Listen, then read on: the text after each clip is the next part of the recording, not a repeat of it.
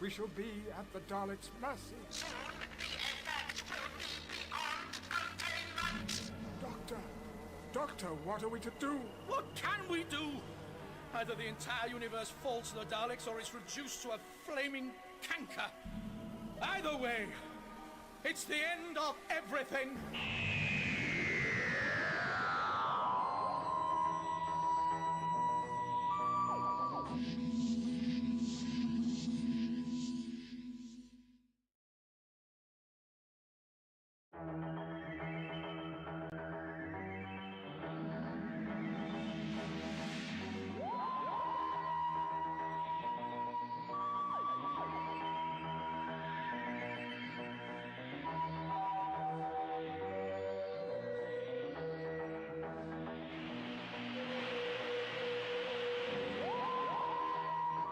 Doctor, what are we to do? What can we do? Either the entire universe falls to the Daleks or it's reduced to a flaming canker. Either way, it's the end of everything. You must act immediately to contain the effect. With every second we delay, countless lives on innumerable worlds are lost, devoured. This is Vancell. Lord President, Doctor, we're in trouble. Vancell, is Evelyn all right? The Daleks have got us trapped in Section 12. But there isn't time. You don't... Every second we delay. Vancell, I'm on my way. Lord President, look after Romana. But the Daleks, Doctor, the effect, there's no We time. can't just leave them. I'll be back as soon as I can.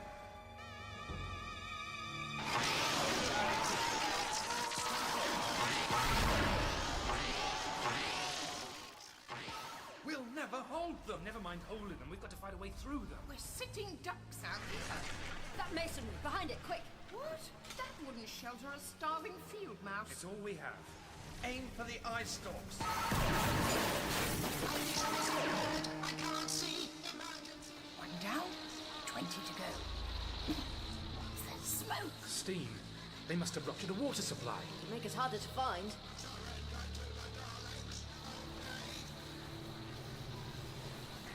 Was that the door? Sure, can't see a thing. It's too much smoke. That Dalek you shot in the eye. It's coming for us. Well, don't just hide there. Help me steer this thing back that way against the Daleks. Doctor! You heard him. Come on, that's our shield. We'll use it to get to the doors. Units malfunctioning. Exterminate. Pretty dangerous shield. Come on, Dalek, move! There's no time for this. That's it. Push it faster. Evelyn, Trinket, the doors are open. Get through them before the Daleks realize. Quick! Behind me, Evelyn. Hiding behind a rake. For heaven's sake, get out of the way, girl, and follow me. Quick! No, now, Vancell! Bambu, push to do it! Run!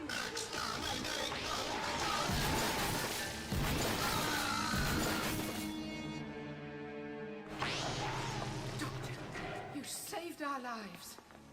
Come on. You don't seem very pleased. Pleased? The Daleks are setting the entire cosmos alight. And if we try to contain the fire, the Daleks will simply stroll in here, take control, and start the killing all over again. There's just no answer to that. What? Doctor? Doctor, wait! What did he mean? Setting light to the cosmos? I should go after him. Wait, Evelyn, please. It's time to face facts. I think we all know there are no reinforcements coming now. We're all that stands in the way of the Daleks. There's 3 more bulkheads between here and the council chamber. Evelyn, if we move that way and you lock the doors behind us, that will delay the Daleks for a while. All right. Then we'll dig in. When the Daleks do come, we'll fire in concentrated bursts. Now, they advance in lines, so you 3 men take the far left, you 2 the centre, and Trinket. I'll take the right, shall I? Commander Relda? Element is growing exponentially from the galaxy center. Rate of destruction is Gallifrey relative 18 light years per second. Is the destruction radial? Yes, and exceeds our predictions by 23%. In 6 hours, Galaxy 17A53 will be destroyed. And the effect uncontainable.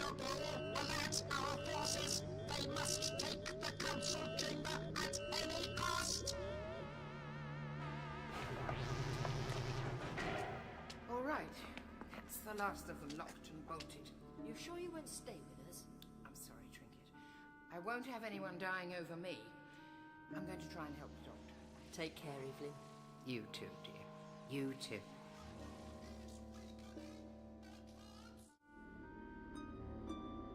Now you know all that we do, Vansel. Why are the Daleks doing this?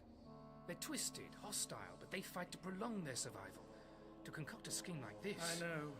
It makes no sense. Oh, Lord President, check on Romana.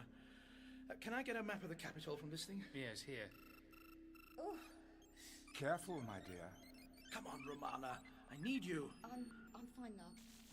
Sorry, Doctor. I simply couldn't contain the detonation charge. Oh, don't blame yourself. You did everything you could. Doctor, what are you doing? Checking the route through to the Eye of Harmony. The only possible means of controlling the effect. We can get started on the process with the barriers still up. That's true. We need only lower them when the time comes. We'll need a formidable array of modulatory controls for it to adapt its power for use in this way. You'll need the Great Sash, Doctor, and the Rod of Rassilon. We'll need the everything of Rassilon, Lord President, right down to his purple polka dot pajamas. Now, Vansel, let me tell you the things I'll need. Telepathically, I think. There's quite a list. Contact? Contact. All right. I'll see what I can do. Now, where's Evelyn? You'll need her to get about while I use the mock-up ID. Oh, there you are, Doctor. And there you are, Vansel. Guard her with your life. Come on, Evelyn. We need to get to the operations centre. Oh, dear. Am I the incredible walking key again? The running key. Go! Quickly! Nice seeing you, too. Evelyn, come on. Lord President, stay here and keep an eye on the effect. We'll need you to keep us updated. I understand, Doctor. Romana, time to go. To the Eye of Harmony. I'd offer to help, but I have no idea what a hip, silly incubator thing looks like. An epsilon reticular gauge. Oh, one of them, yes. What do you think's going to happen? Well, either the destructive effect is uncontrollable and we all die, or else we contain the effect, but in lowering the transduction barriers, the Daleks get in. And we still die. Cheerful thought. No sense in fooling ourselves. If we could only get to a TARDIS, we could escape back in time. But the Daleks hold that place where you keep all your TARDISes. Just as they did on Architrix. We can't evacuate a single soul. They're working to a tried and tested plan. There's something I'm missing. I know it. Well, here we are. The vault of the Eye of Harmony. Let's get unpacked. Atmosphere here. You can feel the power, can't you? The secret power of a siphoned singularity. The sacred heart of the Time Lords. And we're reducing it to the equivalent of an electric socket. Well, that's all it is when you strip away the mystical mumbo-jumbo. A phenomenal power source. Go on, get the sash rigged up. I'll construct the generator loops. If we can only harness the energies of the eye. And use them to power the gravitron, enabling it to lock on to an area far larger than it was designed to hold. And if luck is very much on our side... Then there is a slim chance we might contain the effect. What are we really doing? If we prove this lash-up will work, only to let the Daleks just glide in and take it, we're just prolonging the universe's agony. We're saving lives. So they can be lived out under threat of death from the Daleks? So they have the choice. Let's get on with it.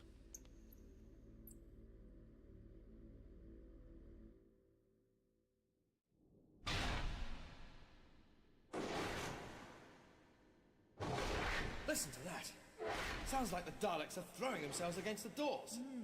Quite frantic, aren't they? Wait. Those explosions we heard. With that self-destructing thing they did back on Architrix. Of course. Well, they must be doing more damage to the doors that way. Less Daleks to deal with, I suppose. Shows you how confident they are of victory. Or how desperate they're starting to become.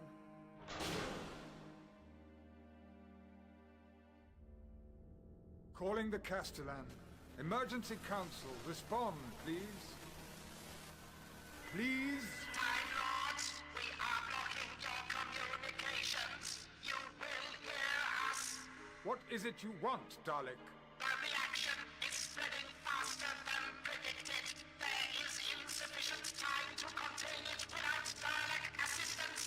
must take us for fools. You will lower the transduction barrier! I will not be your slave, Dalek. We have nothing more to discuss.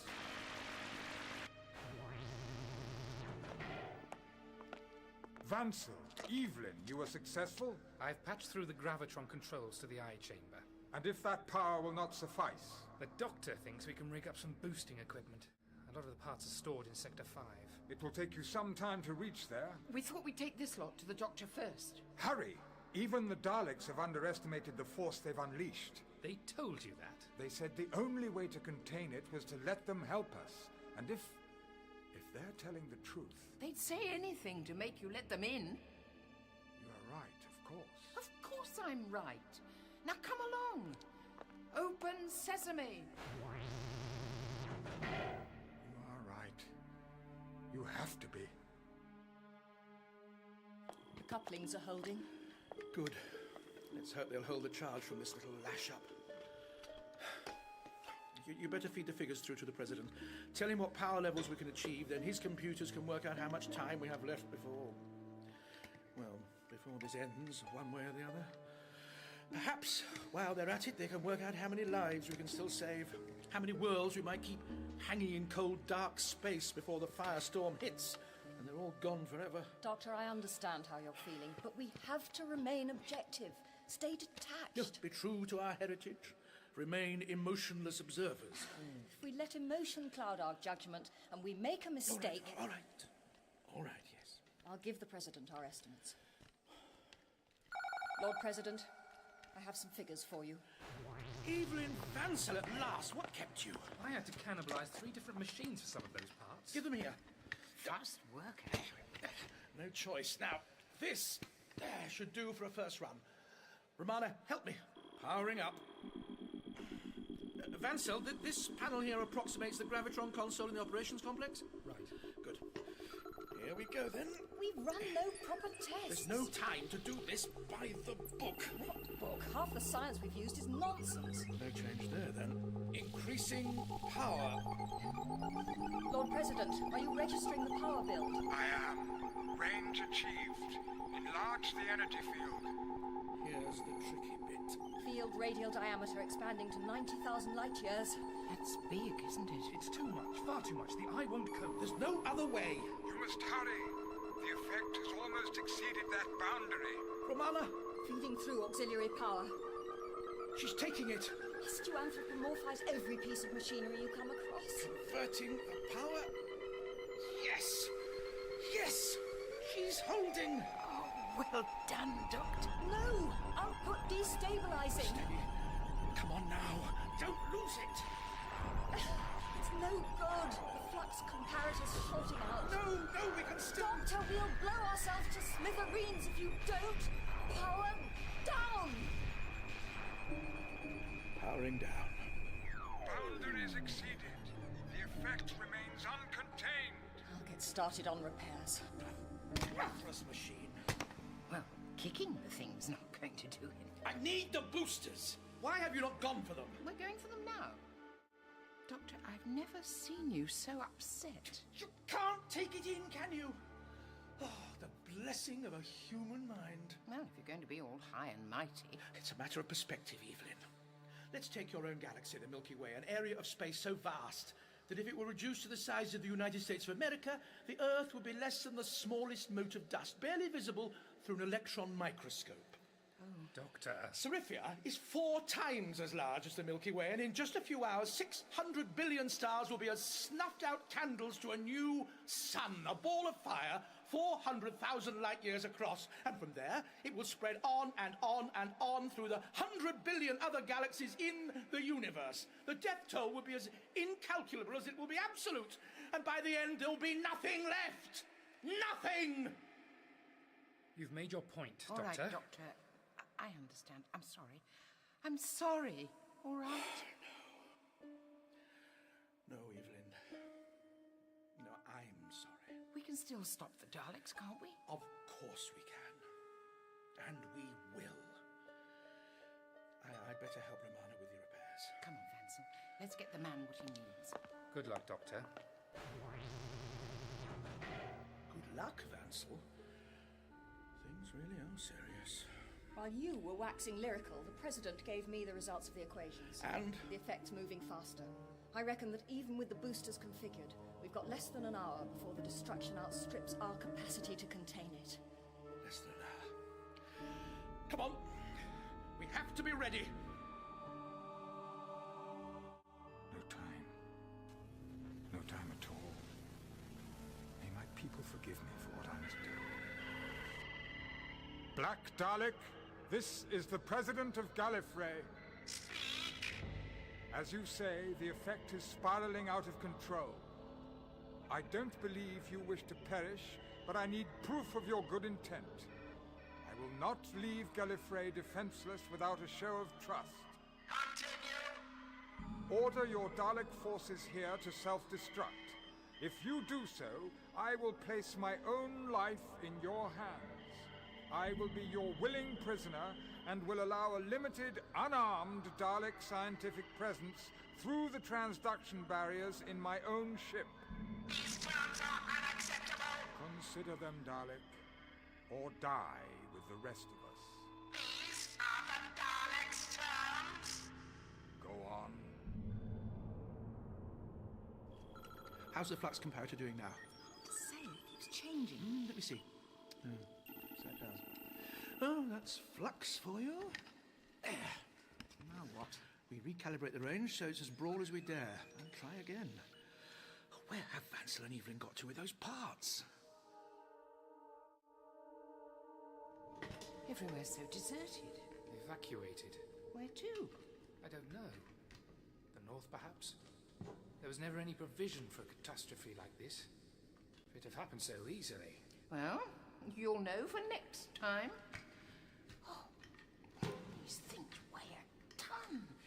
Don't you have, I don't know, robotic drones or something to do the heavy lifting? Only primitives depend on robots. You'd save yourself a lot of hernias. What was that? What? Listen. You are certain this part of the capital's been evacuated? You have done well, Commander Reldath. You must get to shelter. It's not safe here. Don't tell me you've got a taste for the front line now. It is my duty to speak to the Daleks. But, Lord President... The Daleks claim they want to help us. Time is running out and we must do all we can. I've spoken with the Black Dalek, who has given me his word that his Daleks won't harm us and will submit to disarmament. Disarmament? What, provided we let them through first? They will then proceed to help the Doctor. After all the Daleks have done, you'll trust them? The Doctor said they'd set the universe alight. And the Doctor and Romana have tried already to contain the effect. They have failed, and I have grave doubts of any further attempts proving successful if not aided. But you don't have grave doubts about dealing with Daleks? The Daleks have one urge that is as strong as their impulse to conquer, and that is to survive. If the universe should perish, so too will the Daleks. They're almost through. Good. They will find me waiting. I will go to meet them. Alone. But you can't, Lord I have agreed it with the Black Dalek. I must make the show of trust myself. If I am wrong in this, and if the Daleks should kill me, continue to defend Gallifrey, Commander Reldath. Until the end. We can't let him do this. Come on, we'll follow.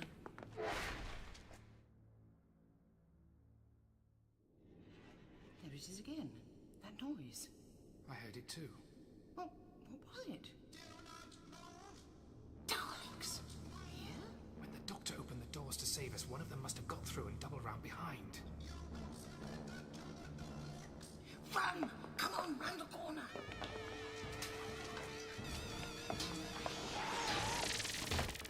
My leg! Evelyn, you have to get up. I can't even feel my leg, let alone move it. Proximity to the Dalek ray, the paralysis should pass. Very reassuring. If the Daleks get hold of you, they'll have access to anywhere on Gallifrey. Look, Vansel, that Dalek is on his own and he's armed. He'd need some kind of, I don't know, butcher's knife to cut my eyes out, like that other poor fellow. Therefore, he'll need to keep me alive, and while I'm alive, I'm safe. Reasonably. But if the doctor doesn't get these boosters... Here, can you manage? I'll have to. All right, the Dalek's coming. Delay it for as long as you can. Halt! Halt! You mustn't mind him. He's hard of hearing. Exterminate! No, don't! Don't! It's my eyes that the security scans respond to. My eyes! Verify what you say is true! I will! I will, if I can walk. Oh! Move!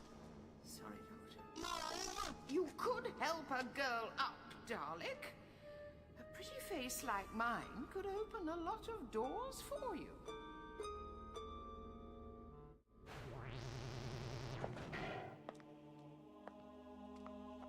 You are the President of the Time Lords?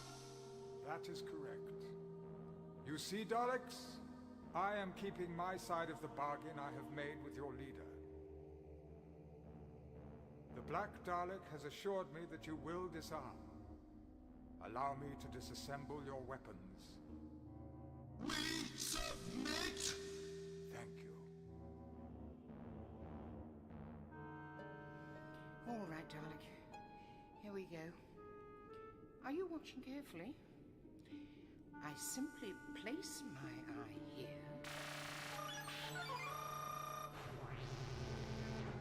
And hey presto! Oh, hang on, his crystal's glowing. Must be having a natter. Yes, I picked up this Earth female with the most astounding eyes. Dalek Scout to Troop Leader. Retina override now in Dalek control.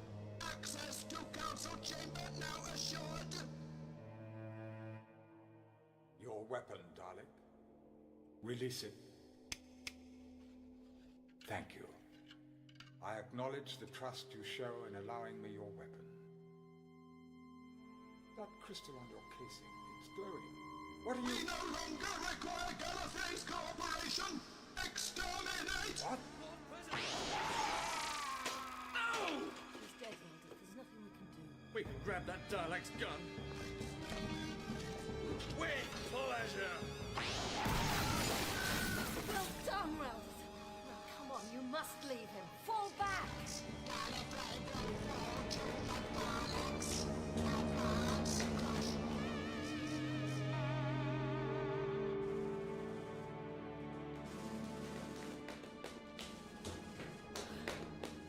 No way of locking the doors now.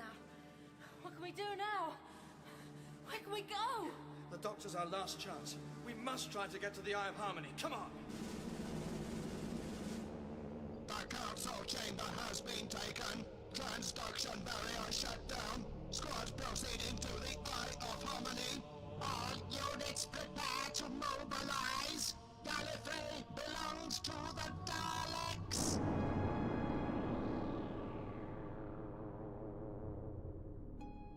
Well, I think we're about there. I can't get through to the President. we need to know our parameters without him monitoring our game. Evelyn! Evelyn, you're safe. And sorry. Sorry. Do not move. Well, if we don't move, then very soon you and everything else will cease to exist. So maybe, under the circumstances, You will await Dalek orders. Oh, with bated breath. Do you mind moving out of the doorway? You're blocking my light. How very cooperative. What in the world was... Oh, it's you, Trinket. And Relda. I'm so pleased you're all right. We followed you all the way here. So that's the eye. It's so huge. Incredible. Imagine it with a bit of mascara. Power up, Romana. I'm scared of the President in the Council Chamber. I wouldn't bother. The Daleks are right behind us, and the President's dead. What? The Daleks betrayed him. Dead? No. One more life lost. Doctor, without the President to shut off the transduction barriers when the power reaches critical... I know. But let's reach that point first, shall we? If the Daleks have taken control... It's only a matter of time before they come for us. Energy building. Feeding in the boosters now. That's a frightening amount of power. Time to give it a focus. Open the Eye of Harmony. The eye scan's not... Doctor, it's not working. What? Oh, of course. Evelyn. what you're doing. Stand over by that pillar, and when the light shines up, look into it. Yeah, give me a moment. To think, a human opening the Eye of Harmony. It's bright. The eye's opening. The energy. Power still building. I can feel it. Even with the sash diffusing its energies, I can feel it. Warming, stirring. Sure we can control this. We have to control it. We have to jolt 300,000 light years of space, just that tiniest fraction of a second, into the future. This place is going to come crashing round our ears. All of you into the corner. Take whatever shelter you can. The Daleks will be here any moment. Your sense of timing, young lady, leaves a lot to be desired. Them? Dalek ship. They're materializing here.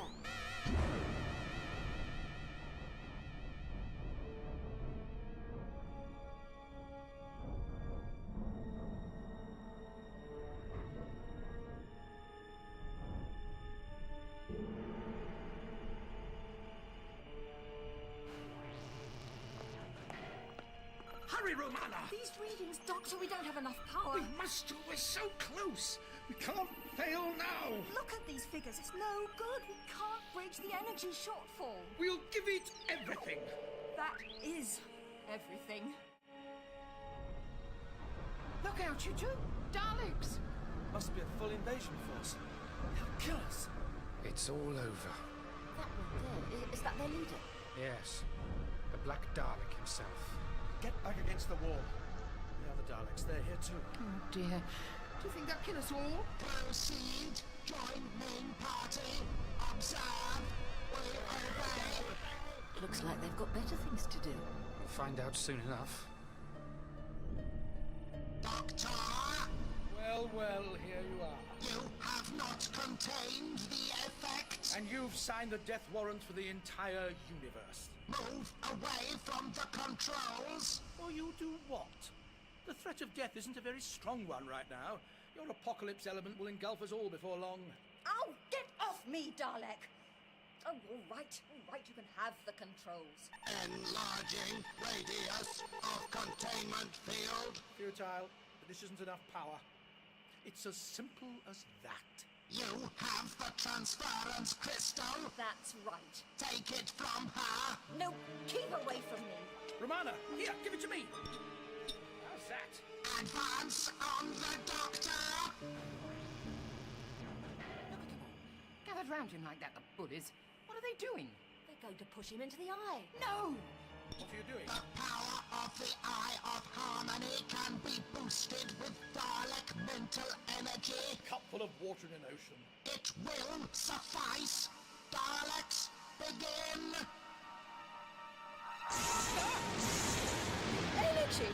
It's indescribable! The heat from all those Dalek crystals. Doctor, the power levels are rising. What? Still climbing, Doctor. Critical level almost achieved. The Eye of Harmony. Throw the transference crystal into the eye. Now! Everybody down!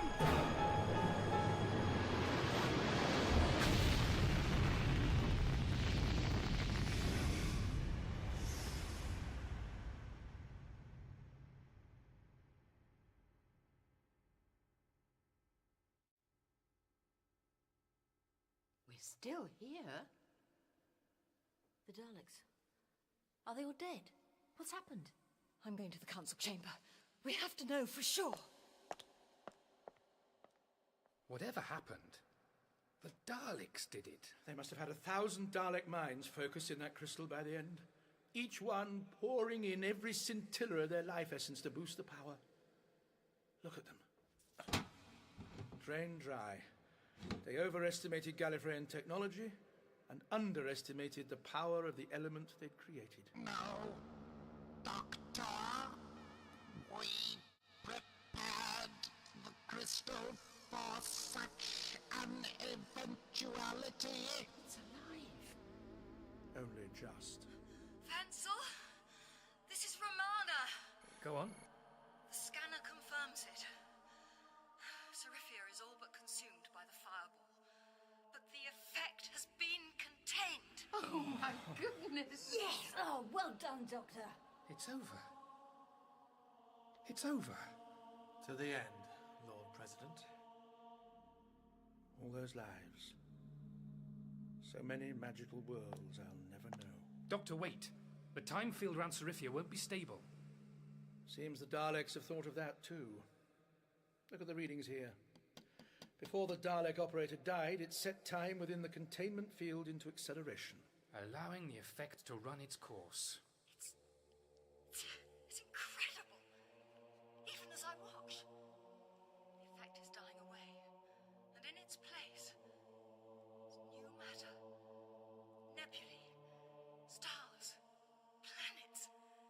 The building blocks of a new galaxy. They're all forming. Life from death. You hear that, Dalek? Life wins. No, Doctor. We knew the weapon to be too dangerous and unstable to be used to destroy a galaxy. But we have created a galaxy, one the Daleks are poised to invade. What? No! A galaxy the Daleks will occupy without resistance. We shall rule over 1,000,000 Scaros, Doctor. We shall form a power base from which the Daleks will become the supreme power of the universe.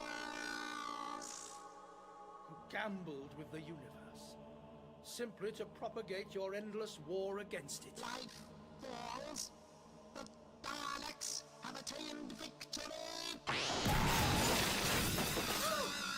No, you'll never win! Trinket, do you think you could put down the Dalek gunstick now? Is that it now? Well, this battle is over. At last. Good. Because in that case, I think you could do with a little sit down.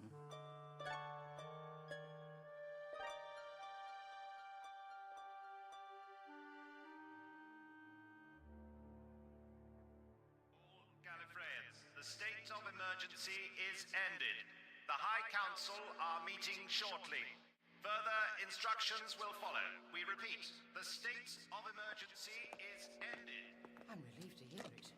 And relieved to see the TARDIS again, too. Indeed. But don't look too closely. If any trace of your eye scan is still lingering in the security matrices, who knows what effect you could have on the old girl? Come on. Time we were slipping away. Time for a good long rest. Look out. The boss has seen you skiving. Doctor, you're not leaving, surely. There's so much to be done. And I'm sure you'll do it splendidly, Madam President. Even with Van Sel here still doing his best to mess things up. You mess up half the planet, Doctor, and leave just as the clearing up begins. Well, I've got my own cleaning up to do. Raildath has checked out Architrex for me. The devastation was extreme, but there are survivors, just as there are on the Monan host world. That's wonderful. And much to Vrint's delight, I'm sure. Do you need a lift? Raildath is taking me. Ah. Romana, you will help these worlds recover, won't you? I will, Doctor. Just as I'll ensure Serifia doesn't fall to the Daleks. Gallifrey will not tolerate a Dalek Empire on its doorstep. We'll never be defenseless again. Well, here's to survivors. The universe over. Life does win. Whatever the Daleks may say.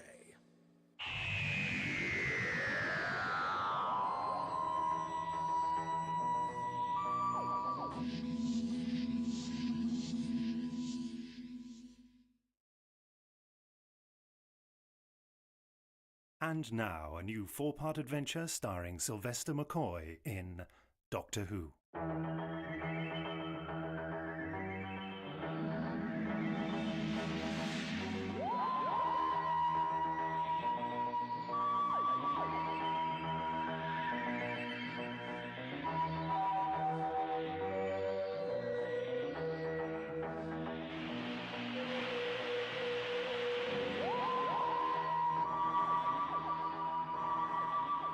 Walls and columns came tumbling down, Some buildings lost whole stories.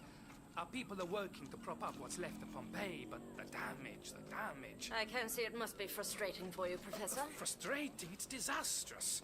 An archaeological disaster. Pompeii is our window on the Roman world, you know, Captain. Our window. Thanks to the eruption of Vesuvius, this city was preserved like no other, just waiting for us to learn its secrets. It has survived looters, tourists, vandals, and now for nature itself to do this. I'm sure you're doing everything you can, Professor. But this, I assume, is what we're here for. Yes, this is the artifact. We haven't completed our excavations of this region, you see. The artifact was uncovered by the earthquake. Could somebody put it here? Some sort of prank? Oh, goodness, no. As you can see, it is still partially buried under volcanic ash. No, the only way it could have arrived in its present position is if it was placed there before Mount Vesuvius erupted. Which was when, exactly? 1879. Almost 2,000 years ago. Which, as you can see, is impossible. Quite impossible. Indeed. Okay, Professor, I'm taking custody of this artifact. I'll have men down here within the hour. You intend to dig it out? I have to ask you not to speak to anyone about this. You will be required to sign a declaration to that effect. A representative of your government will be in touch shortly. I don't understand. Is the artifact dangerous? I'm sorry, Professor Scalini, but this is unit business now. If I were you, I'd forget I ever saw anything. Thank you, Professor. But what is so special about an English police telephone box?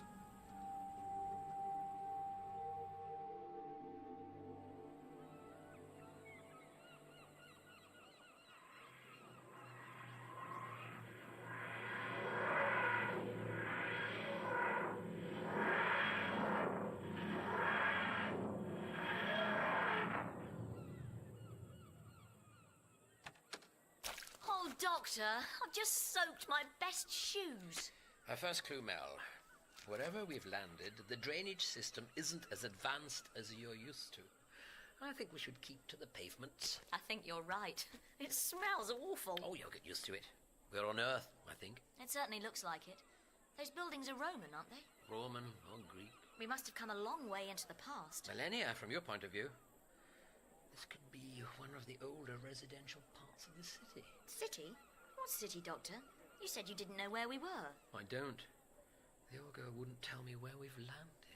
Oh, Doctor, you don't need to make it sound so sinister. The TARDIS malfunctioned, that's all. It's always happening. I don't know why you don't just...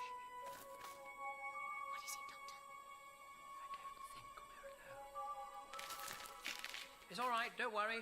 We aren't going to hurt you. My lord, my lady, I beg your forgiveness. I did not mean to intrude upon your conference. You weren't intruding. You, saw us arriving? Take my eyes if you wish, Lord. But I witnessed the arrival of your chariot from the heavens. I was fetching material for my own, and a sound. Like 100 elephants. You mean somebody owns you? He's a slave, Mel. See that belt he's wearing? It's inscribed with the name of his mistress. Eumarchia. We aren't going to punish you. No, we certainly are not. We're simply, messengers. Is Isis then displeased with our offerings? Oh, no, nothing like that. However, we would like to keep our presence here a secret, if you could perhaps... Oh, I swear, Lord, I will speak of this to nobody. Splendid. Well, run along now. Oh, no, wait. One more thing. We've been travelling for some time, and, it's silly, you know, but, we seem to have lost track of the date. Why, it is the day of the Vulcanalia, my lord. The 10th before the calends of September. I see. Thank you. What did he mean, Doctor? He said it's the 23rd of August. You should have asked him the year. I'm afraid I already know. What are you talking about, Doctor? Doctor, how can you know? We can cross the road on these stepping stones. Be careful. Where are we going? Do you want to explore or don't you? What's wrong, Doctor? Where are we? Doctor? So this is it. The final journey. I had hoped for a while longer. Time to prepare. Time slipping away from me. Only just arriving. But we've already stayed a lifetime. Too many lifetimes. Withering like roses. All right, Doctor. What's going on? I'm sorry, Mel. What for? Tell me, Doctor. The year is AD 79. The Roman Empire is under the short-lived rule of Titus. We're in the city of Pompey, a prosperous trading centre on the Bay of Naples. If you look between the buildings over there, you can see a mountain by the name of Vesuvius. The volcano? Yes, the volcano. I've never seen a real volcano before. I remember we made a model of that particular one in primary school out of papier-mâché. We had red liquid pouring out of the top like lava. Actually, that's not quite what will happen. When will Vesuvius erupt, Doctor? I think it might be better if we just leave. What? Leave. Go back to the TARDIS. Why? Because you aren't dressed for this time and place. Because beneath their sophisticated veneer, the Romans are quite a barbarous people. Because we have a habit of attracting trouble, and because this is your history, and no good can come of our meddling in it. It's all right, Doctor. I get the idea. You want to go? No. It's your decision, Mel. It has to be your choice. Well, can't we at least have a quick look round first? I mean, there's no reason why we should go rushing straight off, is there? None whatsoever. I wish you'd tell me what's wrong. Nothing's wrong, Mel. Quite the opposite. Events are proceeding precisely as I expected they should. And Mount Vesuvius? Will erupt, burying Pompeii and killing thousands of its people at approximately midday tomorrow.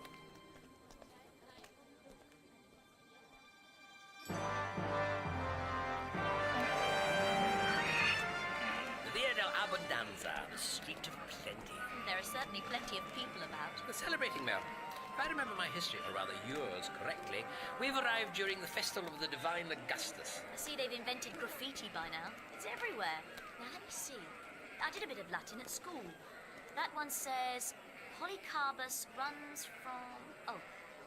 from his opponent. In shameful fashion. Referring to a gladiator, I assume. You know a great deal about a culture from its writings. On walls, though. There's a time and a place for everything, Mel. So long as we don't have to see any of these gladiators. Well, the amphitheatre will be closed for the festival, thankfully. We could take in a poetry recital, if you'd like. Yes, that could be quite interesting. Doctor, do you see that man behind us? Quite young, dark hair. Do you think he's following us? It's just that he keeps looking over here and... Doctor, where are you? Spare some asses, dear. Some coins for a homeless old man. Oh, I see. I'm sorry. I don't have any money. What? You dare claim poverty? You with your clean face and your neat hair and your clothing of strange fabrics? I don't. You think yourself better than me, but you're no more than a base dissembler. I'd help you if I could, but I've only just arrived here. I'm a messenger from ISIS. I'm here to... Honour the Divine Augustus with a quiet drink. Doctor... So, if you'd excuse us... Where were you? You have not even the decency to cover your head. You're a shameless woman, shameless! I don't think it's a good idea to encourage that particular rumour. I don't like lying, obviously, but I didn't know what else to say. We can't tell the people of the 1st century AD about the TARDIS, can we? You should leave the talking to me in future. Oh, Doctor, I only repeated what you told that slave.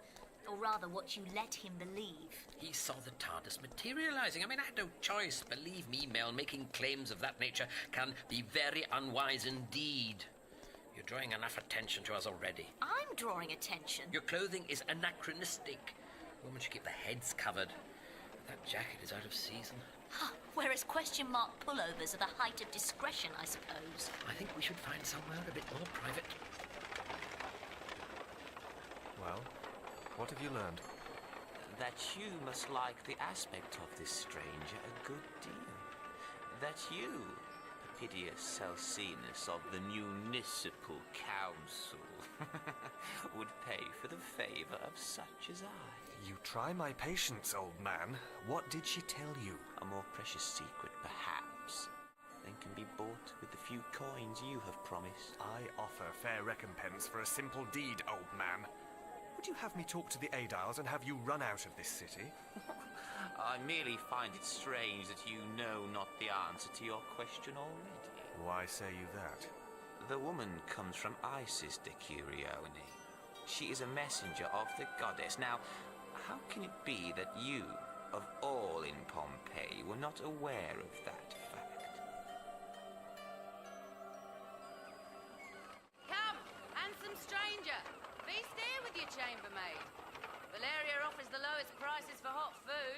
the finest garum in all Rome. Oh, yes, thank you. I think we will. Thank you, but I'm not his... You keep an interesting establishment here, Valeria Hedone at your service. You're a stranger to Pompeii, but a man of good standing, I can see. It'll be Falernian wine for you, I'd wager. I asked but 4 asses for the drink of the Emperors. Very reasonable. But not just yet. I'm afraid I appear to have left my coins at home. Doctor? Then perhaps you should fetch them, stranger, before you waste any more of my time. What was that you said about drawing attention? Why are you humans so obsessed with money? I don't think it's a good idea to eat here anyway. Those fish aren't even cooked. They're rotting. They're not for eating, Mel. So what are they for? Throwing back into the river. I think it's a bit late for that. It's a ritual. Remember what that slave told us? Today is the Vulcanalia. The fish are an offering to Vulcan, the Roman god of fire and furnaces. I always did wonder how that particular custom originated. You mean it's Vulcan's feast day as well as the festival of the divine Augustus? I knew the Romans had a lot of holidays, but 2 at once. They treat their gods very seriously. As a serious excuse to get drunk, from what I can see. I think I've just seen the answer to our problem. Are you sure, Doctor? They don't look very friendly. Gladiators, I expect. Don't worry, Mel. They're only wielding dice, not swords. Excuse me, gentlemen. I wonder if you might be able to accommodate one more player. You have coins to stake? No. But I thought you might have use for this silver... you? Oh, no, that won't do at all, will it? We play for coins or not. Now leave. You disturb us. I think he means it, Doctor.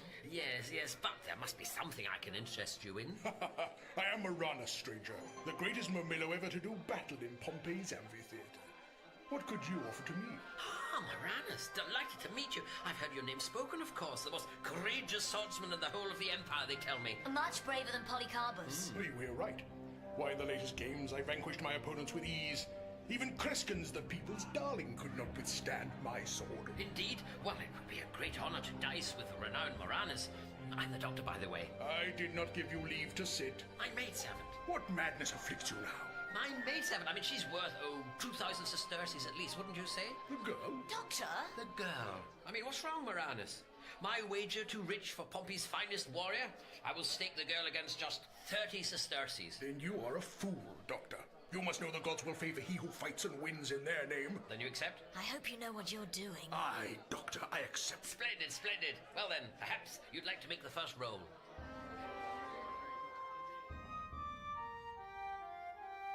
Speak, slave. I require an answer. I would know how it is that you should take so long about a simple errand. Forgive me, Mistress Eumarchia. I am pledged not to say. To whom? To whom would you show greater fealty than to your mistress? To she who feeds and clothes and houses you? Only to the gods, I swear it.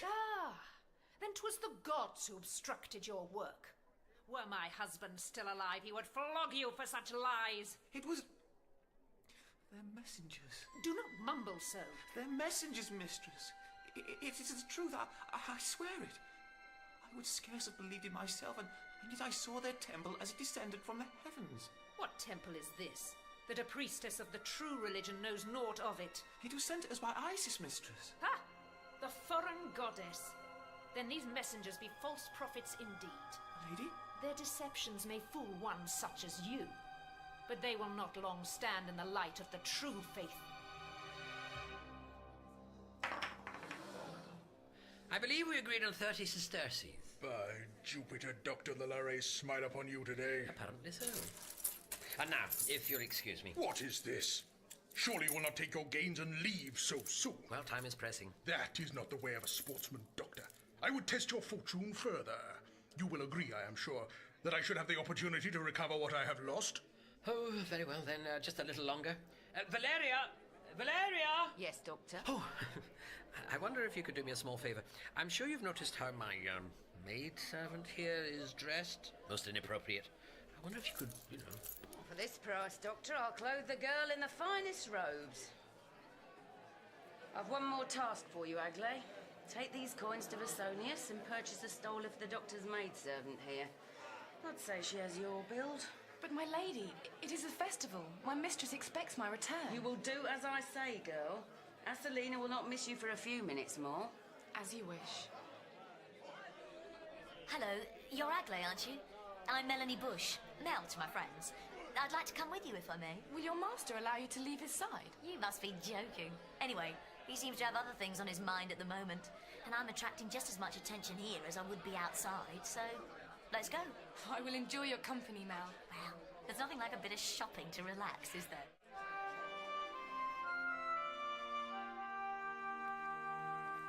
And you say this doctor has changed since you met him? Oh, Agley, you don't know the half of it. I was beginning to think he didn't need me anymore. But since we arrived in Pompeii, he's been acting very strangely. All quiet and brooding. It's not like him at all. I wish he'd tell me what's wrong. You are a very compassionate woman, Mel. Oh, I just try to help when I can. So, this is where you live, is it? Yes, this is the Lupanar. It's nice and central. Right on the street of plenty. We do good trade. Come inside, Mel. You may change in my room. With luck, my lady Asalina will have no need of me for a time yet. Thanks, Agley. What did you call this toga thing again? A stola? Hey, just a minute. What is it, Mel? Those things up there, on the sign. They can't be what I think they are. Can they? As you say, Mel, it is a sign. It bespeaks the nature of the Lupanar. But they look like... well, I don't really like to say. They, Oh. Does that mean you're, Oh. Do you not also serve your master in this manner? I most certainly do not. And you shouldn't. Oh, no. Don't look now, Agley. But there's that man again. The one who was watching me before. I think he's coming over here. Mel, that is Popedius Celsinus. He's a decurione, a member of the municipal council. I don't really care, actually. Let's just get inside. But Mel, you should be honoured that he seeks you out. I can do without that particular honour, thank you.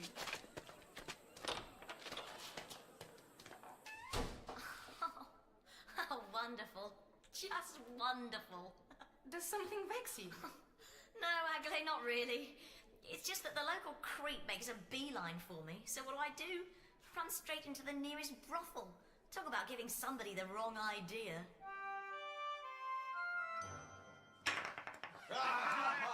Once more, Doctor, you throw the caniculi. The fates have truly deserted you. As you said, Moranus, the gods favour those who honour them in battle. And now, I must really bid you good day. Hold! You've won all my coins, Moranus. 30 sesterces did you take from me. A mere 10 have you staked in return. Ah, yes, well, I had to buy clothes for my companion, you see. You will find something to wager. If you have naught else, then the clothes from your back may fetch an ass or two. Perhaps they would, but... Better yet, I should like another chance at winning your servant. I'm afraid that was a one-time only offer, Moranus. And as you said, my luck really isn't holding out. Your skill with the dice is a little too great for my liking. Do you accuse Moranus of cheating? I will run you through where you stand. It's all in the wrist action, of course. I mean, no point in having a loaded die if you don't know how to roll it properly. But don't worry, I shan't hold a grudge. I just wish to find my companion. You seem well versed in the ways of the cheat, Doctor. Could it be that it is you who have won your coins unfairly? Stop this, gentleman. It will stop when I have satisfaction, not before. I will not have this brawling in my inn, do you hear? Worry not, Valeria. This imp will trouble us no more. Not once I have crushed the life from his body. Am I wearing this the right way round? It's not very comfortable. You should not wear your old garments beneath the stola, Mel. I don't want to lose them. At least you will draw less attention now.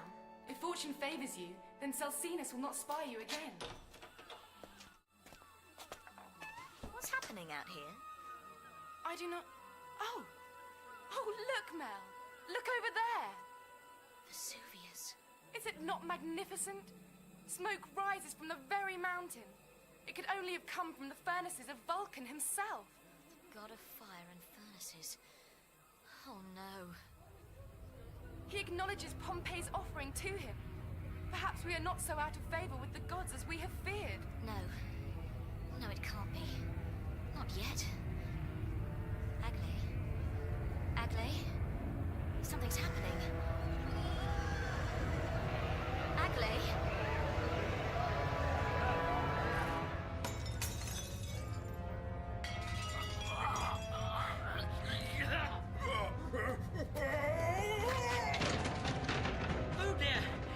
seem to have slipped. Enough, I say.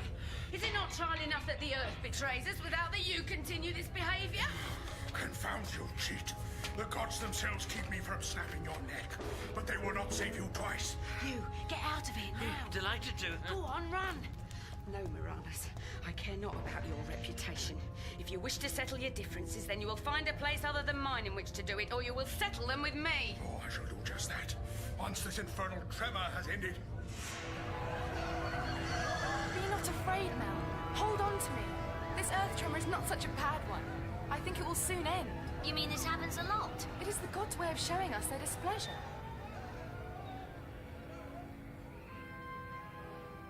You see, there has been no real damage. This was but a warning. We shall have to honor our gods more diligently. You're not making sense, Agley. A minute ago you were telling me how pleased Vulcan was with you. Now you're saying the gods are angry. It is true. I fear that the earth shakes more often and more violently these past weeks. None can remember such ill omens since the upheaval of 17 years since. Well, then why doesn't somebody do something? Doesn't anyone realize what's happening? We observe the rituals. We make offerings. We pray to be forgiven. What else can we do? Ah, there you are, Mel. Oh, very fetching, yes. Oh, thank you for your help, young lady. Agley. Oh, Agley, yes, well, thank you. Now, come along, Mel. Doctor? There are at least two very good reasons why we ought to be somewhere else. Wait for me, then. Well, thank you for everything, Agley. It's been lovely meeting you, but it really does look like I've got to go. I understand, Mel. Your master has need of you. Something like that.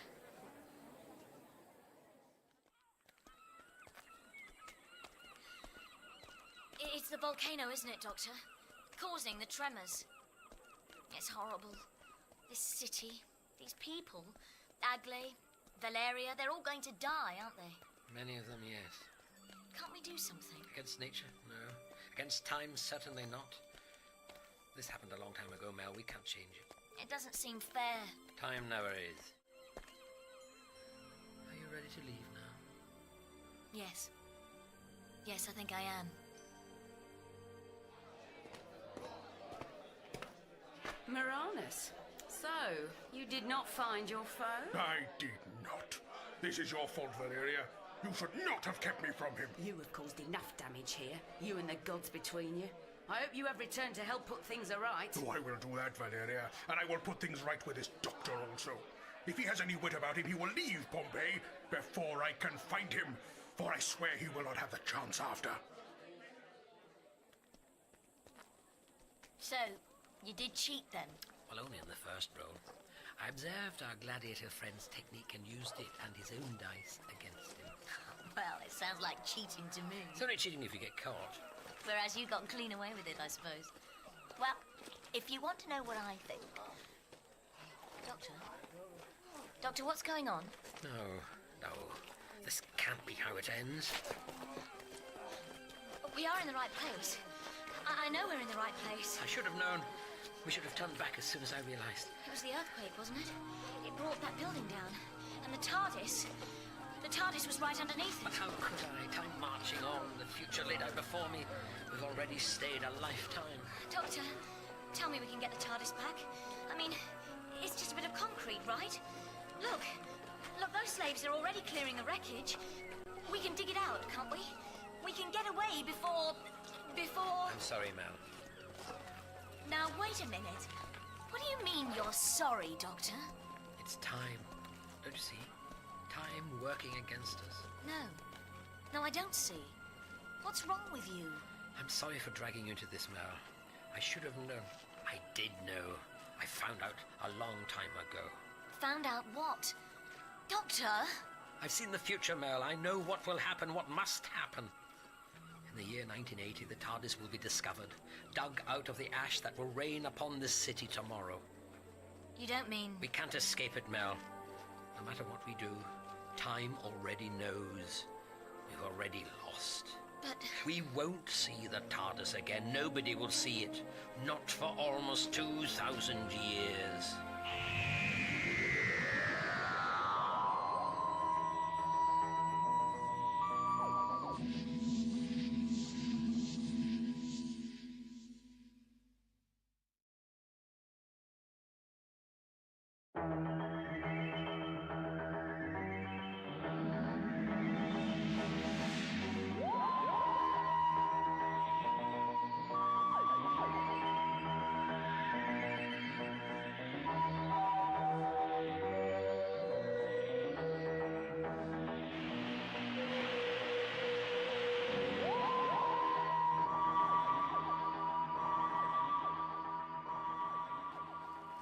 I'm sorry for dragging you into this, Mel. I should have known. I did know. I found out a long time ago. Found out what? Doctor? I've seen the future, Mel. I know what will happen, what must happen. In the year 1980, the TARDIS will be discovered, dug out of the ash that will rain upon this city tomorrow. You don't mean... We can't escape it, Mel. No matter what we do, time already knows. We've already lost. But... We won't see the TARDIS again. Nobody will see it. Not for almost 2,000 years. I don't understand. What are you talking about, Doctor? 2,000 years? How can you know that, Doctor? Doctor, where are you going?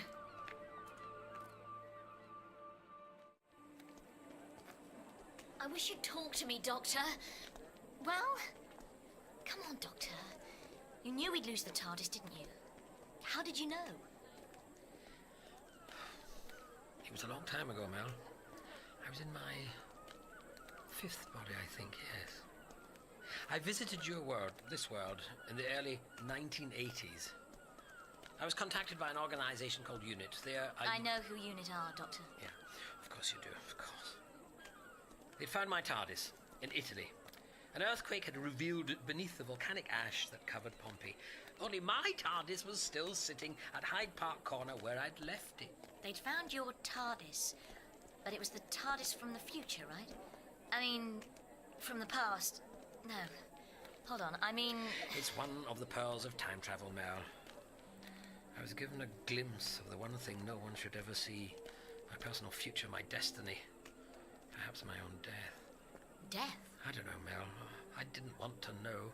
The UNIT people had taken the TARDIS into storage. I refused to see it. The less I knew about the circumstances in which I was fated to lose it, the better. But I couldn't forget what I had already learned. That the TARDIS would end up buried here? I didn't know that for sure. I mean, there were other possibilities. Such as? Well, the UNIT hadn't found the TARDIS at all, but rather some sort of replica. That it may have found itself beneath the ash in some other way. I even considered that one day I might choose to retire to your world in this time. I might abandon my ship here in Pompeii, expecting it not to be seen again. I pushed my suspicions to the back of my mind, Mel. The important thing was that I didn't know for certain what the future had in store. Until we landed here, the day before the eruption of Vesuvius. And then I knew. The old girl tried to keep it from me, to protect me. She hates farewells as much as I do. That's what I still don't understand. If you knew, or even suspected, that we might lose the TARDIS here, then why didn't you do something? Doctor? I think we should find somewhere to have a proper talk.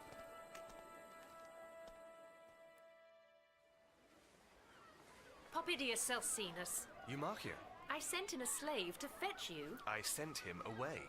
Can a man not take his bath in peace? The afternoon has near gone while I have waited for you to bathe, De Curione. Had you idled longer, I would have come into the tepidarium in search of you, men's hours or not. You have no sense of decorum, Eumarchia. And 'tis clear that you have no sense of responsibility. Are you unconcerned with the events of the day?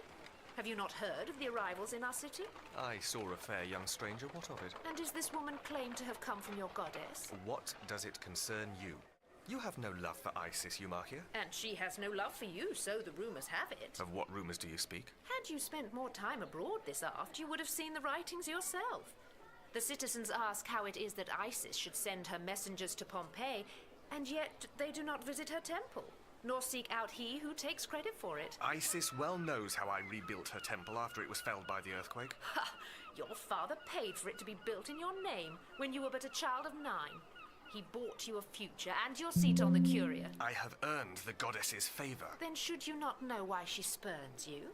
If you seek to turn me against Isis, Eumarchia, then it will profit you naught. That you worship the foreign deity of the lower classes says much of you, Celsinus. But I do not seek to question your faith. No. But you would denounce these messengers. Test them, perhaps. I am not so proud, Decurione, that I could not be persuaded yet to welcome your Isis into my heart. I doubt our loving goddess could stand to enter that shriveled chamber. 'Tis rather you who has reason to disprove these strangers' claims, I think. For if they hold, then all will know that your goddess disdains you, Celsinus. What price your position or your father's wealth then? What would you have me do? Ah, Doctor.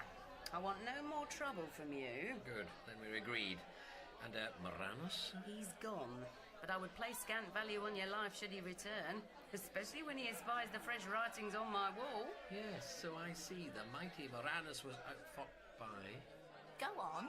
What does it say? By a mightier dwarf. Oh, Doctor.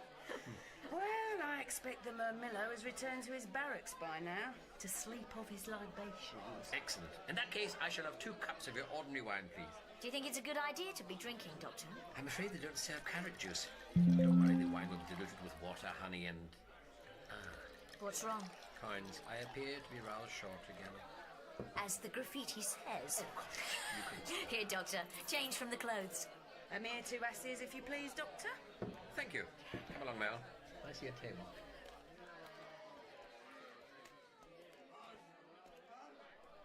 All right then, Doctor. I'm waiting. It's difficult, Mel. Well, I'll try to understand. As soon as I realised where we were, I knew what was likely to happen. I wanted to leave, but I couldn't. Why not? Because the loss of the TARDIS, its excavation in 1980, it's all part of history. Well, how can it be if it hasn't happened yet? It will happen, Mel. But there's still time to stop it. No, I've already seen it. We can't stop it. What if we just dematerialised as soon as you realised where we were? That would have changed things, wouldn't it? Yes.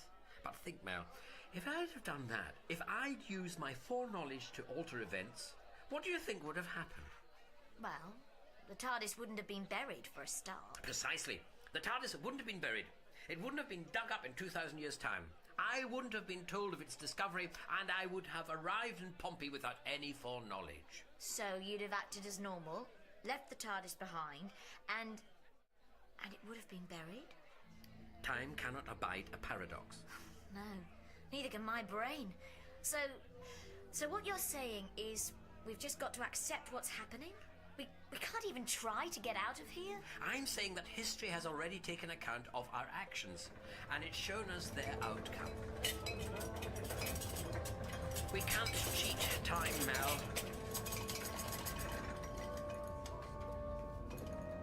No. I'm sorry, Doctor. I can't accept that. Please listen to me, Mel. Well, you might think you know what's going to happen in the future, but all I know is that we aren't beaten yet. I mean, what if UNIT were wrong? Or what if the TARDIS will end up in Pompeii one day, but just not yet? Well... I'm going to find a way out of this, whatever it takes. Are you coming with me or not? I'm sorry. So am I. But I can't give up, Doctor. Even if you can. But Mistress Eumachia, I know no more than I have told already. Do not lie, child. I paid Asalina well to take you from your chores for a time, and I will know what you are hiding. I hide nothing, I swear. I did talk to Mel, it's true. But she said naught of Isis. She must have spoken of herself. She did speak of strange worlds and times, but I understood so few of her words. Liar! Ow! Hey, leave her alone. Mel! And who might you be, girl, that you presume to speak so to a priestess of the Capitolian Triad? I'm her friend, that's who. Come on, Agley. We're getting out of here. But Mel! I said come on! No, Mel. I cannot. I must not. You're not a piece of furniture, Agley. She doesn't own you. You must show proper respect, Mel. Oh, mistress, please forgive my friend for her rudeness. She knows not our ways. I can speak for myself, thank you very much. Go back to Asalina, child. Don't do it, Agley. I must, Mel. My mistress has been kind to me. By making you sell yourself? I gave you an order, girl. I must not see you again, Mel. You will bring the gods' just punishment down on us both. Agley? Your friend has denied you, girl. And you? Do you still make claim to have been sent by the foreign goddess? I don't think that's actually any of your business. Know this, stranger. That I shall do all in my power to expose your deceit. And you should know that you don't scare me like you did that poor girl. Oh, Celsinus. I fear this is almost too easy. You are too kind of heart, Doctor. Am I, Valeria? Your maidservant is quick to disobey you. That's certainly true. Yet you choose not to punish her. You would do well to sell her to a stricter master for the girl's own good. Oh, she's still young. She'll fetch a handsome price at market. Mel is far more precious than money. If she gets hurt... Then 'twill be her own doing. She has too strong a spirit. She is too quick to do what she ought not to do. No, she wants to do what she can't do. That's the problem. If it troubles you, then you should seek the counsel of Isis. A sacrifice is to be made to her this very hour. Sacrifice? Our farmers would know why ill fortune besets them, why the earth shakes and why their crops fail on the mountainside. On the slopes of Vesuvius, I presume. They pray that Isis will offer them hope for the future. And in return, they offer her death. You disapprove? It's not for me to judge your culture. I cannot interfere. Today the priests give but an animal to Isis, but I would gladly surrender my life to her should she desire it. Would you do less for your god? The trouble is, Valeria, it's not just my life. Mel! Mel! Agley, what are you doing here? What about your... Trade is so slow today. Aselina sent me to find custom. I came in search of you instead. Well, good for you. Oh, Mel. I regret my harsh words earlier, but I feared for us both. That's all right, Agley. For all that I am discomfited by your strange manner, you are my friend, and I will not desert you. Well, thank you, Agley. It's beginning to look like I might be around for a while, too. You helped to rebuild this house? Well, I lost something under the rubble, that's all. I did try to clear some of it away, but it's no use. I'm sure your possession will be recovered in time. In a couple of 1,000 years, maybe. Pardon me? I haven't got time, Agley. I just haven't. Then we must seek assistance. I know of one who could ease your burden. Really? Aye, Mel, I do. One who has offered help to many a troubled soul. Come, friend Mel, come. Great Isis, we implore with you to hear your faithful followers. These men, who have toiled long and hard in the fields without our city, would know why the Oh, earth Agley, this person you said could help me. You were talking about your god, weren't you? Have I done wrong, Mel, in bringing you to the Temple of Isis? Well, no offence. I just don't think standing in a courtyard and listening to some priest talking about farmers is going to help. But Eumarchia told me you serve our goddess. Eumarchia was wrong, I'm afraid. Even so, Mel, you should take your troubles to her. She may yet choose to favour you. I don't think so. look with kindness upon our humble plea. What's happening now? You see, Mel, the priests make an offering to Isis. They bring our sacrifice to her, out onto the steps of the temple, to the altars. That's horrible. The goddess requires an offering, Mel. Well, that's no excuse to slaughter an innocent animal. Oh, please, do not speak out. I should, you know. I should go up there and give that man a piece of my mind. But that wouldn't change anything, would it? And it might just be the action that keeps me here forever. Mel? I'm sorry, I can't watch this. You leave so soon, my lady? You again. Popidius Celsinus, devoted servant to Isis. I have heard much of your visit to our city. I watched you earlier as you perused our shops. Yes, so I noticed. I serve on the municipal council, my lady. It is natural that a fair young stranger in our city should interest me. May I present Mel, my lord? It's Melanie, actually. Perhaps, fair Melanie, I might show you the inside of our temple, for which I paid myself. I'd rather not, if you don't mind. Then at least do me the honour of dining with me. Your travelling companion is also welcome. We have much to discuss, I fancy. I don't know about that. Mel, you cannot decline such an honour. An honour? Of course. You're a counsellor, right? I am one of Pompey's decuriones. So if I wanted some work doing, say, some rubble shifting, then you could speed things up for me. It would please me to render what assistance I may. Will you then accept my invitation? What do you think, Agley? Are you hungry? Oh, I see.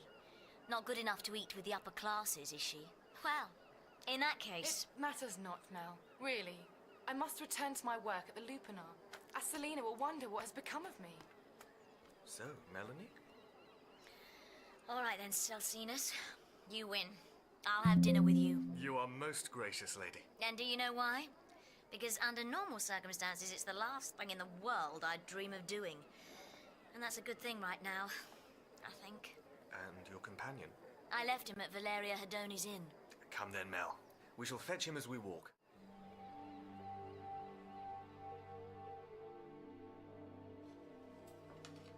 My friends, may I introduce the mistress of the house? Eumarchia at your service. Delighted to meet you. And are you? I'm the doctor, and this is my friend Melanie. We've met, actually. I thought you said we were eating at your house. It was not my intention to mislead you.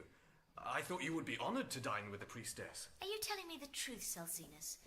This wouldn't be some kind of trap, would it? Oh, fear not, girl. Eumarchia holds no grudge for ill words chosen in haste.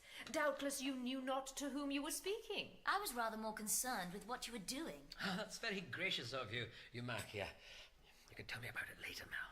The sky is overcast. I fear the evening will not bring clement weather. We shall eat then here in the triclinium. An excellent idea. Come along, Mel. Let's take our places, shall we? We lie down on the couches. I can't eat lying down. When in Rome, Mel, or at least in the Roman Empire, and we eat with our hands. It pleases me to entertain you, Doctor. Melanie. There is much I would know of these strangers about whom the whole of Pompeii speaks. I hope we haven't been a disappointment. You know how rumour can get out of hand. Indeed. So it is true you are a holy man, Doctor. I have the utmost respect for your beliefs. And for the cult of the foreign goddess? Foreign Isis may be, Eumarchia, but she is as wondrous and kind as any member of the Triad. We're simply travellers. Come now, Doctor. You are plainly more than that. You, have a beautiful house here, Eumarchia. I particularly admire some of your paintings. Even if they don't leave much to the imagination. Thank you, Doctor. I come from a family of good standing. The Eumarchi own Pompeii's wool market. I see. And what of you, Doctor? Are you a wealthy man? In some respects. I always find money to be a little overrated. You keep a splendid table, Eumarchia. Yes, very appetizing. You might wish to avoid the roasted thrush, Mel. Thanks for the warning. Well, eat heartily, my friends. By the grace of the Venus Pompeiana, our stomachs will be full tonight. And let us each drink to the health of our host, and to that of the Emperor Titus. Indeed. These larks' tongues are delicious, Eumarchia. Oh, Doctor. Is the food not to your liking? It's...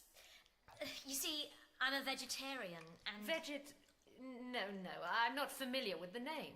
Is this Vegetaria a province far from here? No, it's when It's a long way from here, indeed. Melanie, you said you're in need of assistance. Oh? A small matter of a lost treasure, was it not? Oh, it's really not important. Yes, it is, Doctor. Celsinus might be able to help us. I don't think so, Mel. It's worth a try, isn't it? Why have you given up? Perhaps you should tell us what vexes you. It may be that we can offer aid. I mislaid a little something of mine, but it needn't concern you. Might this be the temple of which people speak? I see I have disconcerted you, Doctor. Such was not my intent. It sounded to me like you knew exactly what you were saying. You should know that the citizens of Pompeii believe you both to have come from Isis, to be her messengers. Yeah, as I said, rumour can get out of hand. Yes, I thought we came from Vegetaria now. And the servants of a goddess may wish to keep their secrets. We have not come from Isis, I assure you. But Melanie herself said it was so. Then there is some confusion, is there not? You must have misunderstood. Or perhaps you fear we could see through your deceptions, as a simple slave and a beggar could not. Really, I must... You are a liar, Doctor. And if you are not, then this girl surely is. I'm as honest as they come. Mel. Why don't we just tell them, Doctor? We can't do that. But it wouldn't change anything, would it? I mean, no one can stop the... what's going to happen, and they might be able to do something for us. It wouldn't do any good, Mel. You should disregard what my companion says. Too much wine, I expect. Doctor! Thank you for your kind hospitality, but we really ought to leave. Please stay, Doctor. Tell us more of No, Celsinus. Can you not see it? They flee from the light of truth. You're right, Mel. These people never had any intention of helping us. Maranus, I did not expect your return. I am in need of wine, Valeria. Then fortune is not with you. I shall serve no more today. I've but to remove these last few drunkards, and I shall take my rest. Wine, woman! The finest gladiator in Pompeii will not be denied. By Jupiter, Has my reputation fallen so far in so short a time? Oh, very well, Moranus. I shall pour you one cup and no more. Well, must you know what drives me to drink, Valeria? Why, even your wall tells of my disgrace. And who is responsible for that, I wonder? Mine has been full through the festival, Moranus. I cannot see all that occurs within. I would see how the culprit fares against my sword, if his only weapon be the words of a coward. I will not countenance another fight here. Oh, but my first concern must be the restoration of my honor. The stranger, the cheat, the... Doctor. The doctor! He is responsible for my shame. You know it is said that the doctor and his friend are from Isis. Ah, the prattling of the masses. Besides, it matters not to me. This doctor impugned my honesty. But told the truth. And used trickery and fortune to outfight me. You attacked him. You know of my past, Valeria. You know the crime for which I was sent to the amphitheatre. The Aediles thought they had sentenced me to die. They knew not that I should prove so mighty a warrior.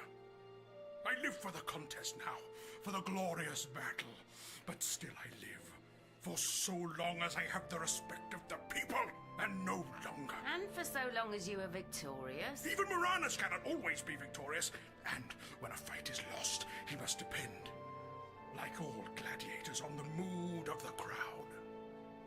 Should I lose their favor?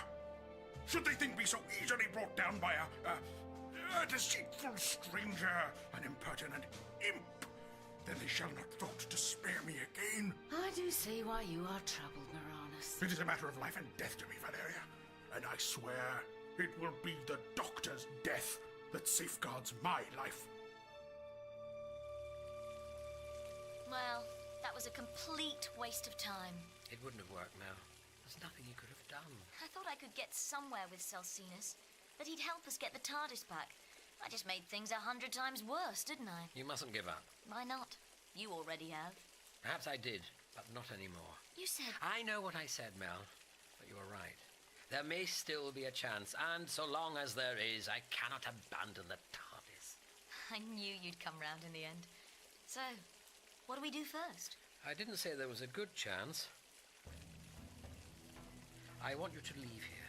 What? I can't risk your life as well as my own. I want you to leave Pompey before it's too late. No! Don't make this difficult, Mel. I'm not leaving you, Doctor. It's too dangerous for you here. You said it yourself. Eumakia bears a grudge against you. And you too now. You'll need me here. What I need, Mel, is for you to be safe. I got you into this. I can't be responsible for... You think this is it, don't you? You don't expect to get the TARDIS back at all. You think you're going to die here. And you want me to be somewhere nice and safe, far away when it happens. Stop the cart! Stop! That is the girl there. What's going on now? You cannot run from justice, vile thief. I would know where you have taken my precious jewels that my poor dead husband gave to me. And if you will not tell me, then you will tell these men. I don't know anything about your jewels. I'm sure there's been some mistake. Liar! I invited you into my house in good faith, and you have stolen from me. My slaves bear witness to it. Take her away, Centurion. Get off me, both of you! Get your hands off me! The Idols will have the truth from you if I cannot. Can't you see she's lying? She's trying to frame me! Doctor! They will not take his word against that of a priestess. Another attempt to discredit Isis, Eumakia? Your friend will serve my purpose well, Doctor. Doctor, do something! There is naught he can do, child. It will go better for you if you can but speak the truth. The truth? Oh, you don't want to know the truth, I promise you. This won't do any good, Mel. You can't lock me up! You can't! Don't you realize? You'll kill me! This time tomorrow, we're all going to be dead. Do you hear me? Yeah. We've got to get out of Pompeii before it's too late. Doctor!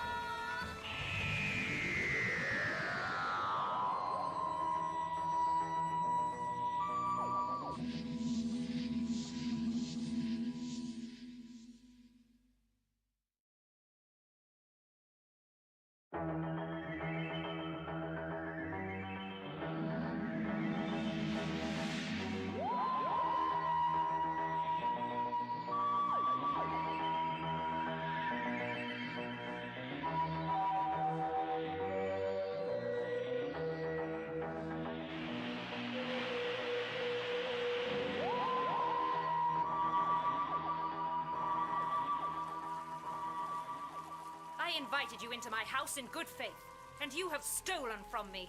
My slaves bear witness to it. Take her away, Centurion. Get off me, both of you! Get your hands off me! The Idols will have the truth from you if I cannot. Can't you see she's lying? She's trying to frame me! Doctor! They will not take his word against that of a priestess. Another attempt to discredit Isis, Eumakia? Your friend will serve my purpose well, Doctor. Doctor, do something! There is naught he can do, child. It will go better for you if you can but speak the truth. The truth? Oh, you don't want to know the truth, I promise you. This won't do any good, Mel. You can't lock me up! You can't! Don't you realize? You'll kill me! This time tomorrow, we're all going to be dead. Do you hear me? Yeah. We've got to get out of Pompeii before it's too late. Doctor!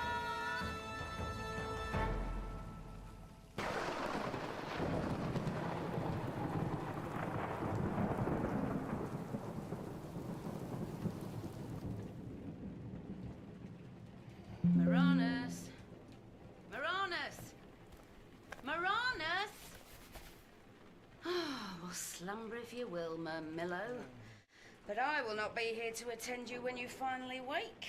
You can haul your own drunken carcass out onto the street.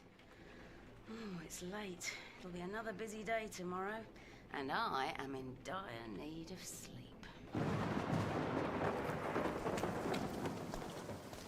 I must confess, Master. Doctor, please. I must confess, Doctor, that I'm perplexed.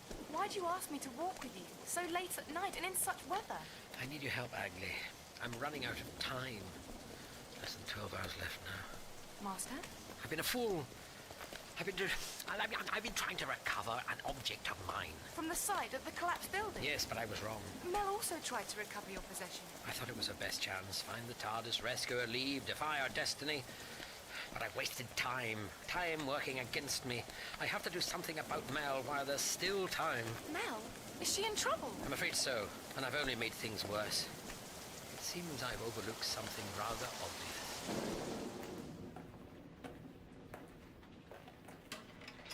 Doctor? Doctor, is that you? No, Melanie, it is I, Popidius Celsinus. Oh, what do you want? I could not sleep. You couldn't sleep. You tried being locked up for the night. You haunted my thoughts. I hope this isn't another chat-up, Celsinus. I desire only to know more about you, Melanie. The Adals will judge you on the morrow, and I felt we should speak first. Well, I'm not sure I should speak to you. You must accept that your plight is of your own making. I don't think so. You don't know me very well, do you, Celsinus? I could never steal anything. Eumakia swears. Eumakia framed me, and as far as I can see, you helped her. You are speaking of a priestess. Oh, come on, Celsinus. You were with me the whole time I was in Eumakia's house. Did you see me take any jewelry? I did not, but... Then there you are. Yes, you were right, Melanie. I had thought perhaps... But no. I swear none of this was my doing. It was you who tricked me into going to that house. I was also tricked, I fear. I see now that Eumakia used me to discredit the goddess herself. Well, that's pretty clear. But it's not your goddess I'm worried about. She didn't end up in a prison cell. You cannot care so little about Isis. It's not that, Celsinus. I just happen to have more pressing concerns at the moment. You made claim to come from Isis yourself. Well, I was lying, obviously. Oh, I'm sorry, Celsinus. I had no choice. I didn't think anyone would believe the truth. Of what truth do you speak? Trust me, you don't want to know. No, Melanie. It is time you trusted me. There is something different about you. I sensed it from the start. I do not think you to be evil despite your dishonesty. Well, thank you very much. Confide in me, and I can help you. I can plead with the Adals to show you mercy. I'd like to, I really would. I just don't know. You need but speak the truth, and I will have you free of this jail within days. And then, perhaps we... Melanie? Melanie, have I said aught to offend you? Days, Celsinus? I think you'd better leave. But I would... Just go. Please, Celsinus, leave me alone. I don't think you can help me. As you wish, then. But I shall pray to the goddess, my lady, that though you have turned your back on her, she may not so hastily abandon you.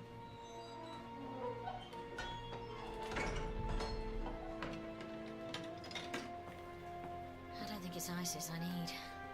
Where are you, Doctor?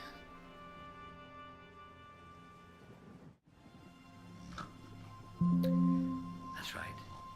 You just sleep. Let me take care of everything. That is, if I can find where you keep your... What in the name of the goddess occurs here? Ah, Mr. Celsinus. You have the keys, I see. Doctor, what business do you have in this place? Just visiting my companion. At this hour? Well, who keeps track of time? What has happened to the jailer? Oh, yes, well, it's the long hours, I expect. Working through the night. Do you think it's wise to wake him? I will not accept such slothfulness. Right. Why? Anybody could have walked in here. I shall have the wretched fellow flogged. And released your prisoners. Indeed. Although? It must be a great responsibility. What concern is that of mine? And, as you said, it's late. It is late. And I should think he's very tired. You're right, Doctor. I'm tired. Tired of all the responsibility. In fact, you're tired of everything, aren't you, Celsinus? Tired of being a good counselor to the people. Tired of being a good servant to Isis. Tired of having to solve everybody else's problems. It's late, and you want to rest, don't you? I would like to rest, but... Hand over the responsibility. Let someone else take care of it. Someone else? That's right. Just sit down, rest. Let somebody else take the responsibility. Let somebody else take the key. No. Wait, the prisoner, Melanie. There's no need to be concerned. You don't have to worry about anything. I'll take good care of your prisoner. I knew you'd rescue me, Doctor. I'm touched by your faith, but we aren't out of danger yet. Mel! Agley, what are you doing here? Your friend came to see me, Mel. He asked that I bring my mistress's horse and wagon. You mean you've stolen them? I've assured Agley she won't get into trouble. I think Aselina will have other things to worry about tomorrow, don't you? Oh, I see what you mean. Well, I suppose we do need to get out of Pompeii, don't we? Not we, Mel. Just you.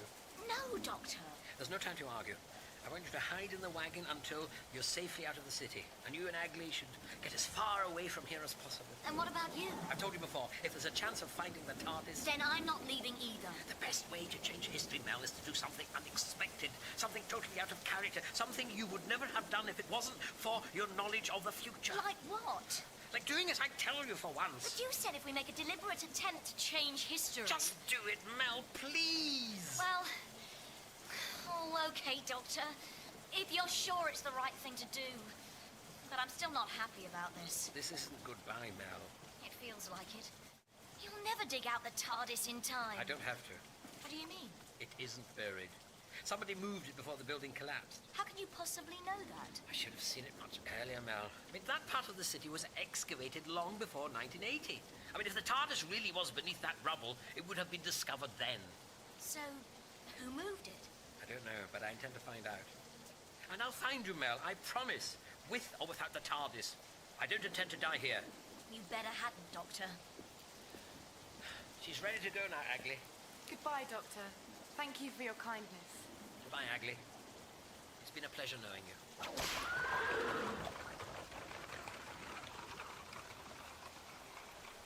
Goodbye, Mel.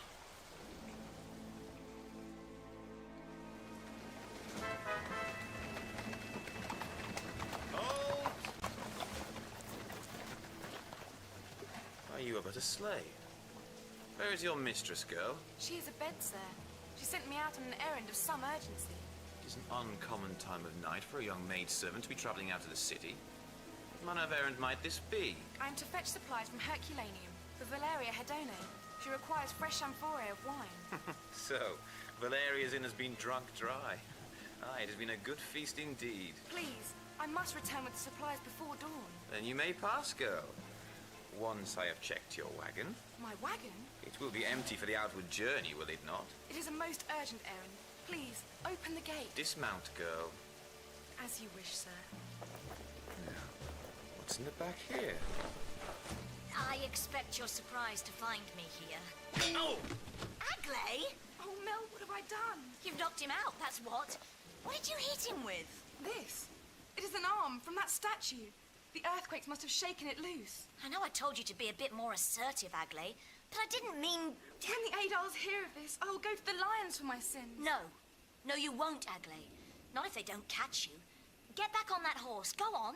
Let's get out of here. But Mel, the gate is still closed. Well, there's no time to open it. And I don't like the look of that legionary sword. Oh, that wagon wasn't very comfortable anyway. It looks like we're on foot from now on. Come on, Agley.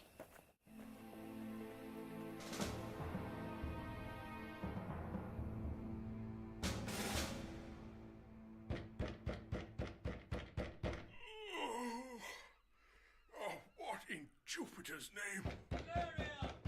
What's that infernal racket? Moranis, are you still here? My lady, I must have fallen asleep at your bar. You did indeed, Mermillo. And it's time you stirred yourself and returned to your barracks. It's almost dawn. Oh, be gone with you. Can you not see the shutters are up?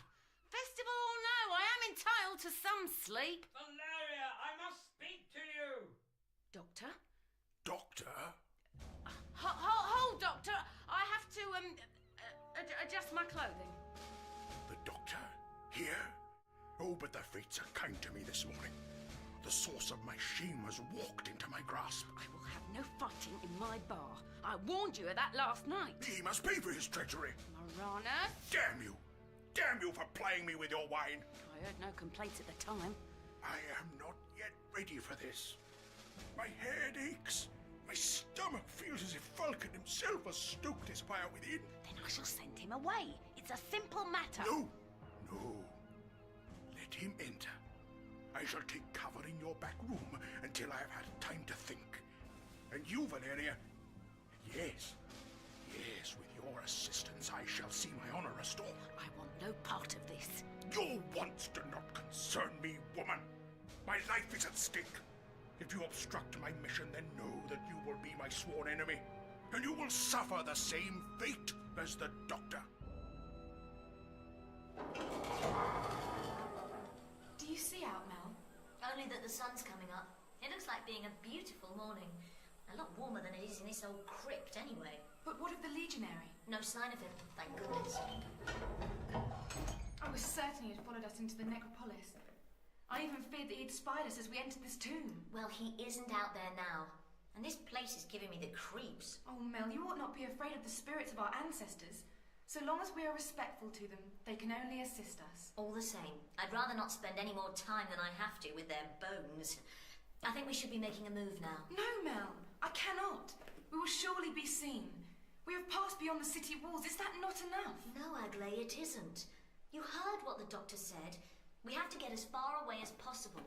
And now that we don't even have a horse... Oh, Mel, I've brought this misfortune upon us. No, you haven't, Agley. You've done the right thing, I promise. When the doctor came to me last night, he made it sound so right. So necessary that I should flee Pompeii.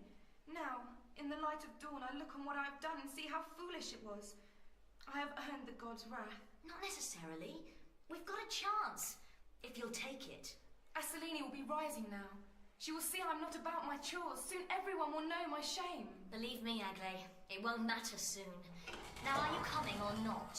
No one's going to catch us, Agley, and the gods certainly aren't about to punish us. We're just doing what we can to save our... Mel, no!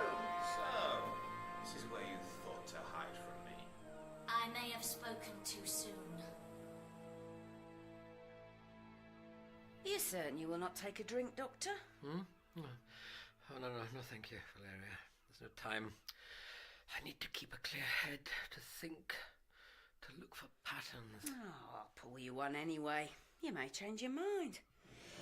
Well, it's past dawn, and an uncommonly hot morning, and it looks like becoming. I'll have customers here soon. I have much to prepare. Dawn, yes.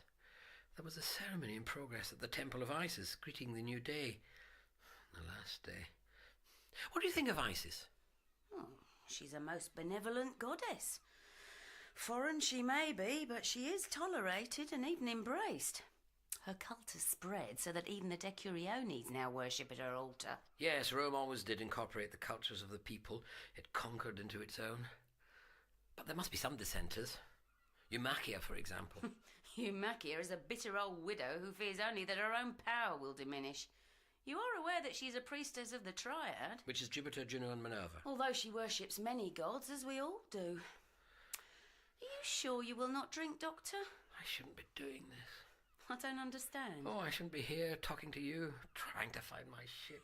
You make no sense to me. Best not to think about it. But how can I ignore it? You need sleep. No time to sleep. Oh, I must find my TARDIS. Then at least take this drink. I cannot help you with your arduous task, Doctor, but I can ensure that you are refreshed for it. Yes. Yes, I think I will. Thank you, Valeria. Hello? Can you hear me? I know there's somebody out there. I want to see my friend. Hello? It's no use, Mel. The guard will not come. I can't believe I'm right back where I started. Back in Pompeii. Back in this cell. We have transgressed against the gods. Oh, please, Aglaé, not again. What time do you think it is? I know not, Mel. But the morning grows long. Yes, that's what I was afraid of. And it's getting a bit too warm for my liking, too. I have stolen from my mistress and run from her. I have attacked a soldier of the Empire. I deserve to be punished. Well, you might be punished a bit more harshly than you expected if we don't get out of here soon. I know you can hear me out there. I demand to see somebody in charge. Hello? The worst thing is, the doctor doesn't even know we're back here. We can't count on a rescue from him this time. We've got to do something ourselves. He will learn of our plight soon enough. The whole of Pompeii will hear of our actions. There will be much talk. I don't know if that's comforting or worrying. But the doctor, I fear he can do naught to help those who offended the gods. Okay then, Aglaé, you've convinced me. There's only one thing for it. More's the pity. Mel? Listen to me. I want you to take a message to someone, and I'm sure he'll be very cross with you if you don't. Tell Papedius Celsinus I want to see him, please. Valeria, what have I been drinking? Only the finest local wine, Doctor. Oh, tired. So tired. It's to be expected. You've been up all night. Drought. The wine. Valeria. I'm sorry, Doctor. Why, Doctor, you ought to show our host some gratitude. She flavored your drink with a concoction of herbs that will aid your relaxation. At my suggestion, of course.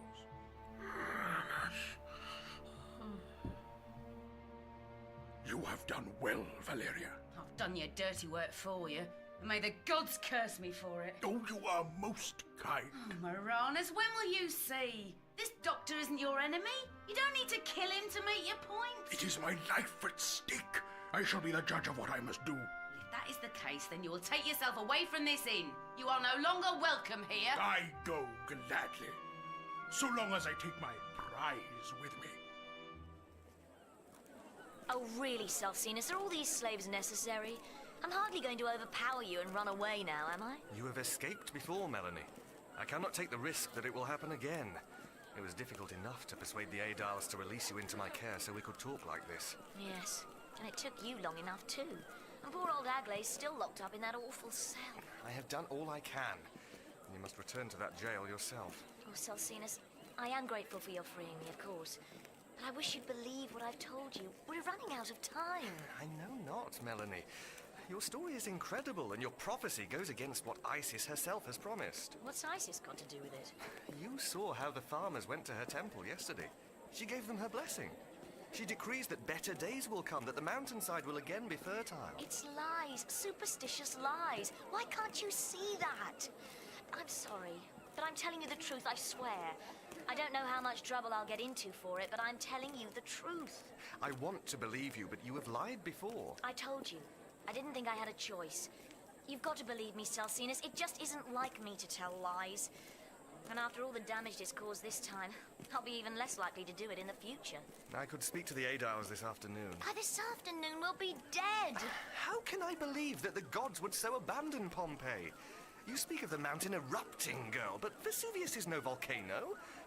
Our people have farmed its slopes for generations. And they're about to get a big surprise, I'm afraid. But why would Vulcan send his fire to destroy us now? He was so pleased with our offerings yesterday. I don't know how to prove it to you, and by the time I can, it'll be too late for any of us.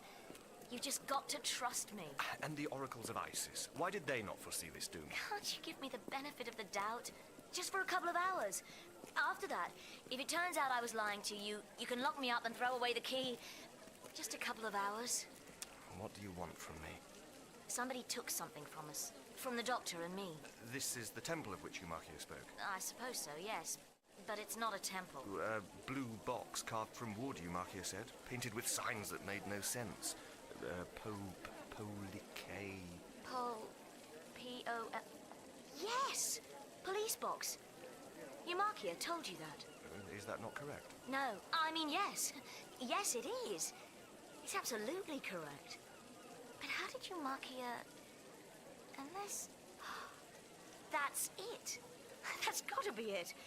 Oh, Celsinus, I could kiss you. My lady? Don't you see? Eumarchia couldn't have described the TARDIS in such detail unless she'd seen it herself. She took it. She must have done. But, Melanie, the strange manner of your arrival here has been the talk of the city. Maybe. But how many people actually saw it? And how many can read, or even recognize letters? Not many of the slaves out there. No, it makes sense. Eumarchia must have seen the TARDIS. And she wants to discredit Isis. So, if she thought the Doctor and I were her messengers come to Pompeii in some magical temple... You blame Eumarchia for your loss? Yes, I do. I do. I've actually done it. I've found out where the TARDIS is. We can't be destined to lose it here. I want to go back to Eumarchia's house. Is that wise? She's got the TARDIS. I know she has. And that's the one thing that can save my life, all our lives, right now. Wake, Doctor. Come on, wake. I am eager for our final confrontation. Hmm? What? Oh, where am I? The amphitheater? Moranus, you tricked me. As you also tricked me yesterday. You fought without honor. Now you will pay for that. You talk of fighting with honor? You had Valeria drug me. Wait, how long have I been unconscious? Several hours. But worry not. When next you sleep, it will be for much longer. You idiot! You have any idea what you've done? I have done what is necessary to regain what you stole from me. You cannot take the coward's way out this time. My comrades in arms guard the exits from this arena. Now, choose your weapons, and we shall settle our differences like You're men. forgetting something. The amphitheater is closed. You have no audience here. It matters not. Word will spread that I have bested you. They will talk of my great victory for months. And that will please you, will it? I mean, killing me will make you happy? Here, Doctor.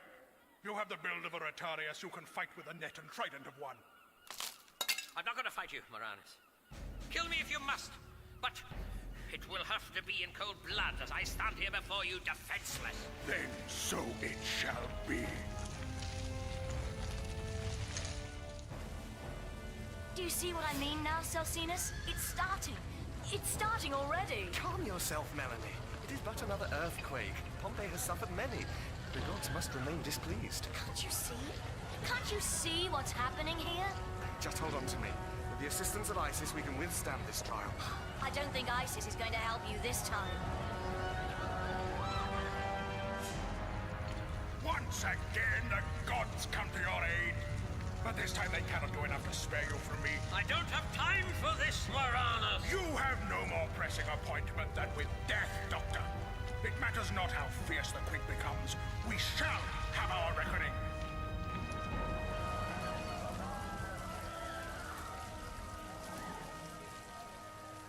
There, Mel, do you see? The quake has ended. There is naught to fear from our gods.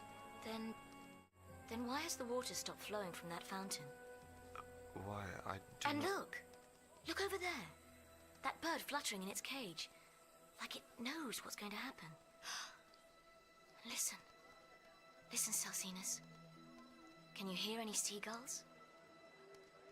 The gulls have left the sky, but surely... That sundial. What does it say? What time is it? It is near the 6th hour. That's midday, isn't it? Of course it is. I can tell by the position of the sun. Can't you feel it, Celsinus? It's going to happen. It's going to happen any minute now. I do feel something, but if anything, it is an unnatural calm. Surely... It's too late. Fighting won't solve anything. We've all got more important things to worry about. Pick up the net and trident, Doctor, or you will be defenseless. There has to be another way to settle this. Fight back or not. I will slaughter you either way. I have given you a chance to defend yourself. My conscience is clear. But I will have satisfaction. If you will not take the weapons, then you will die all the sooner. You think you'll reclaim your honor this way? But your honor will be worth nothing when you reduce to ashes. Then die, Doctor! With a coward's flea on your lips!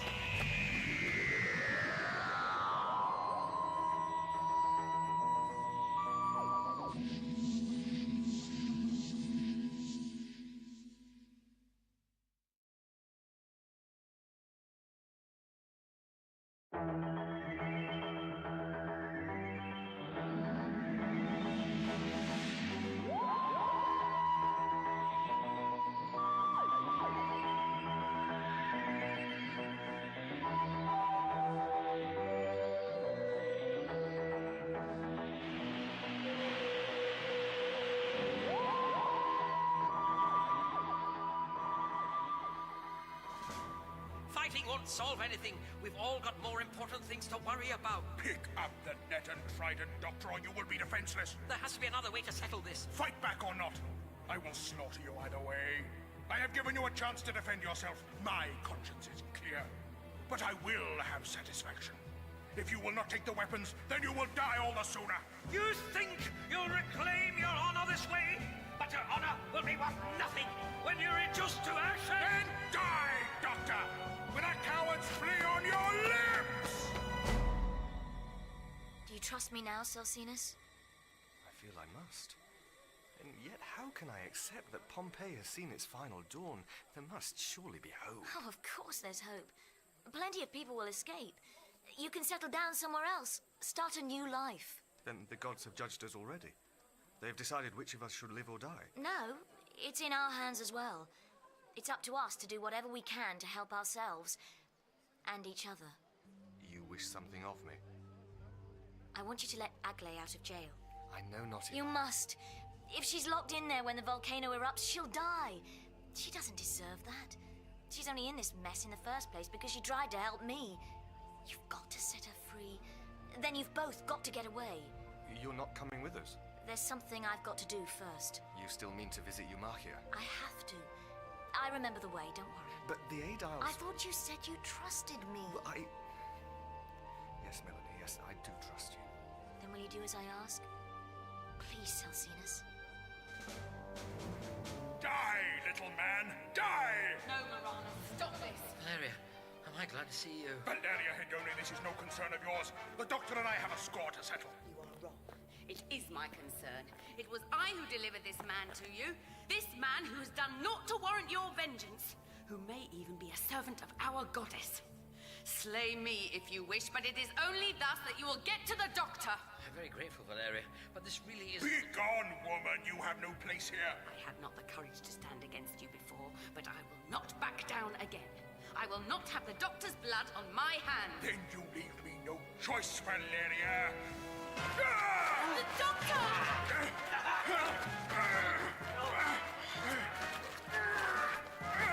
Oh, thanks for the distraction, Valeria. Now, get behind me. You fight like a coward, Doctor, attacking from behind. I don't wish to fight you at all, but I have your weapon now, and if I were you, I'd keep your distance from us. Why? You can barely lift my sword, let alone wield it.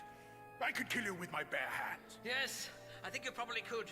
Here, catch! Not the sword! Now you can try this exercise too, eh? Now while he's entangled. I will kill you for this! So you keep saying, but you seem to be a little tied up for the moment. Come on, Valeria, run. But the other gladiators! Towards the audience seating. We will climb out this way. Valeria! No. Save yourself, Doctor.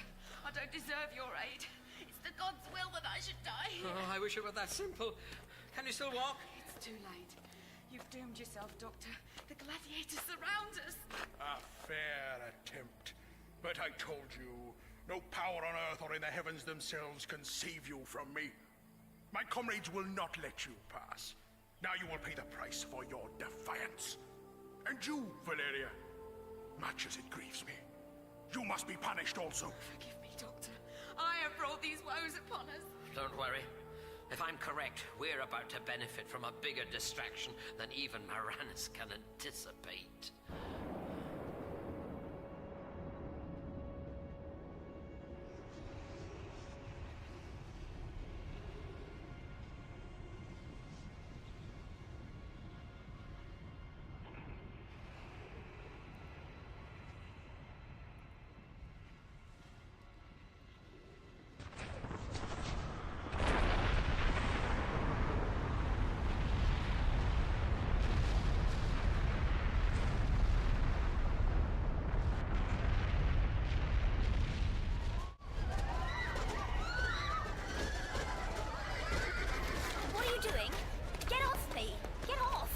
Escorting you to shelter. To the shelter of a prison cell, you mean?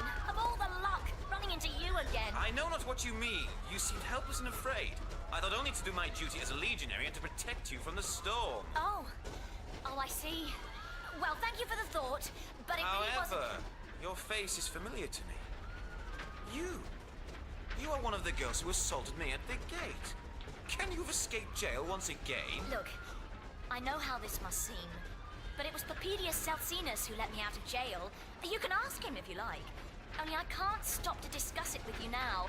I've got to be somewhere else. How can you travel when hot rocks and ash fall from the sky? But you don't understand. I'm almost there. I almost found my way home. The gods cleanse our city with fire. We can only hope that they have no want to take our lives as well. You're right. And thank you. Thank you for saving me. I could have been scalded or suffocated out there. With the blessings of Isis, this trial may soon be over. We can go about our business again. Until then, we can but wait. And even if I had got to the TARDIS, I couldn't have got inside it without the Doctor. Now I can't even get out of the city. It's too late.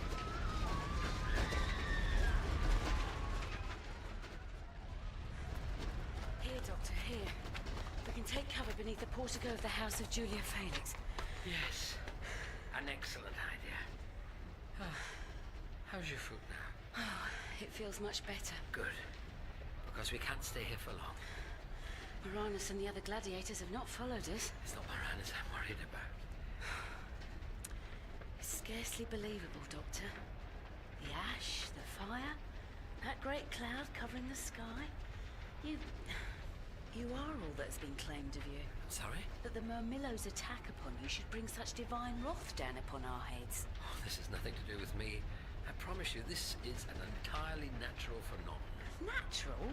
How can it be natural? It's the middle of the day, and yet a great darkness has descended. Fire falls from the sky. Vesuvius must be a gateway to the underworld itself. It's a volcano. Just a volcano. No, Doctor. We have lived beneath the mountain slopes for generations. Pompeii was settled. Pompeii was built on an outcrop formed by lava from the volcano's last eruption 1,000 years ago. Vesuvius has been dormant for a long time, but it's making up for it now. You cannot stop it? I haven't come from Isis. The eruption has nothing to do with me. I just seem to be in the wrong place at the right time, as usual. Nature will run its course, as it always does. Nobody can stop it. Then we are truly doomed. Oh, you mustn't think like that. Now listen to me. I can explain what's happening, what will happen. I can give you, with both of us, a fighting chance to survive this. I fear that may not be possible. You're wrong. This downpour will continue for 12 hours. It will bury Pompeii in a layer of ash 6 feet deep. Many people will abandon their homes and flee.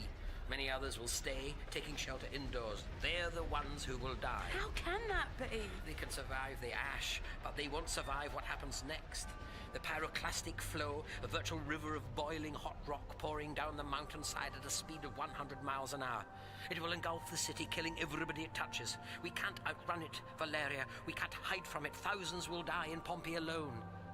But if the ash is to fall until then, how can we flee? We will suffocate on the very air if we're not scorched or beaten to death by stones. It won't be easy, but it's our only hope. You say you are not a messenger of the gods, Doctor. How is it that you know so much of their intentions? I know the workings of nature and of time. I know that 12 hours from now, this city will no longer exist. Then this is Pompeii's fate. To be judged by the gods and found wanting. To be removed from the face of the earth. Pompeii will rise again. One day.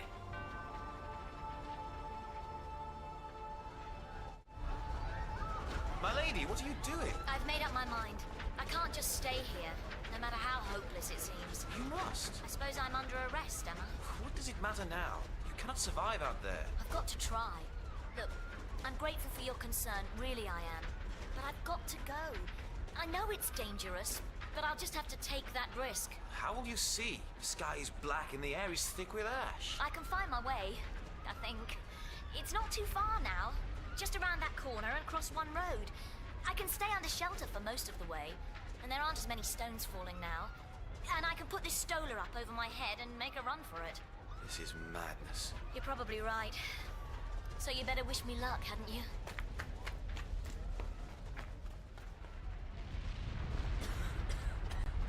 There's no use, Doctor. I cannot keep going. This ash blinds me. It claws at my throat so I can hardly draw breath. There won't be a better chance than this, Valeria. There aren't as many falling stones now. The volcano will keep belching out hot ash. Stay here for a few minutes, rest. But then, we must move on. You would do better without me to slow you down. There's no point in trying to be noble. I need you. I need your knowledge of this city. You have to steer us towards a gate. I must return home first. But there isn't time for... You say that Pompeii will be buried. What of my house? What of my possessions? They aren't important, Valeria. Not compared to your life. Very well. I trust you, Doctor. I will do what you think is best. So, where to now? This way. We will go down to the shore. No, the tide will be against us. But if a boat cannot carry us away from this, what can? No horse could be calmed down enough to brave this storm. We'll have to remain on foot, I'm afraid. But do you not have a boat yourself? A ship? You spoke of it at my bar. It seemed important to you. It is more important than you know. I don't know how to find it. I've run out of time, so I only have one option. I promised a friend I wouldn't die here. I'm going to keep that promise. I only hope she got far enough away from Pompeii to return the favor. How dare you burst unannounced into my house? Why are you not still in jail? Well, perhaps not everyone is taken in by your lies. I know not what you speak of, girl. I've come to get our property back. I have nothing of yours. Rather, it is vice versa. You're not fooling anyone, Eumakia. It's just you and me now, and you know precisely what I mean. The blue box, the doctor's temple, as you keep calling it. You moved it, didn't you? What have you done with it? Oh, but you have some nerve to come here and hurl your accusations at me. Do you not care that your sins and your blasphemous lies have brought this rain of fire upon our city? You're unbelievable. You try to blame the doctor and me for all this. You are to blame. You and all the heathens who have turned their backs upon the true religion for the sake of the foreign interloper. This is what your ISIS brings to Pompeii, damnation and death. What are you doing, girl? I've had enough of this. I'm searching your house. You have no right. I will call my slaves. I will have you thrown from my premises. Stay out of the... Do you see? Do you see now? The gods observe the evil that you do in this house. They send the boiling stones even through my own roof to punish you. I think you'll find that stone fell a lot closer to you, actually. My gods will protect me, girl. You cannot say the same. Just show me where the TARDIS is, Eumakia, and I'll get out of your way before the gods do any more damage to your roof. You will not find it here. But you did take it, didn't you? I took your temple, aye. But I was not so foolish as to bring that blasphemous object into my house. So, where did you hide it? I will not tell you. Your wool market? No, that would be too public. It must be somewhere else. Somewhere like the necropolis outside the city walls. Your family's tomb. I'm right, aren't I? You hid the TARDIS in your family's tomb. Believe that if you wish, girl. But the gods will strike you dead before you can cross even half of Pompeii. We'll just have to see about that, won't we? Come on, Valeria, keep going. How far to the gates now? We're almost upon it. But we must still cross the fields beyond. And there will be no buildings there, no shelter if we falter. And my foot is slowing me both of us down. One problem at a time. Concentrate on reaching the gate. You're doing well, Valeria. Doctor! Mr. Salsinus, oh, I am glad you have the sense to leave. Decurione. Doctor, it's so good to see you again. I feared you dead. Agli, what are you doing here? We tried to do as you instructed, Doctor, but we couldn't get out of the city. We were captured and brought back here. The girl is with me. I swore to your friend Melanie that I will see her come to no harm. Where is Mel? What happened to her? She went in search of Eumarchia. I've got to find her. Wait, Doctor, you cannot go back. I must. I have to find Mel. You ignore your own advice. If your friend is sensible, then she will have fled Pompeii by one of the other gates. Unless she thinks she can find me or the TARDIS. I did not wish to leave her, Doctor, but she is very... I know. It's all right. I will come with you. No, there's no need. Really. But perhaps it's for the best. Our city is being destroyed. Perhaps it is the gods' will that we should die with it. No, Celsinus. And that goes for all of you. This isn't the end. Oh, I know it doesn't seem like it, but life will go on. Even Pompeii will be rebuilt on a different site. I want you all to promise me that you'll be here to see it. But Doctor! The Doctor is wise, Mistress. We ought to do as he says. Thank you. Now keep running. Don't turn back. Good luck, Doctor. May Isis bring you the best of fortune. Goodbye, all of you. And good luck to you all, too. Milady? Milady! What? Oh, it's you. You're Eumarchia's servant, aren't you? You saw us arriving yesterday. I saw your temple, yes, my lady. And I know where it is now. You do? Where is it? Is it in Eumarchia's too? That is where the mistress had us take it, my lady. Concealed in a wagon. But then she changed her orders. She feared that were someone to look inside the tomb and find the temple, her guilt would be clear. So what did you do with it? We took the temple to the tomb of another family. Which one? Please tell me. I know not, my lady, for I am but a poor slave. I cannot read Can you show me? I must not. Eumarchia has commanded all her servants to remain with her. She's keeping you all here. She can't. I must go, my lady. Eumarchia would flog me if she knew I was even speaking to you. The gods won't protect her, you know. She'll die, and she'll take everyone who stays in this building with her. I must go, my lady. Why don't you stand up to her? Just walk out. You don't want to die for her sake, do you? The tomb you seek is near the Nucherian gate, my lady. Now, I must return to my mistress. I hope you may speak well of me to Isis. Oh, I wish I could. I wish I could help you. I wish there was time to help everyone. Hear me, my fellow gladiators. Many of you have had your say as to what should now be done. Now I, Moranus, shall have mine. There is no doubt that the gods have turned against Pompeii. They sent fire from the sky to cleanse the sin from our city. But I tell you, this is more than a test. The gods would know who is worthy to serve them, who has faith enough to stand strong. Well, I tell you this. We, of all Pompeians, have naught to fear.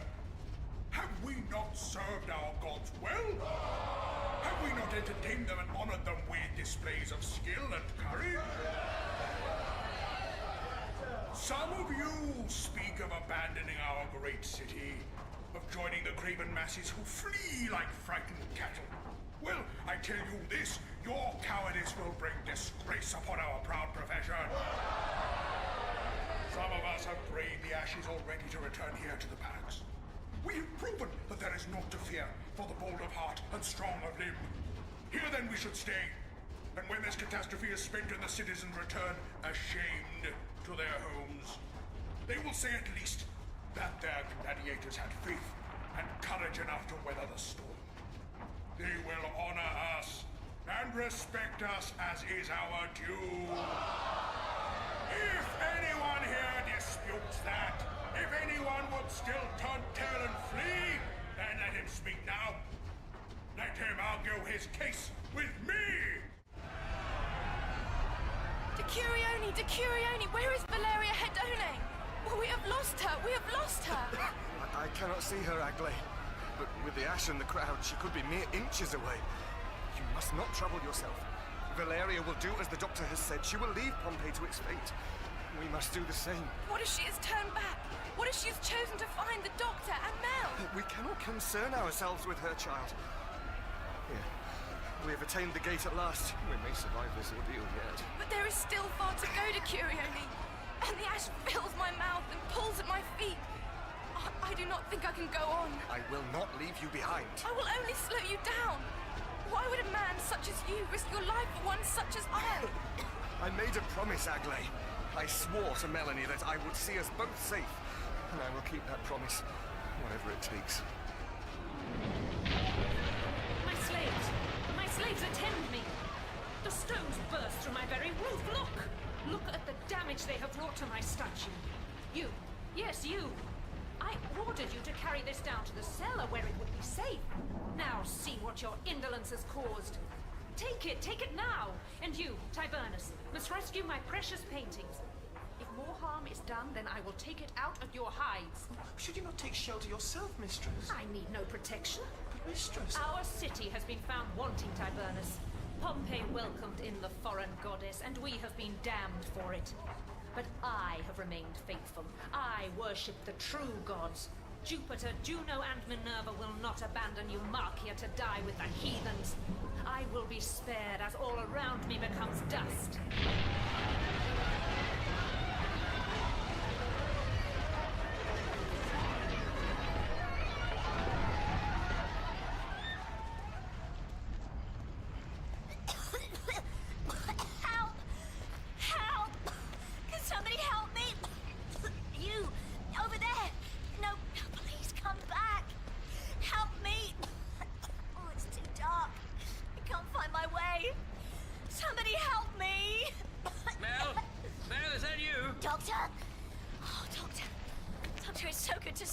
You too, Mel. You too. We couldn't get away. We reached the gate, but the guard... I know, Mel. Doctor, I know where the TARDIS is. You do? It's in a tomb outside the Newcharian gate, wherever that is. I think it's over this direction. No, wait a minute. If this is the Temple of Isis and the Forum is over this way... Oh, it's no use, is it, Doctor? We'll never find our way through all this. And even if we did, we'd have to search all the tombs to find the right one. It's too dark. I can hardly breathe, and the ash is already knee-deep. You were right, Doctor. History's working against us. This is the end, isn't it? The end of Pompeii, Mel. Inside the temple now, the priests of Isis are sitting down to their last meal. One final tribute to a goddess who won't save them. That's how they'll be found. Many years from now, their corpses petrified, preserved by the ash, their food still laid out on the table. And thus? Will they find our bodies too, Doctor? There's always a chance, Mel. You told me that, remember? What are you doing?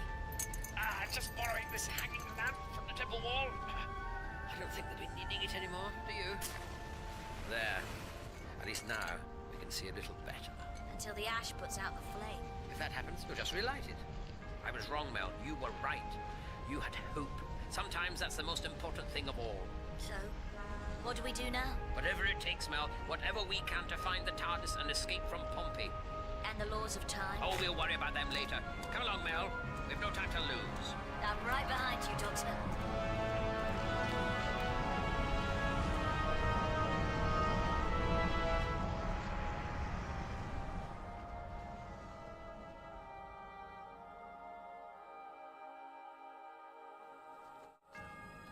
It's hard to believe it was all so long ago, isn't it? 2,000 years do seem to have come by in a flash. You know what I mean, Doctor. You saw the Street of Plenty back there. And Valeria's Inn, still standing. Well, more or less. Pompeii was buried, Mel, protected from the elements for centuries. People forgot about it, forgot its name even. It was only in the middle of your 18th century that excavation work began. Pompeii is still being rediscovered, unearthed and restored. one piece at a time. It is a moment of history preserved like no other. They can bring back the buildings, but they can't bring back the people, can they? No, they can't. There was nothing we could have done for them, was there? We were too late, Mel. It had already happened. Yes, I know. I suppose we should just be grateful that it didn't happen to us, too. For a while there, I thought we were never going to find our way back to the TARDIS. Do you think they survived, Doctor? I mean, Agley, Celsinus, and Valeria. I don't know, Mel. Many people died. Thousands of bodies were found within the city walls, preserved in cavities in the ash. They told the historians far more about their Roman ancestors than they could ever have hoped to have learned otherwise. But those were the ones who stayed, weren't they? Thousands more must have evacuated. What happened to them? They were fighting their way through the heavy shower of volcanic ash, Mel. Some would have been lucky, others would have died. From this point in time, there's no way of knowing the fate of any one of them. I prefer to believe the best until we see proof to the contrary. I must say, it's nice to get out in the open air again. After, how long was it? 3 days almost? Cooped up inside the TARDIS. Yes, I meant to explain that to you. There's no need, Doctor. I understand perfectly. We had to wait for the ash to well and truly harden around us before we could dematerialize, leaving a police box-shaped hole into which I could then guide the TARDIS 1,901 years later. In time for it to be uncovered by the earthquake of 1980, this year. After that, it was simply a matter of waiting for the archaeologists to move away from their impossible discovery. And then we could come outside. So UNIT will be called in after all. They'll take the TARDIS away. To tell my former self about it? And then, when all the fuss has died down... We'll simply stroll into UNIT's Italian headquarters and take my ship back without fear of creating a paradox. It's still cheating, though, isn't it? I mean, we've still used our foreknowledge to change things. But we haven't altered the events that created our foreknowledge. That's the important difference. If you say so. As I said, it's only cheating if you get caught. Oh, Doctor. Come on, Mel. Let's explore. Shh. Doctor. I think there's someone coming. I fancy it must be frustrating for you, Professor. Frustrating? It's disastrous. An archaeological disaster.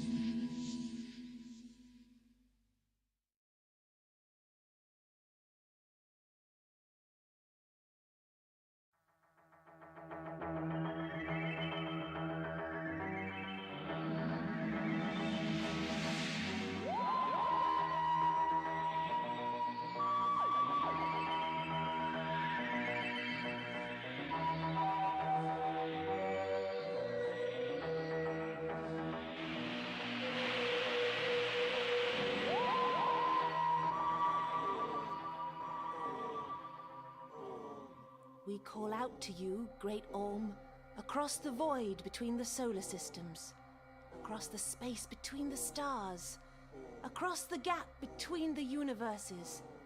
We know you are watching us. We know you wish us well. We know you want to be one with us. Now come to us. Enter us. Communicate through us. I think he's coming through. I am Om. I bring you greetings of peace and joy. Why have you called me from my meditations? We called you because we desire knowledge, great enlightened one. We desire to be more perfect, that we may be ready for your silver ship to land. Oh, for crying out loud. Shush! You'll break the link! There is one here who is unenlightened, who does not have faith in me. That'd be me. Hi.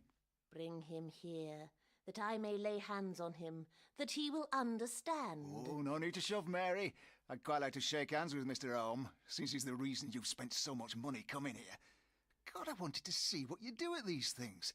I thought maybe we could spend some time together since the schedules match so well, but this is too much. Hello, Mr. Spaceman. I'm Brian Hughes, Director of Hughes Aviation. I'm with the other convention down the hall. Pleased to meet... Brian!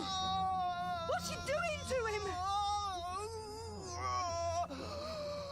Silence. All is well. I am Om. But now I am speaking to you through this body.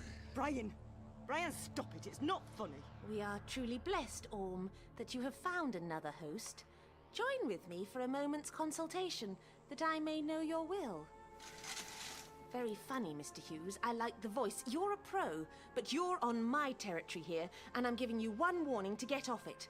The name Orm is copyright to Annie Carpenter Enterprises, and if you go But and... Annie, I am Om. And I'm Mother Teresa, which I have been on a professional basis. But right now I'm no saint, and I'm telling you that if you... Felt my presence in the past, Annie. In dreams. In moments of tiredness. In your head. You know, you poor con artist, that you actually chanced upon something in the great beyond. But of course, with your rough mythology of dolphins, crystals, and money, you had no idea what it actually was. It's a pleasure in this new body to be able to talk to you at last. No, you're not real. You're a character. Damn it, I created you. Do you want to see what I really look like, Annie?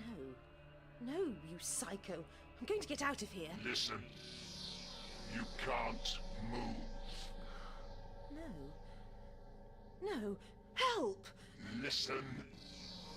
Your voice is so quiet and small that they can't hear you through that curtain. No. Please stop. You are property. Your kind belong to us. When we are finished here, you will all belong to us. Listen. You can move your head, but only to look at me. Only to see my true form. Look at me, Annie. Don't make me. Please don't make me. Oh, no! No! That sensation you feel is what happens when you see one of your betters. When you see any 8-dimensional being, your mind is opening, Annie. And as it does, the gate you so unconsciously opened is getting wider. Wider and wider, until it lets in... Please, I can't! I am here, Demi-Leader. We are two. We will hide within these bodies. Give them back to their hosts. We will emerge when the leader has been... Summoned? What? What am I doing here? I don't know, Mr. Hughes. I suppose Orm must have wanted to talk to you alone. Was it an illuminating experience? No, of course it wasn't. You're just a... Hello?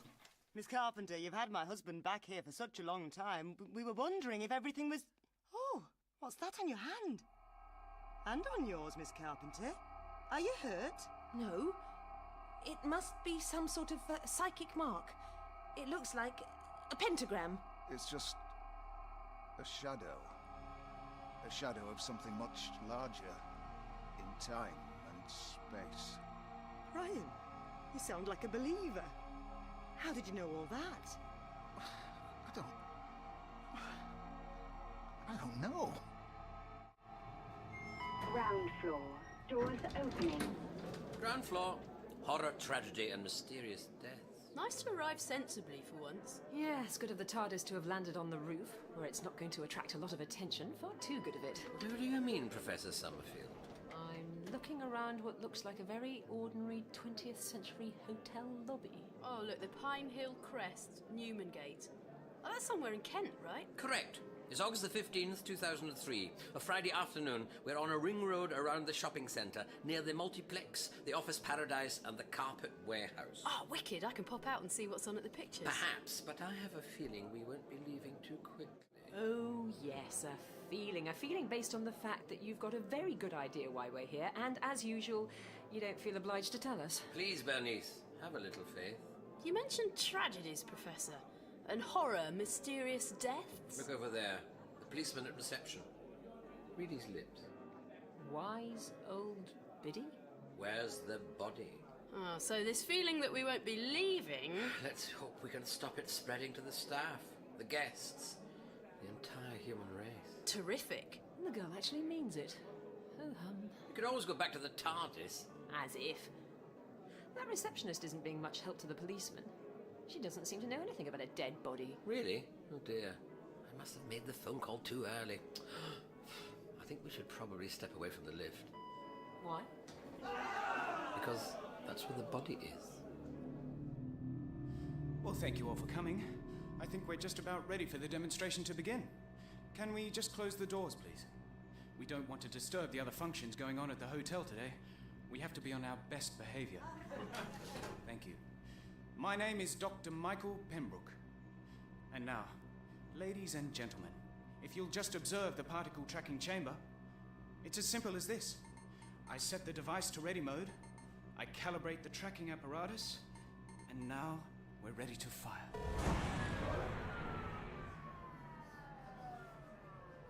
As you can see from the display screen, the proton has impacted with the target in the vacuum chamber, having tunneled through the lead sheets in between. Sounds like magic, doesn't it?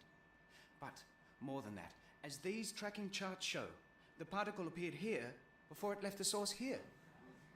Think of the applications in computing, in aviation. An aircraft with avionics systems based on my process would be the leader in its field. Talking of which, is Brian Hughes here yet? Yes, ladies and gentlemen, you've got stiff competition if you're going to bid to fund my work. Brian Hughes himself will be here today. He said he'd join us after he popped in to see his wife in one of the other conferences. Do I hear my name being taken in vain? Mr. Hughes, glad you could join us. Oh, listen, Dr. Pembroke, I wouldn't have missed this for the world. It's an old man, homeless by the look of it. I can't see any obvious cause of death. I don't want to push my way through this lot to check. It looks like the policeman's waiting for his forensics unit to get here. Professor, what do you think we got to? Here I am. A key for you and one for you. We've booked into 3 rooms under the name of Summerfield. Try not to empty them in... Oh. Professor, what's wrong? I'm just a little dizzy. Could I sit down over there? I'll help you. Here we go.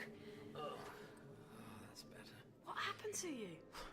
Oh, it's only to be expected. There's a time experiment going on elsewhere in this building. There's a time experiment going on at a hotel in Kent.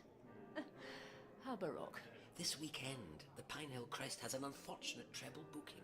In the William Rufus room, they're hosting an audience with spiritual and extraterrestrial channeler Annie Carpenter. In the Princess Diana suite, a Dr. Michael Pembroke is demonstrating his temporal accelerator to a group of leading industrialists. And in the Christopher Summers Isle rooms, there's a cross-stitch convention. So why are we booked in under my name? I hope you don't expect me to pick up the bill. Professor Summerfield, a hotel in Kent is one of the few places in the universe where the pseudonym John Smith might attract adverse attention. Ah, point taken. So what do you want us to do? Ace, you go and join the experiments. See if anything unusual happens. Bernice, you're with the channelers. Wonderful. Why do I always get the loonies? Not all mystics are loonies. What will you be doing while we're staking out the opposing belief systems of the human psyche? I'll be indulging my penchant for cross-stitching. But what about the body? That's not important yet. But the triple booking is important to the future of the human race. The 3 bookings are the 3 things any fire needs. Be careful. Mike, we're gonna need more attendee badges. I got a call from Lisa, we're fully booked. So what if more people show up? Oh, we'll let them in. Never mind the fire regulations. How much trouble can an audience of cross-stitch fans get into? I'll pop down the stationers in a minute. Here's another one. More the merrier. Are you Gary Williams, the organizer? Yes. This is Mike Duff, Chief Steward. What can we do for you, sir? I'm an enthusiastic cross-stitcher, but I also freelance for a major national newspaper. and I was wondering if you might provide me with some information about tomorrow's convention. Well, you being an enthusiast, I should think it's all pretty obvious. Dealer's room setting up, main hall, the bar. Ah, yes, but my audience doesn't know about that. But just pretend you're describing it to an alien. Our communication was interrupted, Great Orm. Speak to us once more. Tell us your universal message. Oh, hi. Excuse me, is this the room with all the extraterrestrial channeling going on? Or are you holding hands because you're really friendly? Another unbeliever. No, far from it. I'm here because of my 2 poor little ones. They passed on many years ago, but I don't think I'm ever quite going to get over it. Oh, we're so sorry. Please, join the circle. This is exactly what Miss Carpenter does best. My spirit guide, Orm, is an extraterrestrial being, the incarnation of living light, abiding on the 4th planet orbiting the star Rigel. Great. Please, go on with your chanting. I'll hold hands and watch. Take a chair and enter the circle beside me. Move up, please, Mary. That's better. You're welcome in the company of Orm. So, who is this Orm chap? Orm is a high evolutionary, a being who exists partly in our universe and partly in higher dimensions. His physical form is that of a tall, golden-skinned man with long blonde hair and silver eyes. He's my guide to the wonders that lie beyond space and beyond death. Let us summon him on behalf of this newcomer, Miss... Professor Bernice Summerfield. And what are the names of your little ones? Squidgy and Speckley. Strange. So was their father. Are we talking about children? Children? Oh, dear me, no, not with my lifestyle. Squidgy and Speckley were my turtles. You're making fun of us. I'm not. They were my pets. Actually, my only companions during a long period spent in isolation. When that isolation ceased, they were killed by the men who came to arrest me. I'm sorry. I can see you're sincere.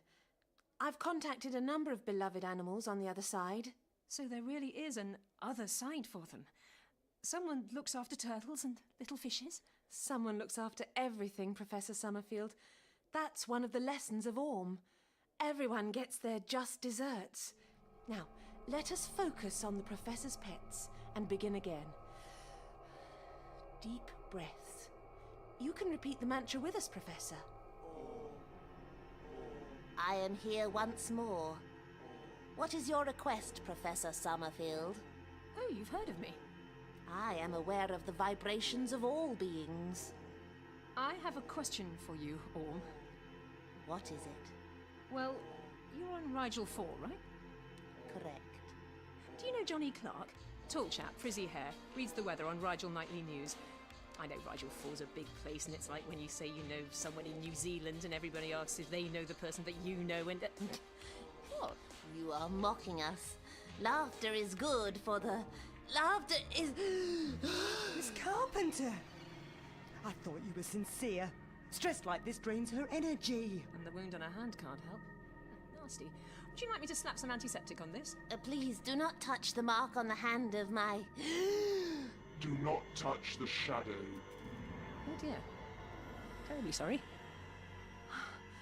I must withdraw to regain my concentration. I will return in a few minutes and we'll begin again. Hard night on Rigel 4 last night, was it?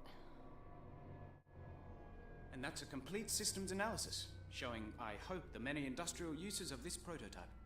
Now, hands up. Are there any questions? Yes, if I might cut in. Huh, Mr. Hughes, I knew you'd be hot off the blocks. That's a nasty burn on your hand there. Oh, don't know how I got it either. I'm being a brave lad. I was just wondering, how do you define a core reality for your particles on a moment-by-moment basis?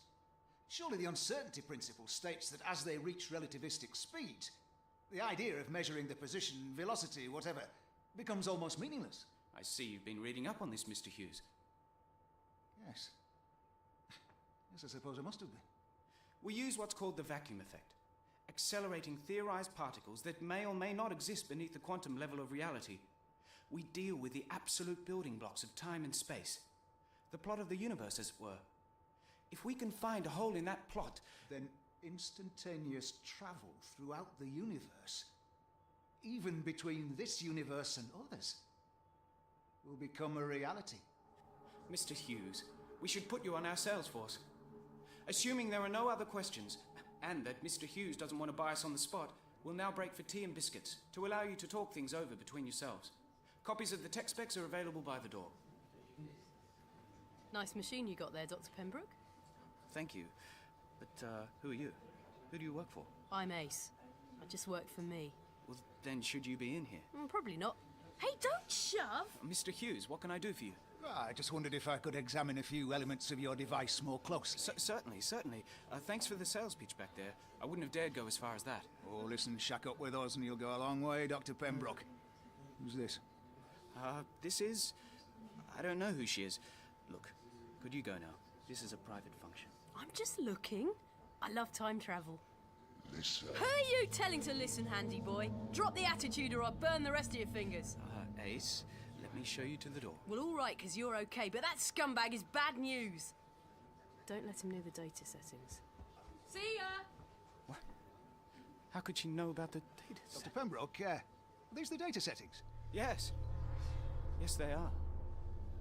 Oh, nobody ever lets me fiddle with their science experiments. I mean, what do they think I'm going to do to them? Break them or something? Oh, for crying out loud! Oh, I'm sorry. Oh, here, let me... No, it's all right. It won't take me long to pick them up. Only about 20 quid in 5p pieces. All right, I apologised. You should have been looking where you were going. Whoa! Nice costume. Is that a real knife? Yeah. Is that a problem? No, I don't think... Oh, my God. What's going on over there? Has someone been hurt? That? Oh, no, just someone dead. Under the blanket. The copper sealed off the area around the lift until his mates get here. Haven't found anyone who knows who the corpse is yet. A big bloke. Old. Long beard. He looks like a homeless guy. Oh, no. That's old Will. We saw him every time we popped in to talk to the staff about the convention. Nice old soul. He used to forage in the bins behind the hotel. What are they doing with him? Well, if I was that copper, I'd have done the same. He'd put the body back in the lift, send it up somewhere, maybe to the staff level, shut the thing down. He'll have to run about questioning people while he's on his own, and he can't guarantee the security of the crime scene otherwise. You know a lot about this stuff. Yeah, too much. Oh, poor bloke. Why do you reckon he was in the lift? He'd have slipped in to have a bath. He was always doing stuff like that. The staff here all turned a blind eye. Knew him well then, did you? As well as you can know someone who lives on the streets. He'd wander over when we parked the car and ask for spare change. Not much patter. He was always so depressed. It was like he could only just about put one foot in front of the other. And he always had such bad luck. Last time I saw him, he'd got this wound on his hand. What sort of wound? Oh, it looked like a burn. Or maybe someone had had a go at him with a knife. There was a pattern to it. Oh, nasty. You said you were here for the convention. So, are you the lot Association of Cross-Stitch Enthusiasts. Ah. I'm meant to be running into town to get some badges before Smith's close. Oh, you're out of luck, mate. The coppers told this lot that nobody leaves. Wonderful. Gary's filling the event to bursting, and they'll all be wandering about without us having a clue who they are. It's a shambles. My mum used to do cross-stitching. Aren't you a bit young? It's an art form that transcends age and gender. Yeah, right.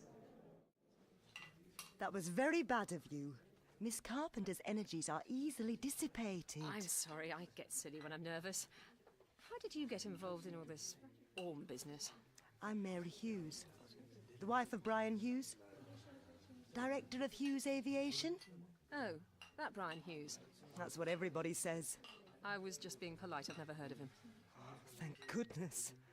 Brian and I we really don't have much in common. So he goes off to his aviation things and I stay at home. But this weekend, well, I'd read Miss Carpenter's book and seen her on a chat show. They so ridiculed her. You don't say. And I thought she sounded really sincere. It's such an exciting field of study. Just as interesting as Brian's aerospace things. Orm could provide him with new ideas, I thought. Put his firm ahead of the others. And with the two events in the same hotel, it seemed a chance to bring our interests together. But it didn't work out that way. You could get him into cross-stitching? What, Brian? Oh, he's always too busy with his technical work. I was so hoping that when he saw Miss Carpenter, Brian would be interested. I get so lonely when he's away.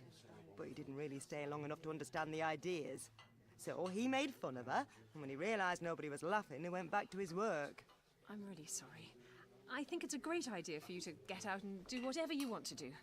Orm even reached out to him, put a mark on his hand to demonstrate the reality of his presence. You know, like the one on Miss Carpenter's hand. Ah. Do you know, I'm feeling rather guilty that I got in the way of the whole ceremony. Can I pop back and see Miss Carpenter? Let her know I'm not going to disrupt everything again. Oh, that's lovely of you. She'll be meditating behind the curtain. Oh, back in a bit. So, how long have you been a cross-stitcher? Oh, from when I was born. The 7th time.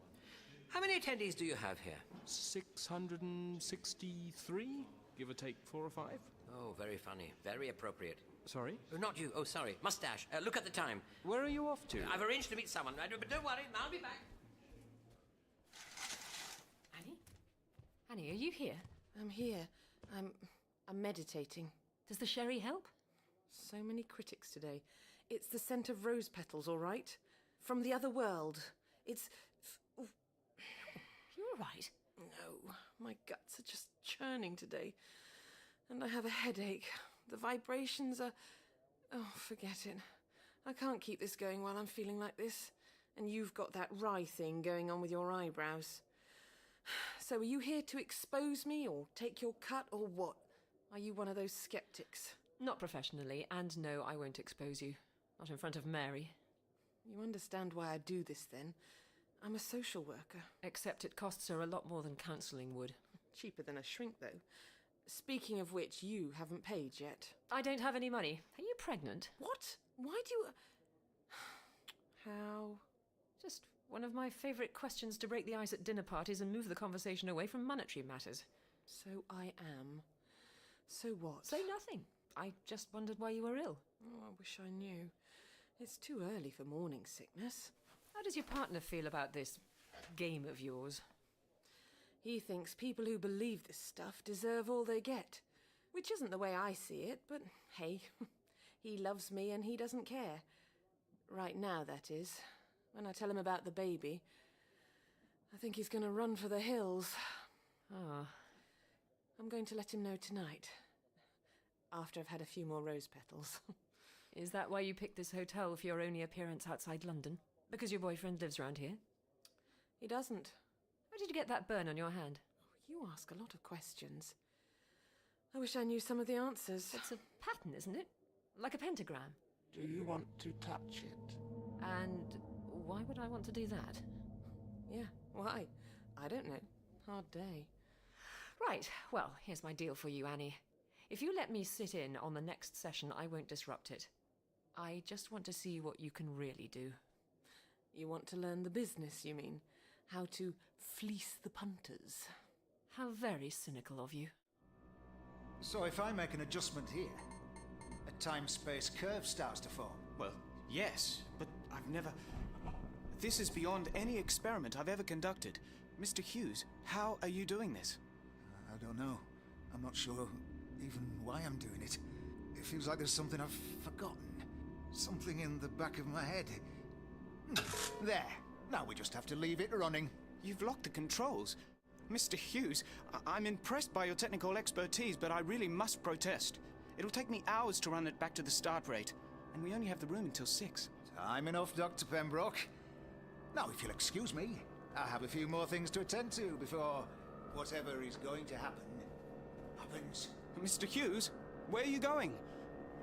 The settings seem to be locked on some distant source. This is completely beyond anything. Oh well, run with it, Michael. Excuse me, everyone. Mr. Hughes and I have been running some tests, and he set the machine for a specific task. If any of you have any technical questions from now on, I'm afraid we'll only be able to talk about them on a theoretical basis. Oh dear. I hope it's supposed to be doing that. So is that guy working for the police then? What guy? The guy at the main doors? Oh, no, he's not. That's the bloke from the experiment. Hey, Mr. Hughes, what are you doing? Well, this little box here locks the front doors of the hotel when I turn this key. And this switch here locks all the service doors.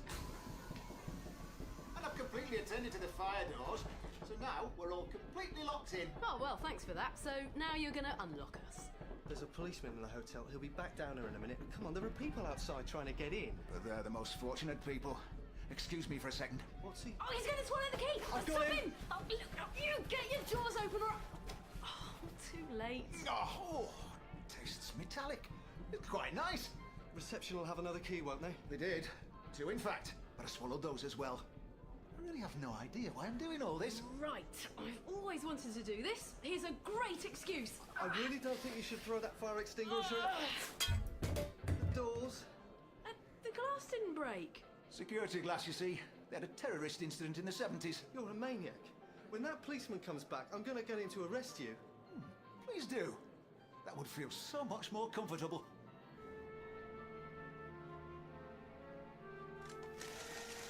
I have rested and we may begin again.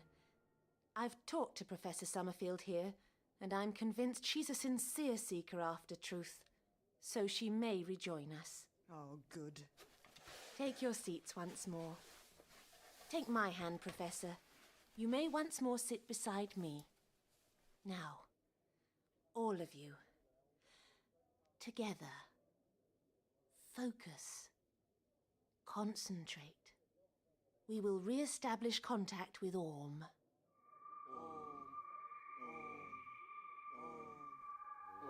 Annie, you're hurting my hand.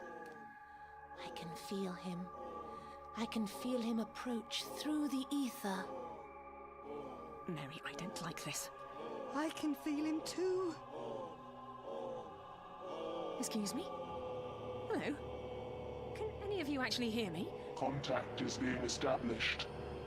The gateway is opening. All right. Let go of my... Let go! Now, everybody stay calm. This is quite normal. My God. Look at these readouts. What is it doing? We've locked on a distant source, and the machine is running according to its own paradigms now. We're doing some good science here. Science that nobody's ever done before. I don't believe it. Was that actually an earthquake? The displays! Save the displays! Ah, that's my 10x10 dolphin swimming in the Pacific! Stuart, help the dealers! Jamie, get the AV... Oh, what's going on? This isn't supposed to happen in Kent! They're coming! They're coming through! Who are?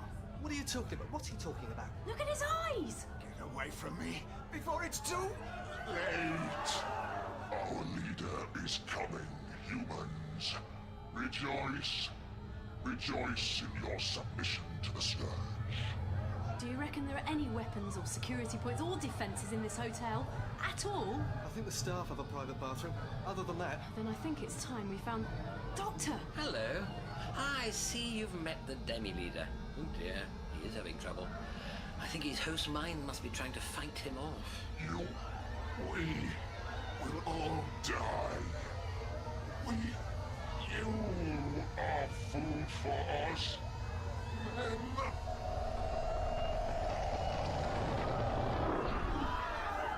What just happened? It's got dark. Outside. Professor, is it an eclipse? What's going on? It's not an eclipse. Everything's going to plan. Not long now. Get away! Everybody out the doors! The demonstration is over! We have to call the emergency services! Somebody get to a phone! Save yourselves! It's going to... Let go of me! He has arrived! Our leader has materialized on this planet! Professor, look! The lift! The lift where the dead body is! It's coming down! Yes, I'm expecting someone. That'll be him now. Old Will? But he's dead. We meet at last, Time Lord. Professor? Ace, stay back. I greet the leader of the great unity of the Scourge. In the name of Gallifrey, I welcome him to this universe, where he and his minions can feast. Doctor! It is good. Everything has been done as we agreed. Do you have the document we requested? Yes, great leader. On behalf of the Time Lords, I offer you the unconditional surrender of the planet Earth.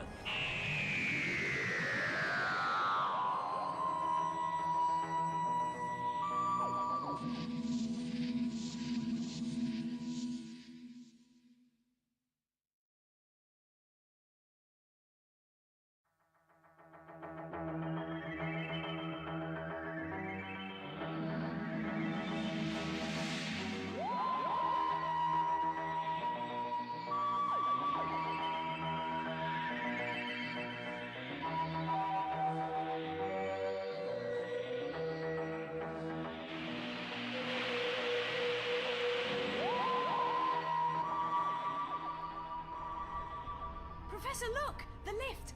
The lift where the dead body is! It's coming down! Yes, I'm expecting someone. That'll be him now. Old Will? But he's dead. We meet at last, Time Lord. Professor? Ace, stay back. I greet the leader of the great unity of the Scourge. In the name of Gallifrey, I welcome him to this universe, where he and his minions can feast. Doctor! It is good.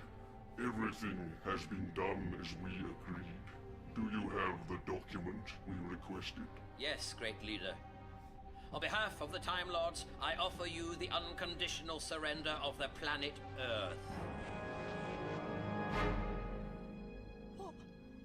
What just happened? Oh, I don't know. Normally I get to experience a lot more pleasure before I wake up feeling like this. Goddess, what's happened to Annie? Her eyes. Look at her eyes. I am changing this body, human. Doesn't sound like Orm. Mary, you get the others out of here. I'll follow. But don't argue. Go on. Oh, come on. You come out this way. No. Hurry along, come on. There is no need for you to shield them. They are in no danger now. So you're a kind and peaceful insect-eyed alien. They are in no danger now. But they will be later. Ah. Somehow I knew that was what you meant. So you are aware that there's more than one of you in there. What's happened to the baby? I can feel another human presence within this form. When the Scourge fully materialize in this universe, it will become part of us, as all human beings will.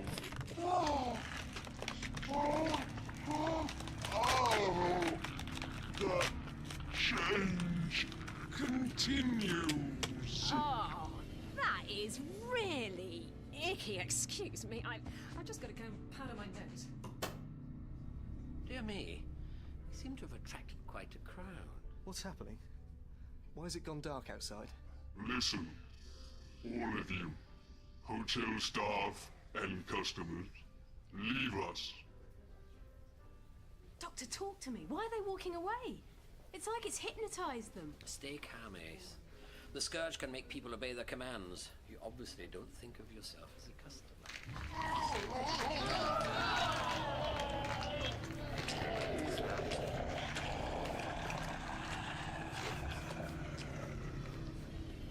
You see my true nature.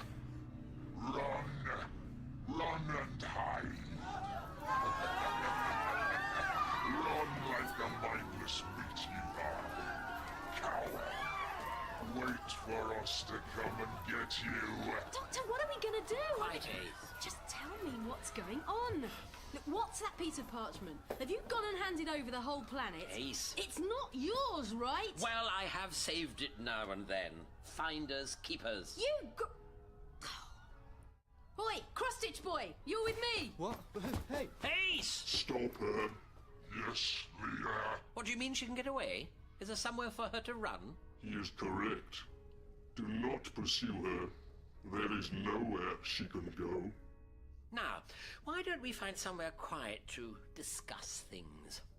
The manager's office behind the reception, yes? That looks private enough to look over the surrender documents. By the way, there are a couple of little points of law I'm very pleased with.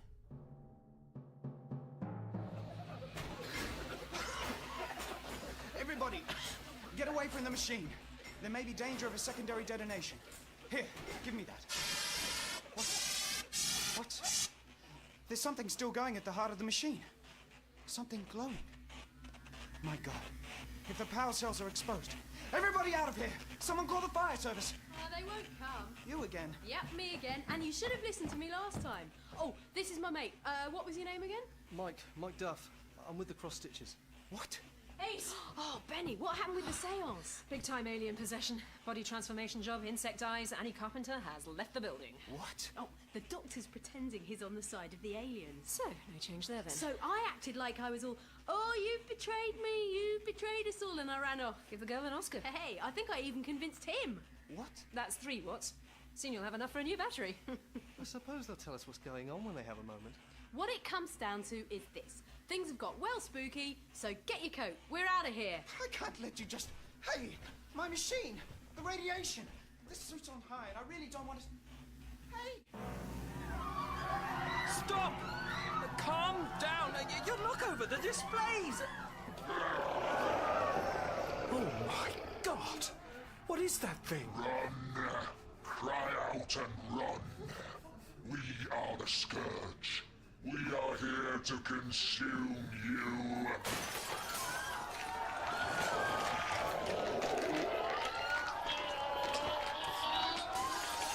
Mike, thank God. We have to stop it. It's wrecking everything. It's got Julie trapped in the corner. I don't think it can see her behind the tables. Hasn't anyone called the police? Well, there was one copper, but we found the body in the corridor. He tried to take that thing on, just ripped him apart. We're on our own now, Gary. The doors of the hotel have been locked. Where did that thing come from? Is it Brian Hughes? It's taken over his body and it's changing it. Okay, now it's smashing up the displays.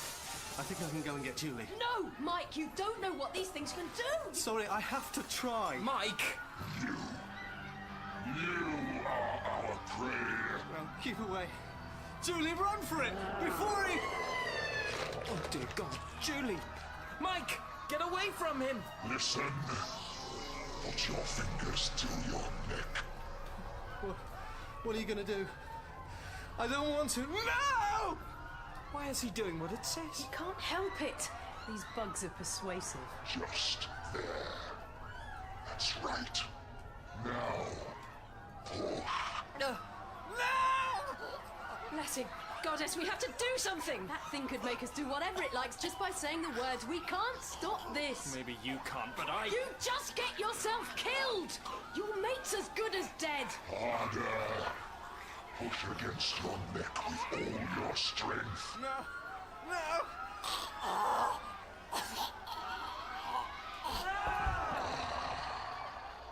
The first sweet death of so many. Paragraph 3, subsection 2.5 states that should your species ever lose control of this planet, become extinct, devolve to a pre-sentient state, etc., etc., except in the case of another alien race invading you, then all rights to the planet Earth revert back to me in perpetuity. We accept your conditions, Time Lord. Oh, what lovely new antennae you have there. So, if there is no more to be discussed... Ah, but we must get the little things right. You know, the devil's in the details. Where's Brian? He'd be fascinated by some of these sub-clauses. The demi-leader is creating fear and terror amongst the humans. Of course. You need a certain level of panic, don't you? Still, perhaps I should go and get him. You'll be needing him soon. Leader, I recognize the bridgehead. This is the Time Lord? I prefer just Doctor. You must be Annie. I am the bridgehead. I have never seen a Time Lord before. You are complicated. Oh well, I don't like to boast. I can see your shadow stretching back and forward across what your people call time. You have different facets, different faces. As do all my people. Some of them hidden. But none to you. If I break our bargain, I'm well aware of what will happen to me. You would be wise to remember that, Doctor. We have your soul in our keep. We have but to close our fist, and you will be ours. Of course. As long as you still have a fist. I was interested in the trivial reward you accepted for betraying your entire cosmos. Such a small matter, a biodimensional implant. We use them to torture humans in our universe. We stretch them across different possibilities and allow their bodies to mutate over centuries. I had a different use in mind. Freedom for my mind to roam through all the manifold multiverse. Freedom to travel. You know of me. Surely you're aware of what such liberty would mean. Indeed. It is the central feature of many texts concerning you. You've read about me. I'm so flattered. The stories were part of the intelligence material our army consumed when the Great Unity first devised this plan. Since we became aware that the humans of this universe were the primary source for our feeding, we have sought to annex this cosmos, to take control of the resource and manage it more efficiently. We stepped through what you call time, seeking a point where we would have an advantage, and that is where we found you, on the astral plane, petitioning us, ready with your offer. I was just dreaming. You know, too much cheese before bedtime. That offer caused us to seek out all information about you. You take the side of one species over another in small conflicts within this universe. You often defend the humans. I suppose I do. I haven't really paid attention to whose side I was on. You often lead those who would harm them into traps. That's true. Silly monsters, all of them. Only a very foolish species wouldn't see one of my traps coming. I rely on the fact that I'm much more intelligent than those I battle. Ironic, considering how small your intellect is compared to ours. Isn't it? Now, it is time to begin the focusing. I will summon the demi-leader. I'll go. Time is of the... Yes, well, anyway, adieu. I've never felt so helpless. That poor man. You just stood here. How could We're gonna even the score with these guys, don't you worry. They're gonna pay. But like Sun Tzu told me, you don't get angry and fight battles you aren't gonna win. Sun Tzu? Didn't he live in ancient China? We're not from around here. What's that thing doing to Mike's body? He's touching palms with it. That's what he's doing. He's trying to transfer the pentagram symbol.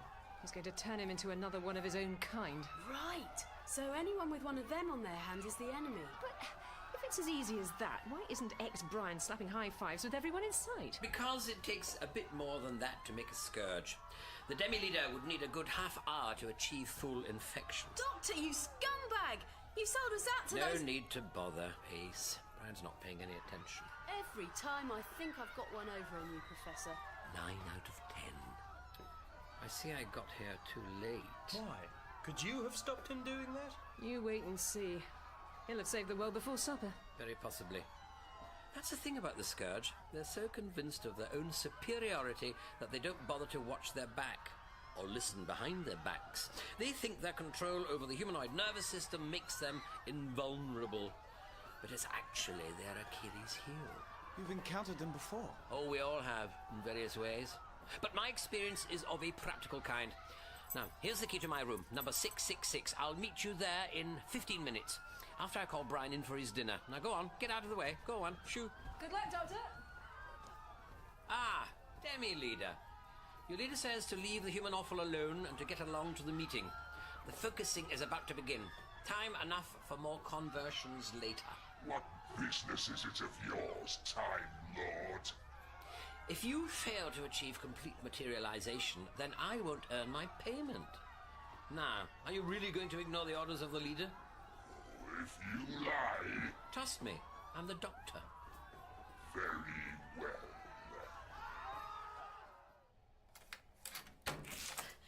Okay, it's empty. Everybody in, quickly! It's terrible. All those people, they're just running around like they don't know who to turn to. There's nobody to turn to. I've never seen human panic like that. I feel as if I should try to find people I know. But you can't stop and talk to any of them. They're too frightened to do anything but run and hide. If only we could get out. I'll put the kettle on. Tea, as always, will help. It's like those things are herding people about, keeping them scared. People like our attendees. Oh, I don't know how many of my friends have been killed. Poor Mike. Why are we sitting here having tea? The professor said 15 minutes. It's only been 14. So shut it, okay? Okay. Fine. What is it with her? She's as scared as we are. Only she deals with it a bit differently. She bashes it. Let's see if we're on the news. If anyone's coming to help. You're not going to get a picture. I've never heard interference like that before. Interference be damned! That's cosmic background radiation. The whispered echo of the Big Bang. There should be all kinds of radio sources out there louder than that. Terrestrial sources, other planets, the stars even. I take it we're a long way from the home counties. If we can hear that clearly, we're not even in the same universe. We'd be in a cosmos where there's nothing. Where the fireball of the Big Bang expanded uniformly until it was just a fine spray of radiating gas. So is that what the darkness outside was? Goodness, I think we'd better open the curtains. My God. Absolute blackness. No stars, no galaxies. Just darkness into infinity. We're in space? We can't be.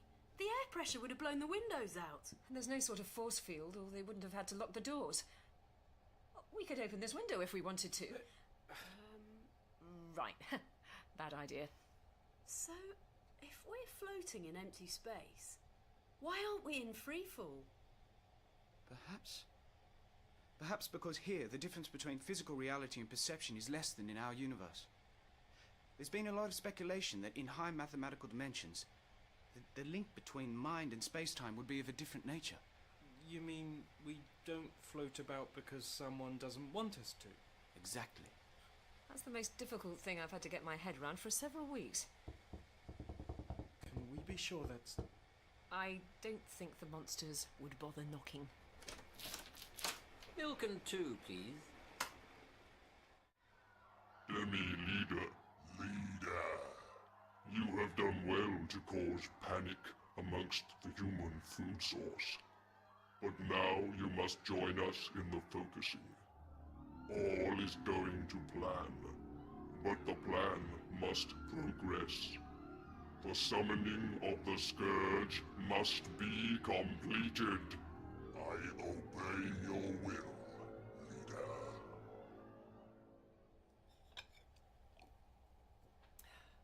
It's one of the eternal mysteries of the universe.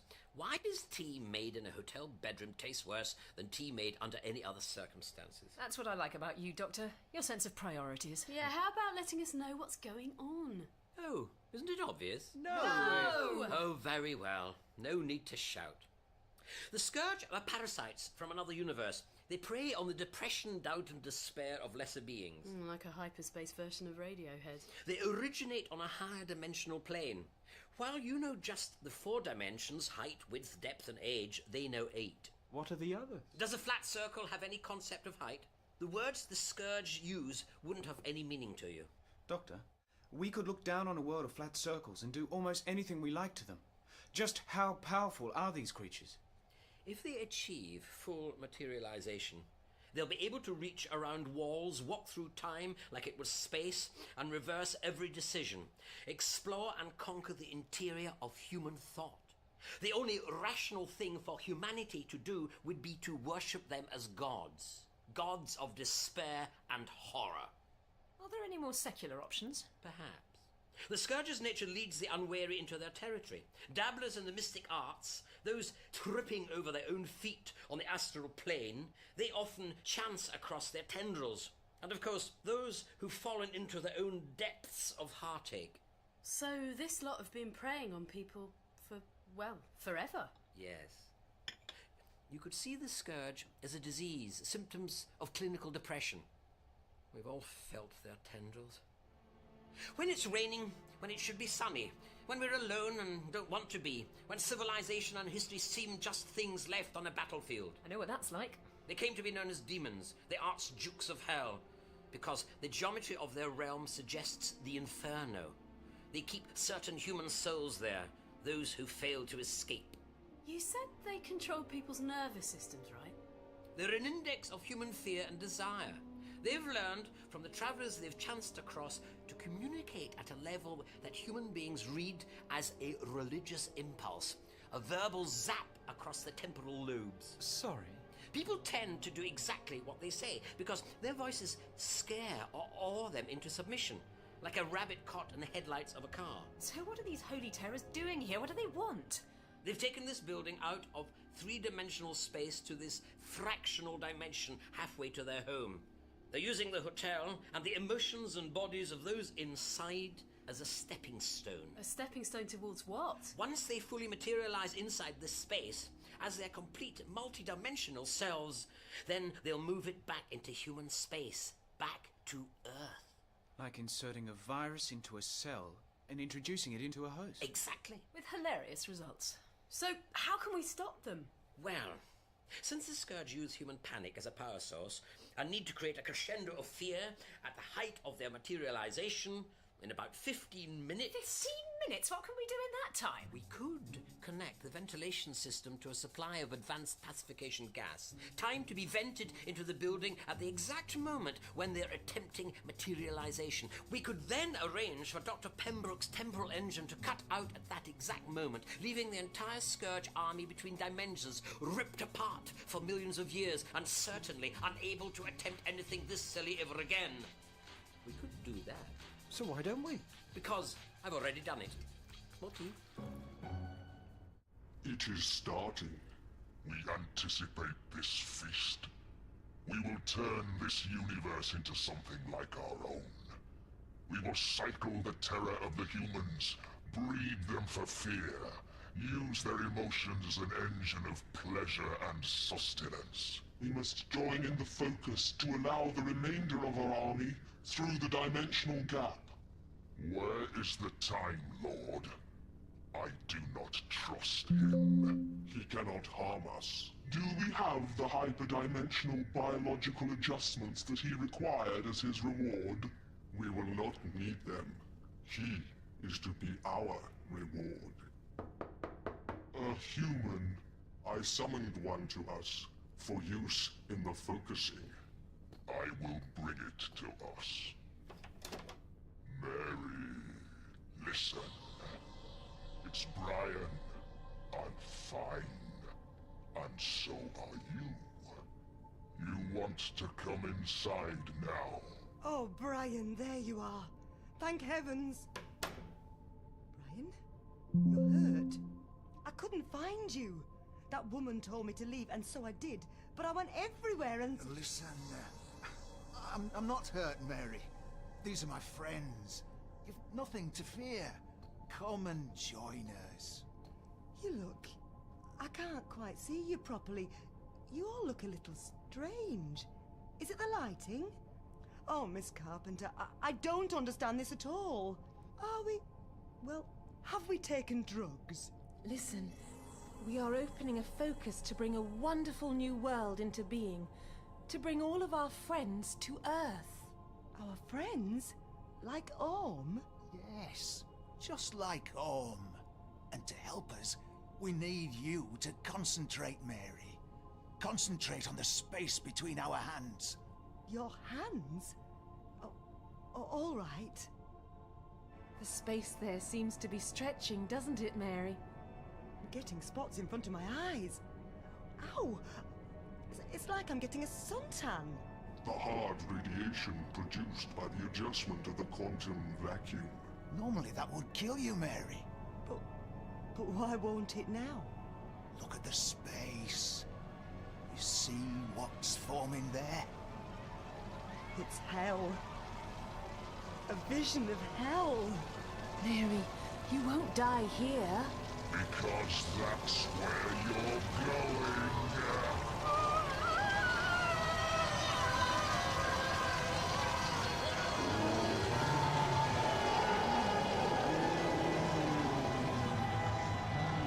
Feast on her pain and fear, brothers. Feast on the energy of her everlasting death. A sacrifice is made. The point of focus approaches.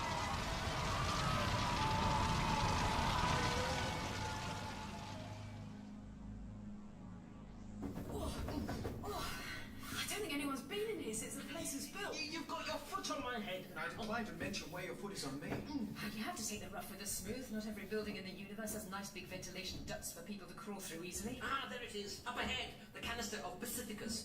A riot-control gas developed in the 23rd century. And you've wired it to an electricity meter? To an electromagnetic flux detector. And by the way, the needle's bouncing. Things downstairs are hotting up nicely. So, as soon as things get cosmic, the gas gets pumped into the ventilation system. Everyone falls over, and bang goes the Scourge's panic and terror. But that's not all. When the needle crosses the line, the meters send out a radio signal. And, well, let's just go and check on that. A message from our army. All cohorts have abandoned their flesh bodies and are massing in hypertropic form on the edge of the reality interface. Good. Remain in contact. Tell them to proceed to the point of focus. The transfer is nearly upon us. And then the ultimate victory of the Scourge will be assured.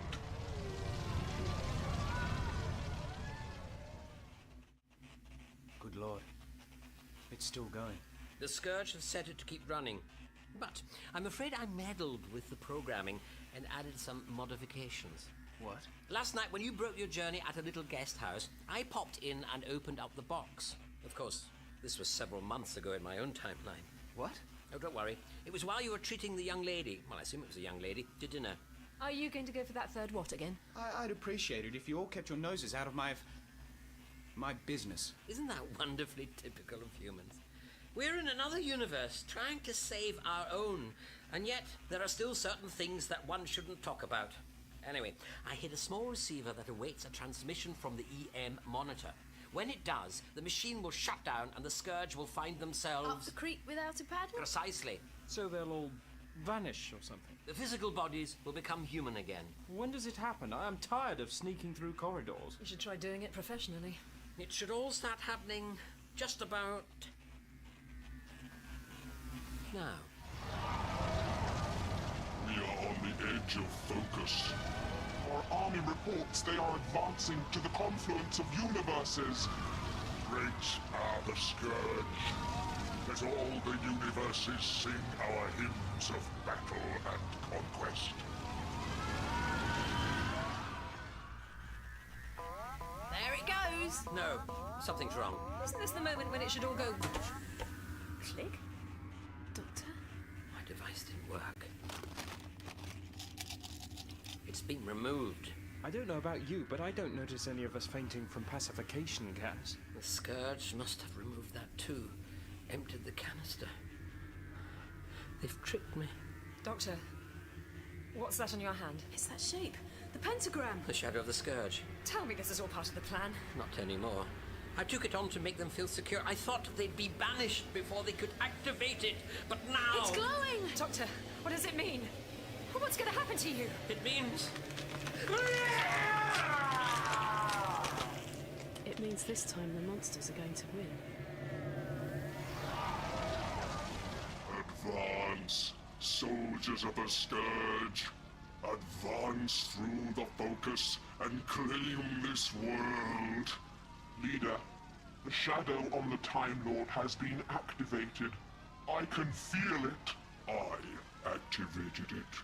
Why, Leader? He thought he had successfully betrayed us. I did not trust these Time Lords. Neither did I. Which is why I searched for his traps. Our success is now certain. And more than that, one of our soldiers will inhabit the body of a Time Lord and feast to his delight on the Doctor's soul. So we will conquer. We will dominate and feed. Yes, Demi-Leader, we will conquer. Observe, the army arrives.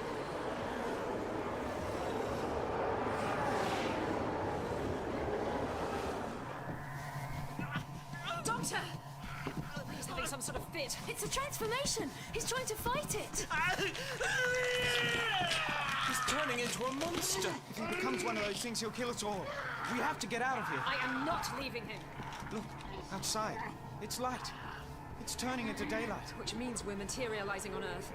That the Scourge are going to win. Oh, Benny, this is what we thought would never happen. The Doctor got it wrong. He played chess against these monsters. And they beat him.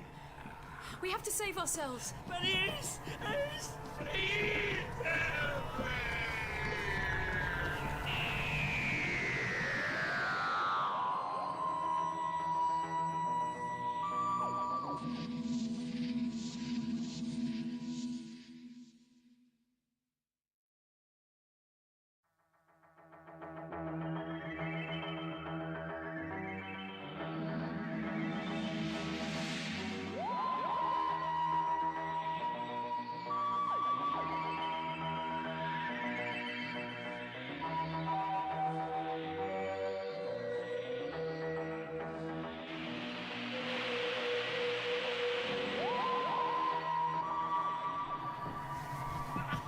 Doctor! He's having some sort of fit. It's a transformation! He's trying to fight it! He's turning into a monster. If he becomes one of those things, he'll kill us all. We have to get out of here. I am not leaving him. Look, outside. It's light. It's turning into daylight. Which means we're materializing on Earth. That the Scourge are going to win. Oh, Benny, this is what we thought would never happen. The Doctor got it wrong. He played chess against these monsters, and they beat him. We have to save ourselves. Please! Please! Help me! How can we help? Doctor! What can we do? Goddess. Is he? He's not breathing. Oh, that doesn't mean anything. He's completely paralyzed. His muscles are locked. His hearts have stopped. No. The one on the left's still beating. Just really slowly. So he's in some sort of coma. Maybe he did it to protect us from the monster he was becoming. Should we get him into the recovery position? I think the extra arm would get in the way. Hey, look outside. It's dark again. So we aren't back in our own universe. We must still be in the fractional dimension. So the bad guys haven't won yet. Oh, come on. This doctor guy is out for the count. His plan fell apart and we're supposed to... Where there's life, there's hope. He would have said that. You just remember it. The Scourge feed on despair, and we are not going to give in to them, all right? But what are we going to do? You're going to deafen me. What? Don't start that again. Here's how you do it. Hold your hands like this. Are you serious? I can't do that to you. Look, Benny just yelled at you, right? She made you angry. So now we're going to use that anger. No, I can't. Hands in the position. When I give the signal, you smack them hard on both my ears at once. Gotta hit at the same moment. Dorothy McSheen, are you absolutely certain about this? These bugs control people through sound. If I can get close to one, maybe I can kill it before it realises I'm not such a soft touch. The TARDIS infirmary can put my eardrums back together again after we win. But that's far beyond anything modern medicine could do. It's okay, we're from the future. Go on then, Gary. Give us a smile. Okay, that's close enough. Deep breath. When I drop my finger... Oh, Goddess.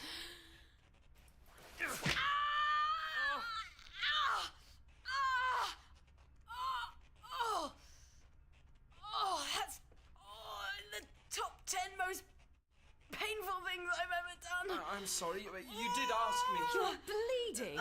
What? Can't hear you, mate.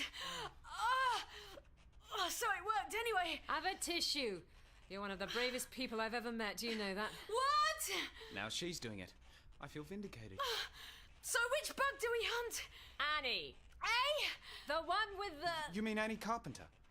The woman from the other conference. She's been changed too? It's catching. Why are we after Annie? I have a plan. Okay, but you better have some kind of plan.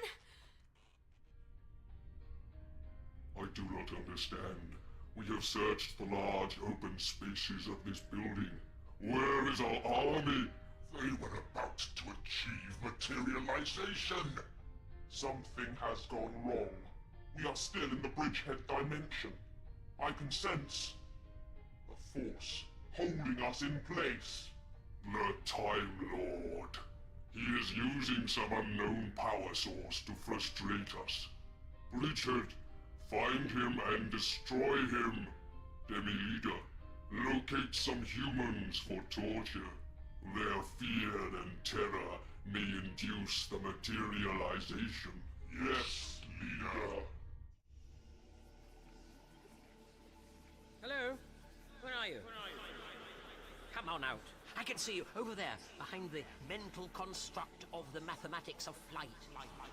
Where is this place? Well, this is the interior of my mind. A spacious, charming residence and a magnificent location.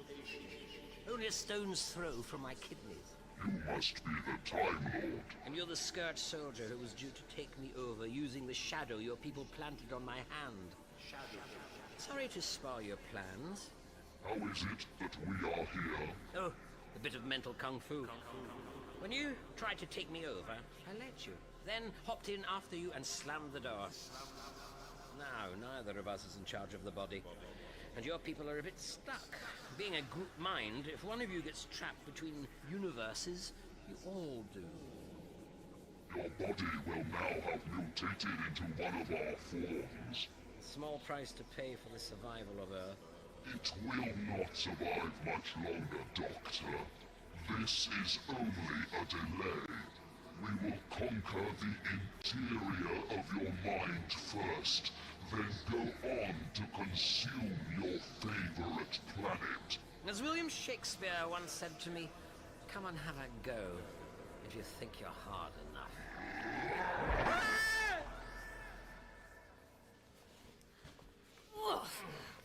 Why did they make the carpet of this hotel's corridor so rough that you can't haul a body along it? Actually, I think I may just have answered my own question. Little guy, he's really heavy. Maybe it's the extra arm. Oh, that's impossible. You can't gain mass in a moment. When we're out of this, I'll get you to have a look at my bathroom scales. What? Nothing important. I've had a look at this gas canister we took from the ventilation duct. I don't think the Scourge have got rid of all of it. There's still a bit left in here. Oi! Am I making sense? I can't hear myself speaking. You're fine, and there's no need to shout. Where are we taking the doctor? To a hiding place. Here. The caretaker's storeroom. Just somewhere that's out of the way of the Scourge. Now lower him gently. Okay. There. I hope he's going to be all right. Oh, we'll make sure he... Goddess. Look, a Scourge! Right out. No, it's the wrong one. It hasn't got any... Okay, so what do we do? Shh! It hasn't seen us. It's looking up the stairwell. It's heading upstairs, to the accommodation levels, where my friends are hiding. A lot of the staff are up there too. We can't help them now. We need to find Annie. No, we need to find Annie! Oh, come on, let's go hunting!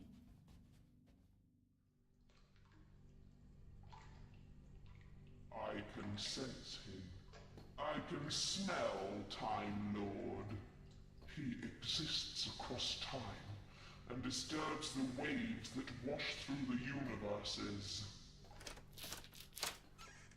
Hey, in here. I found her. Down there beside the swimming pool. It looks like she's searching for something. Oh my god, did that thing used to be Mrs. Carpenter? She's walking in circles. The pool must be right above where the doctor is. She's sniffing him out. We need to get her up here into the office. It'll be easier in a confined space. Everybody, down below window level. Make sure she can't see us. Everybody ready? Okay, go! Oi! Insect face! I'm not afraid of you, bug! And here she comes, fast as all those legs can carry her. We're ready.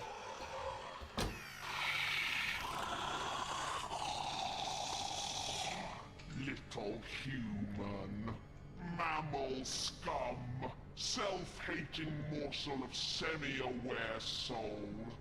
You dare to defy the power of the Scourge? You lot really need people to be afraid of you, don't you? Bet you own a pit bull terrier. Listen. Use your fingernails to pluck out your eyes. Sorry, can't hear a word. I've got her! I've got her mouth! Use the gas! Which end of this thing is that? Like that? Put it in her face!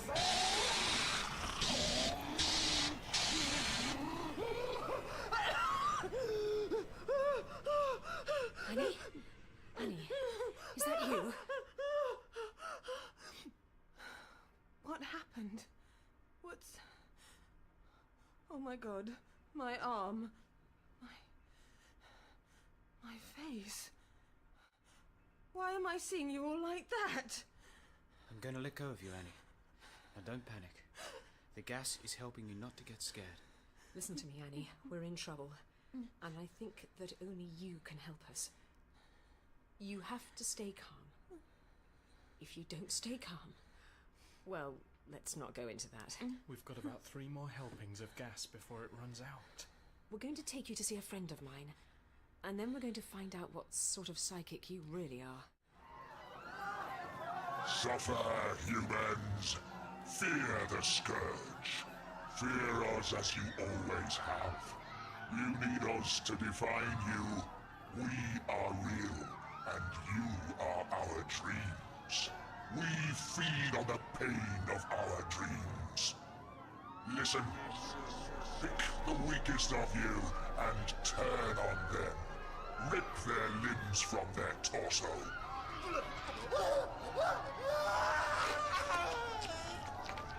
Report, Demi-Leader. I found these humans hiding in one of the rooms. They have shut themselves in all over this building, barricading the doors and hearing the screams of their fellows being tortured. Good. I can feel their fear. It is good you feel fear now, humans. This will prepare you for when your minds are conquered and your bodies invaded by our army. A fate you will come to enjoy as you worship your despair and pain. Oh, they flee! Shall I pursue them, leader? No. Their fear is pleasurable and sustains us in these forms. But we can only kill so many of them. Perhaps we should give them time to breed. No. We are vulnerable while we remain stranded between the universes. I have detected a source of temporal energy on the roof of this building. Perhaps it is that which the Time Lord is using against us. Destroy the mechanisms which the humans use to move against their gravity. Block any other paths. I will go to the roof to examine the energy source. Yes, leader.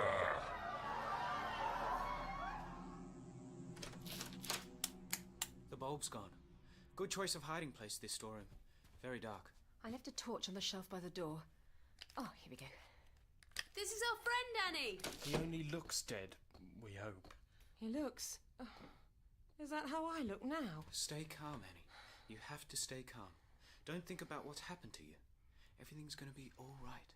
The doctor said that mystics encounter the Scourge. So you must have some kind of psychic ability. Or you're a manic depressive, in which case our goose is cooked. I've never been honest enough to get depressed. Good. I want you to channel the doctor. But I don't know how. I made all that stuff up. Sure, when I was a girl, I sort of knew what someone was like, but anything more than that was... Put your hands on his forehead. Concentrate. If he can find a way to communicate, he will. Okay. I don't know what this is all about. I don't know why. Shh! Just concentrate. Right now, I wish I believed in the things you do, Annie. Bernice? Ace? She can't hear you, Doctor. You have to tell her. Tell her?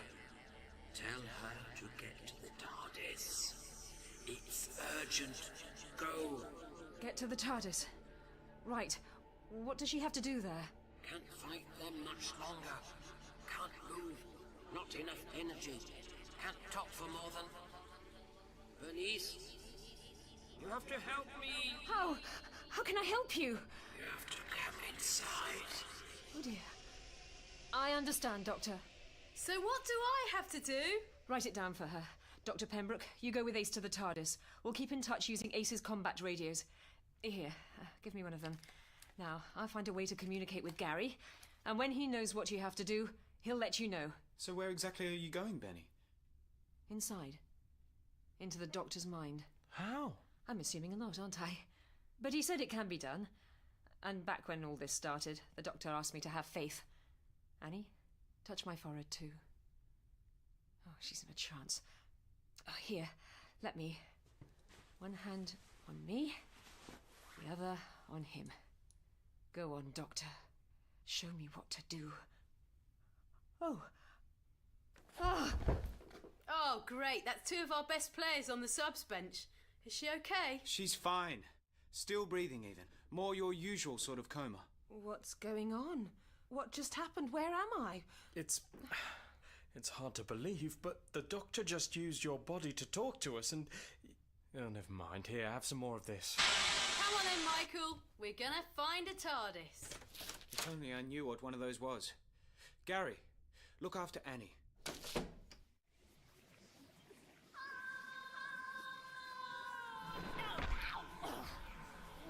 Right on my coccyx. Hello. Welcome to my mind. Sorry about the mess. What are you doing up there?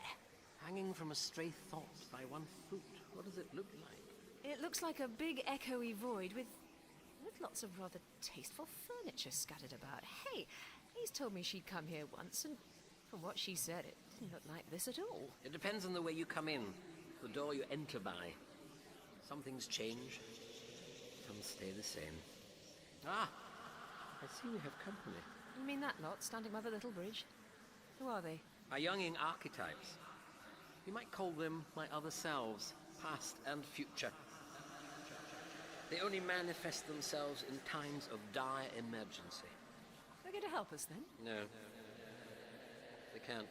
I'm in charge of who I am, and they can't interfere in this battle, even if they think I'm doing a terrible job. And do they? Probably. Who knows? They turn their many noses up at me whenever we meet. Which one is he? Who? Him. The one with the hair. Oh, the eighth me. You haven't met him yet. Not planning to regenerate soon? Oh, just asking. Bernice, if I lose this battle, I'll regenerate into a scourge, and the Earth will be the first planet to fall while they take over the universe. Ogle my possibilities at a later date. Sorry. Let me help you, Dan. Oh, did you say something about a battle? Yes. That's how I got up there. I'm fighting the scourge on the astral plane, metaphorically, as it were. How are you still alive? When they tried to infest me, I grabbed the soldier that hatched from the shadow and brought him into my mind. We've been locked in combat ever since, and since he's connected to the rest of the scourge, they can't fully materialize in your universe until he defeats me. Of course, I can't do much either, apart from define the fractional dimension so that you've got air and gravity. But we had those before you came in here. Time means nothing to the scourge. Don't quibble. It's taking me all my mental energy just to hang on. Did Ace get my message? She knows she has to go to the TARDIS, but she doesn't know what she has to do there. I didn't manage to tell her that. No. Oh, no. That means we have to try again. Try what? To battle the monster for control. To try and make my mouth move.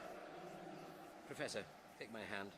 This isn't going to be pleasant. You say that as if it has been so far. Relatively speaking, my dear Professor Summerfield, it has. At least we made it to the lifts without running into the scourge. Best not to try to go up in them. If these bugs have any sort of tactical awareness, they'll be watching them. We could try the fire stairs. Over here. I got a full tour of the safety features when I made my booking. The stairwell. It's full of rock, but how? Oh, look out! Ah! Where did that come from? Oh, it's concrete. Like they've taken a lump of it from the foundations and just shoved it up here. By reaching around space and time, like the doctor said. It's blocking the whole stairway. There's no way we're going to get past that. Looks like it's the lifts after all. Looks like it's... You just said that, right? Big brain you have here. Goes on for miles. Nice high ceilings, too. I like to keep an open mind. Doctor, did you know that Annie was pregnant? No. It's just... I really don't want to see her hurt. Her or the baby. Indeed. Because, you see, it occurs to me that she's the focal point for all this. The link. The place where, if someone was going to put pressure on this situation to change it, to play it like a game of chess, she just seems to be in harm's way. Yes. Oh, will you give me a straight answer for once? Do you or do you not have a plan that's hiding underneath this plan? Are you going to turn around and say at the end of all this, I couldn't have told you. Your reactions had to be the real thing. Which I've never believed, incidentally, because we've acted our socks off in front of you often enough. I just think you enjoy saving us all at the last minute, like you're the conjurer. We're the rabbits and there's a hat of some kind. The situation would be the hat. My point exactly. So just tell me. No. This time the audience have seen through all the conjurer's tricks. And we're up to our necks in hat. Deep hat. Not feeling at all sheepish about that, then? That you thought you could offhandedly wander in and duff up the scourge with one hand tied behind your back?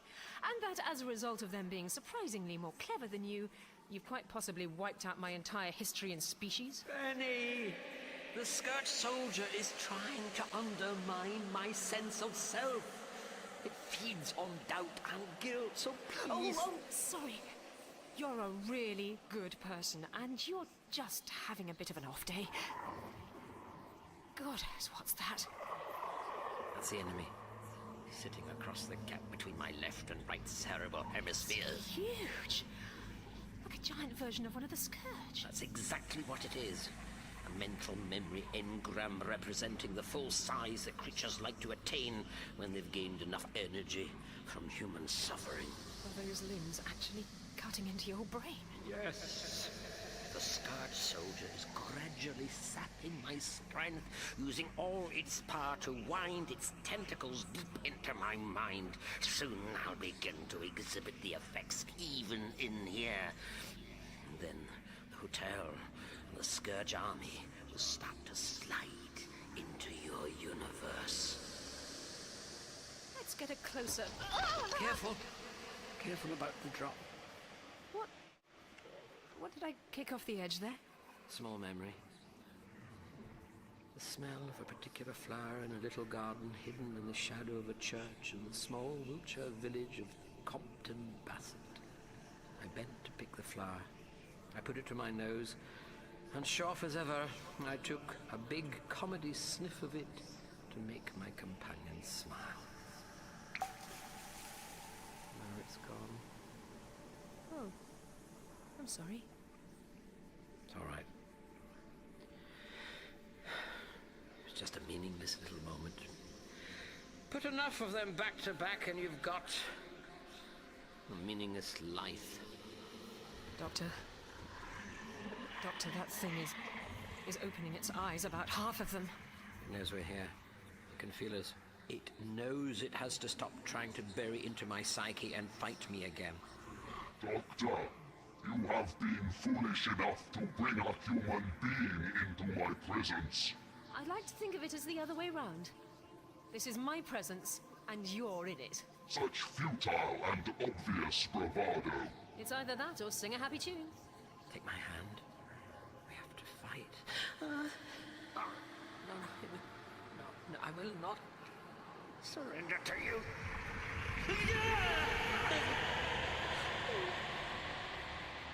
It keeps doing that.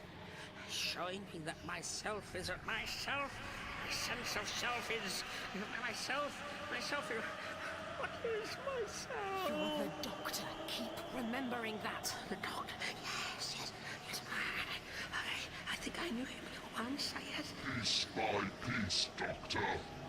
Piece by piece, the Scourge are becoming the masters of your mind.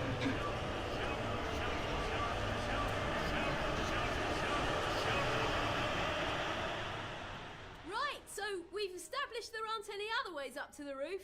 Unless you fancy opening a window and free climbing in cosmic nothingness. Oh, no. I got vertigo on the harbour bridge. I'd guess that was a no. So we're gonna have to try the lifts, even if it gives us away. Come on. Oh, they must have cut the power. We're gonna have to do this the hard way. Here, grab this. What is this thing? What? Oh, right. Oh, it's a tool we use to pull the tops off Daleks. It unfolds like that. It's very strong. It's just the right shape for leverage. Now put the end in the gap between the lift doors, and you get behind me, and then we'll both...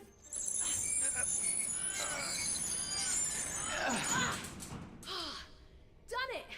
Let me go first. Go? Up the lift shaft. Oh, come on! It'll be fun! Do you have a different definition of that word in the future? I put Bernice in one of the staff bedrooms, locked it, then slid the key card under the door in case she comes round. Great. I only wish we could move the doctor so easily. He seems to have grown into the space here, like these new limbs want to cling on to things automatically. I can feel mine wanting to do that. How is he? He's not breathing, and I can't find any heartbeat. We must try and have faith. Oh, yeah. Like you're an expert in that. A con artist who... Sorry. I was told to keep you calm. I'm trying to be. I feel like I'm going to wake up and this will all have been a dream. More like a nightmare. This was going to be a really good event. A great many of my friends are here, and now they're all in hiding. All in danger. Every time I move, I get reminded that I've changed. It's like when you get back from the dentist and everything in your mouth is new. Only it's my whole body. This is going to change back, right? I am going to be okay. Of course you are. The doctor's got the power to change himself back, and you as well. Only I think he's dead. And if he's dead, then... Oh, dear God, no. I'm changing again. It's growing. It's not my arm. It's not! Annie, we're out of gas. Isn't there anything you can do to calm yourself? Some sort of relaxation chant? What's the point? What's the point? I'm just gonna keep changing. I'm gonna lose me in this monster. It's because I'm a fraud. I deserve this. So did you. How did you know? The scourge inside me knows. It knows about all of us. I fiddled the accounts. I took a cut of the registration money. £2,000. Yeah, that makes sense. Doesn't it look just right to you? 3 groups of desperate people. The losers I feed off. Losers like you people, whose biggest thrill is making a portrait of the Queen out of thread. And the losers Michael wanted to feed off, dreaming of time travel and the cash they were going to make. Michael? Dr. Pembroke. We've all been set up right from the start.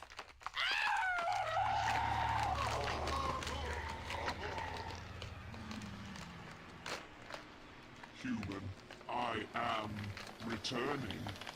I am taking back this body. How much further up this lift shaft are you intending to drag us? What? How much? Oh, we just have to get up a few more floors. It didn't look like that lump of concrete went up all the way. That's good, because... Ace, look down. What? Look! Oh, I must have been on guard, checking out the lift shaft, waiting to see if we go for this. Come on! You will die in agony, and serve us in hell. Doctor!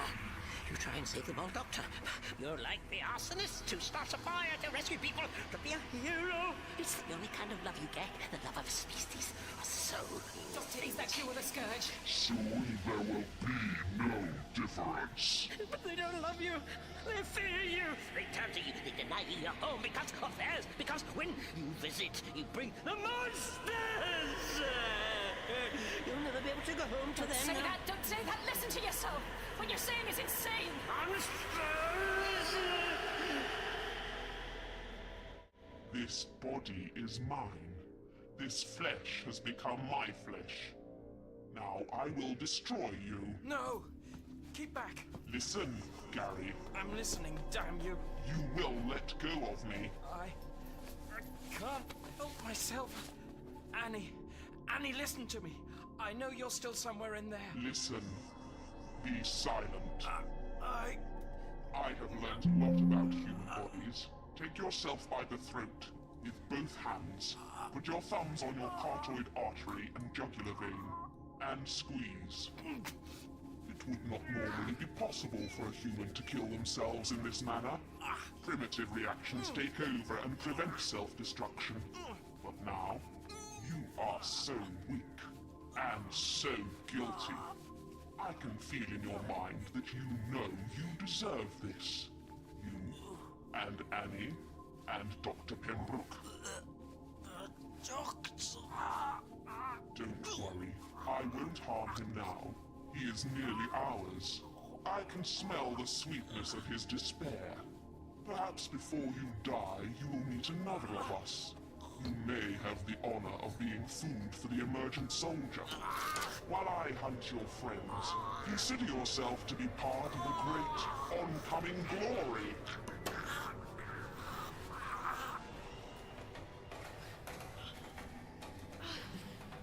Oh, if we can just get this door open. I've got it. Heave! It's right behind us. Up these stairs! They'll get us to the roof! My God. The nothingness. Forget the sky! Use this to fasten the door! Help me! That won't hold him for long. That won't hold him for long, but it doesn't need to. That's what we're after. Over there. Come on! A police box. Key. Where did I put the key? Ace, look out! Behind the police box! Poor humans. So impotent in the face of the inevitable. Kneel.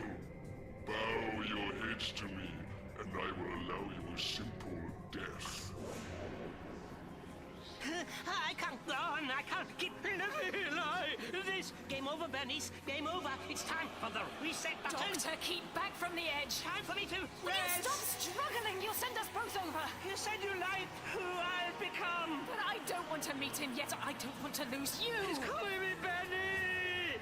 The darkness down there. The darkness at the heart of my own mind. You can't give in to it, Doctor. You're loved by millions of people. People you'll never meet. You haven't told us what Ace needs to know. You cannot give up. But I have to. Goodbye, Bernice. Don't forget me. Doctor!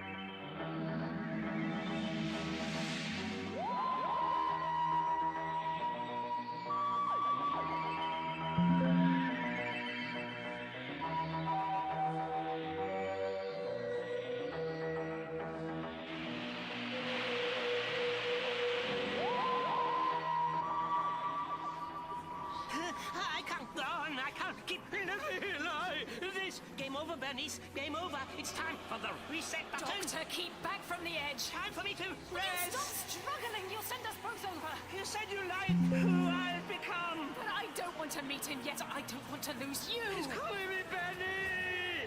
The darkness down there. The darkness at the heart of my own mind. You can't give in to it, Doctor. You're loved by millions of people.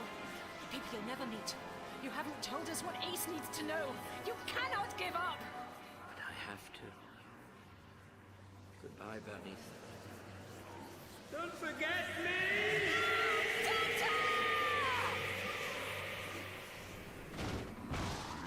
Ace, never mind that one. Here comes the one who was chasing us. I see it! You don't have to grab my head and point me at it.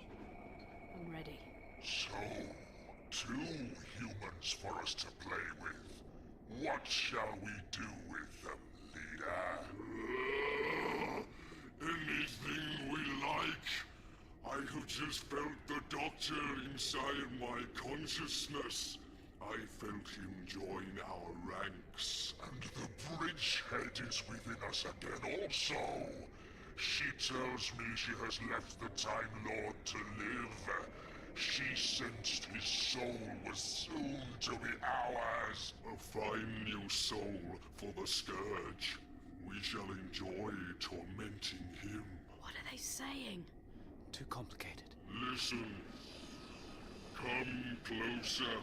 I guess that's a come over here gesture. Don't, Ace! Oh no! I'm in its power! I can't help it! Listen. Take that edged weapon from your belt. What are you pointing at? You want me to show you my knife? Like this? Now listen. I don't know what you want, but I know exactly what I want to do with it. This! Do you want some as well? No, Doctor, no. Don't jump. Don't. Goddess. Oh, where am I? A hotel room. A hotel. The doctor!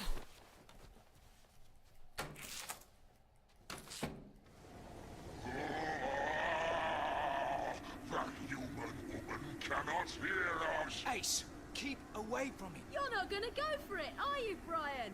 You're more worried about what I did to your leader. She has merely wounded me. Listen, you, the male human. Demi leader, direct him. I'm not listening to you. Listen. Take the female and throw her off the building. Hey, Michael, what are you... No! Ah! Ah! Gary, what are you doing? Help me, I can't stop myself. I can.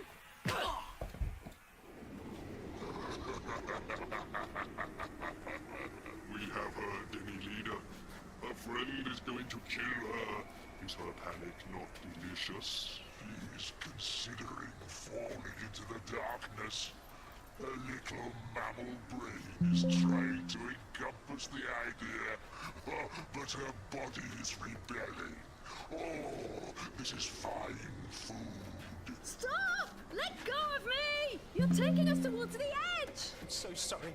I can't stop myself. Maybe it's for the best. But I mustn't take you with me. I mustn't! I can't hear you, but I don't like that look on your face, mate. You don't deserve to die. Yes, I do. You're worried because you meddle with time travel and all that stuff. Well, we discover all of it later. And the doctor meddles everywhere. No, I mean... Oh, God. I'm glad you can't hear this. I mean, I deserve to die because of my wife. Your wife? Oh, it's pretty easy to lip read when someone's got their hands around your throat. Oh, great. You think this is one of those horror stories where you have sex and get killed? Or steal the petty cash and get killed. Or fleece loads of gullible fools and... No, couldn't read that bit. Gary stole the money. The Scourge knows. The Scourge is telling us all about each other.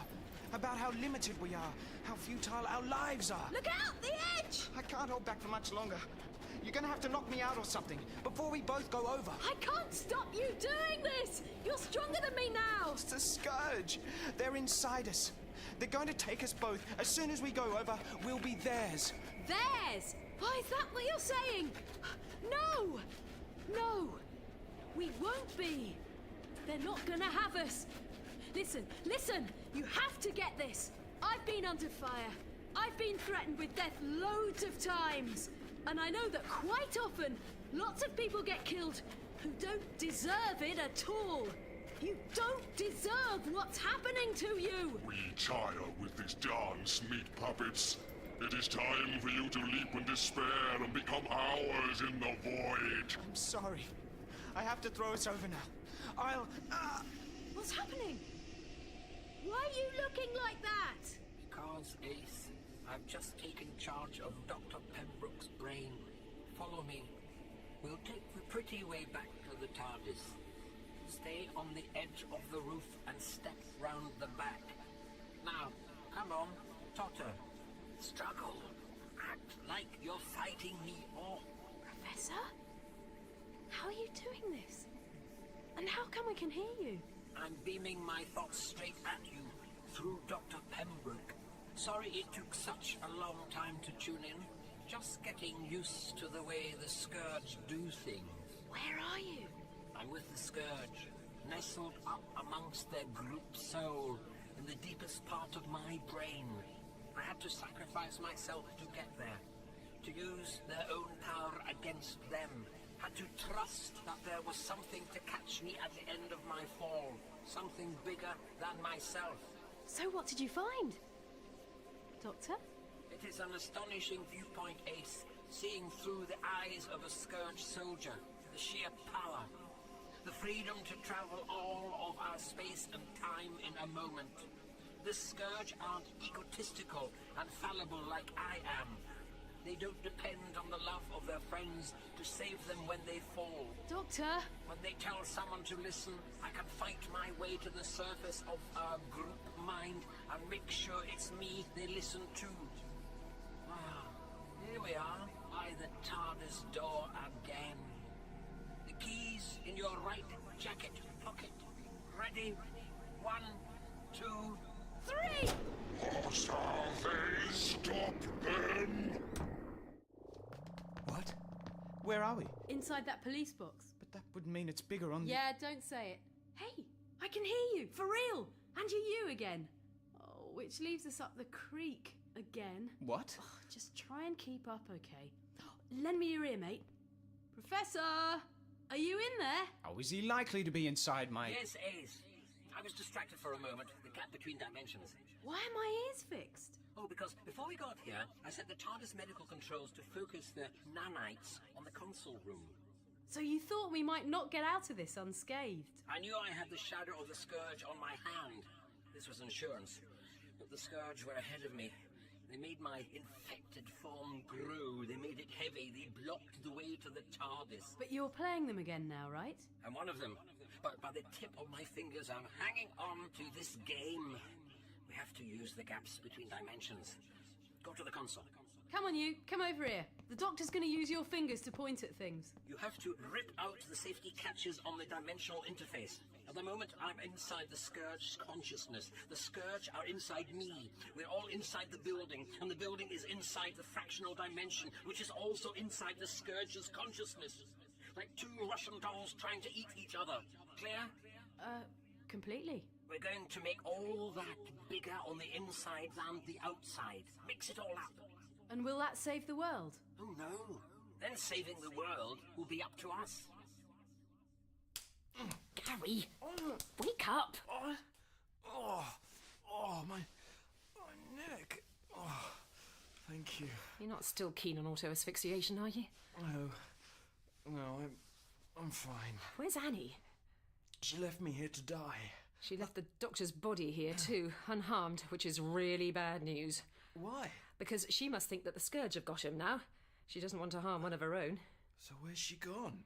To do what the Scourge do best. Terrorise people. Come on! Listen. You. Come here. Come here to my jaws and die. This is all you can expect from your existences now. An eternity of pain, for now and always. The Time Lord is ours. The rule of the Scourge is beginning. This place will finally open like the door it was always meant to be and take us to your Earth. Pitiful humans, who can save you now? What is happening? Hey! You leave these people! What's that sound?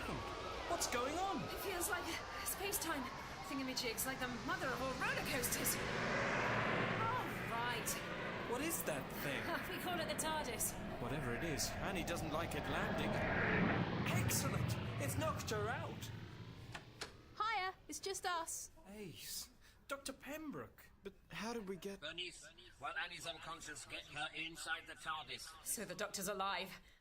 And he's using Dr. Pembroke like a ventriloquist's dummy? It's been emotional. We have to get Annie inside the TARDIS and get everyone else out of here. The two Scourge on the roof will have been knocked out by my dimensional fiddling, but as soon as they wake up, they'll sense the movement of the TARDIS and follow us. Come on, everybody, get out of here. Right, help me get Annie inside. So couldn't we just drag everybody in here and dematerialise? Get back to Earth and leave the Scourge in the hotel? We couldn't escape the fractional dimension. We and the Scourge are wrapped around each other, trapped and knotted together. What? Where? Annie, wake up! We need you awake! She hasn't changed physically. So much for your medical insurance. She hasn't got the body of a Time Lord. why am I okay again? The temporal grace of the TARDIS interior. The old girl's sense of calm. As well as the nanites. Mentally, you're your old self, at least for the next few hours. More than we can say for you. So, okay, we can't take the people home. Why don't we just haul all of the Scourge into the TARDIS? Make them wake up? They need to be unconscious first. The conscious Scourge would have its defenses up. And now that one of them has been disconnected from the Scourge consciousness, they'll know what to expect. Oh, stop getting you and the Scourge mixed up. That's well scary. Oh, it's just so tempting. The Scourge are all powerful, and I'm just a pitiful child doing tricks to attract the attention of my friends trying to buy their love. Doctor, stop it. We need your help. Why have you done all this? What are you planning? For once, I'm making it up as I go along. Bernice, concentrate for a moment. Examine the contents of your mind. You can feel the Scourge there now, can't you? Oh. Goddess, yes. That's terrible. Why have you done that to me? Me too. Doctor! I can feel it now. The weight of it. All the things He's done it to all of us. Have you really sold us out then? Have you surrendered to the Scourge? Always! Have a little faith! I haven't surrendered. I've put us all in the same dimension, on the same playing field. The Scourge are us, we are the Scourge. I get it. They can't tell us to listen anymore. We're as strong as they are, even if some of us are still, changed. You all have to get everyone together in the foyer. Wait there for the Scourge to arrive. You'll be able to fight them. I know you can beat them. What about you? I have my own battle to fight. But if I lose it, at least now the rest of you will be safe, providing you win your war. I'll see you on the other side of all of this. Now, Dr. Pembroke can have his... body back. Well, come on, you lot. Everyone get down to the foyer. Come on, Benny. You heard what the doctor said. The foyer. I'm not going. I've decided there's something I have to do. Annie, come with me. I'm going to need your help again. Sure, but shouldn't... No buts. Ace, you're just going to have to trust me. You're going to try and help the doctor, aren't you? I have to. Somebody's got to look out for him. It should be me! But we know you're the best chance to get this lot out alive. You just make sure you get back in one piece too. I'll try. Annie, come on.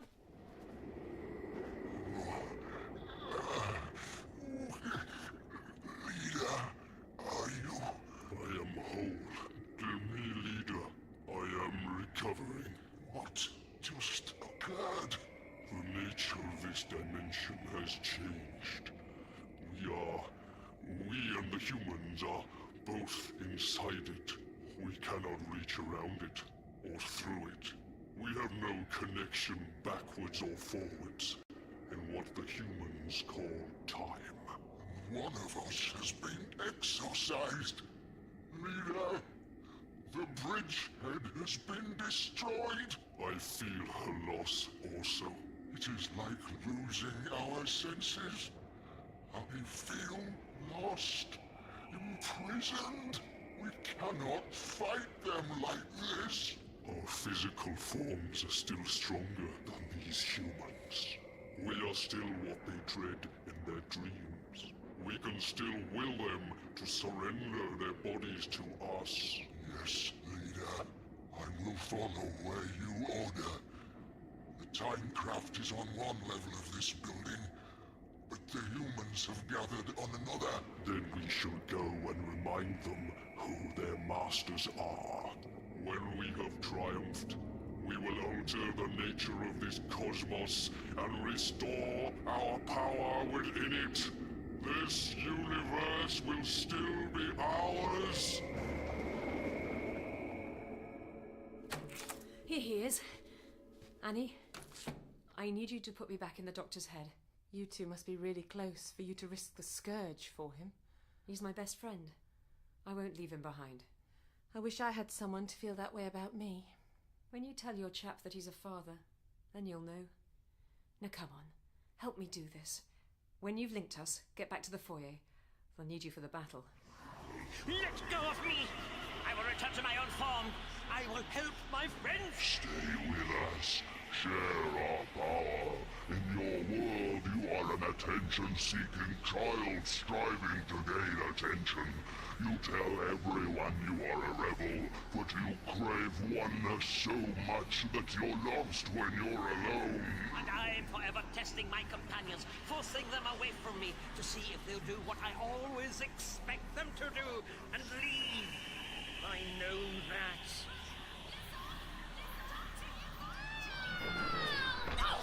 Again, ow!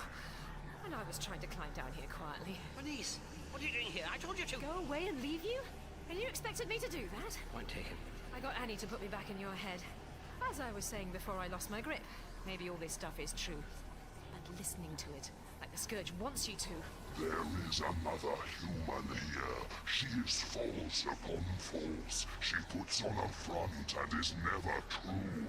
She could never ask for help with all the pain she hides, because that might exclude her from the society she craves. She's... will you please just shut up? Doctor, fear will stop you doing anything. But love can stop the fear. Take my hand. We're getting out of here. Yes. Yes, I think we are. Doctor! Doctor! It's got me!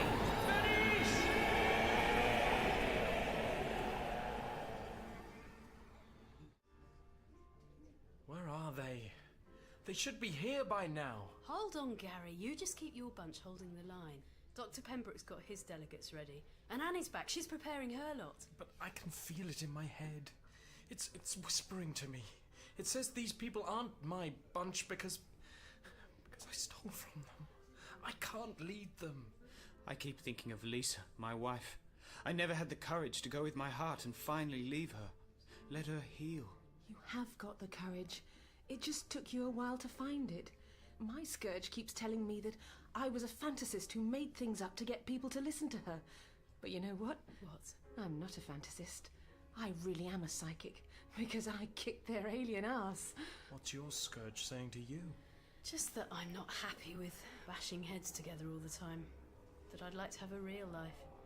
But I knew that already, and it won't stop me from doing a bit more of that today. Here they come. Everybody stay down behind the chairs until they get closer.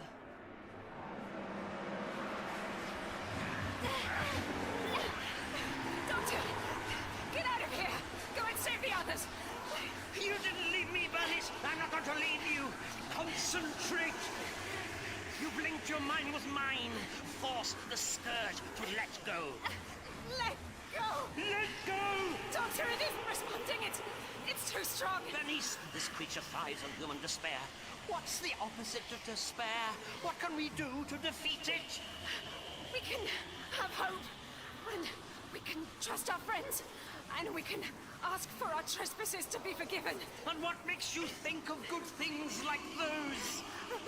A big party where everybody's happy. And being in bed with someone you love.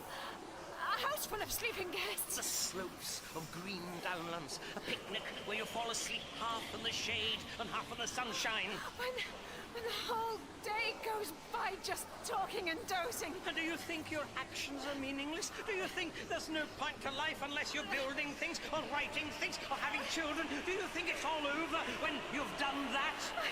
I don't even think we come back or go to heaven or anything. And is that a weakness? Tell me! No! I think happiness with those we love means everything. I think these creatures are preying on the floor. That's humans being stupid and not trusting to their own strength and not being able to say they need help. And it would be all okay if we could all just get our hands on some tea and scones, because those things are great. Yes! Yes, they are! The little things in life, that's what we can use against them. It's easing its grip. Listen, you. Annie is having a baby. An entire new life. An absolute blank hope for the future. It's inside her. It's part of her. You can't corrupt that. You can't make it despair. You can't make us despair while there's still hope like that in the world. It's letting go. Come on, heave! It's the got me. Doctor, grab my hand. Pull! I've got you. We must win. quiet. You're nothing if we say you're nothing. Come on, Bernice. Leave this thing to its despair. We have a word to say. Look at you. Small humans hiding behind whatever they can find. You are devoted to trivia. Interested only in creating items which you do not even have the bravery to call art. What worth are you? What have you found in these baubles that makes you worthy of survival? We're standing up to you for a start. Because you think we're like the fictional monsters your writers have created. But those are single human failings dressed up, ready to be defeated. We are human failure. We live in the gap between what you are and what you could be. We have been parasites on your kind since the first Australopithecine became conscious. In one instant, that beast was aware of her own self, and in the next, she doubted she deserved the happiness she experienced at that awareness. You belong to us. The multiverse was organized this way, so that you would be our food. We won't let you win. We can feel you in our minds. Stand up! Come on, all of you! We're ready to take you on. Are you? You who stand up and think you can lead these humans? You have... Stolen from them. Yes, I stole from all of you. I took £2,000 from the convention. And I've lied to and betrayed my wife. And I've been taking New Agers for a ride for over a decade. But you know what? We're only human. This lot have been waiting all their lives for a chance to do this. What I get to do all the time. To face our monsters. Right, Gary? Yeah. Debt. Or drugs or all sorts of bad stuff. But we all know it's easier to fight one of you lot than those. These are my friends. The best people in the world. And you killed our mate. So you do what you want. None of us are going to back down. Get out of our heads! Get out of our world! Get out of our heads! Get out of our world! Get out of our heads! I cannot... This thing on my hand, it's fading. Oh, we are being expelled from this dimension! Attack them directly. Feed on their fear.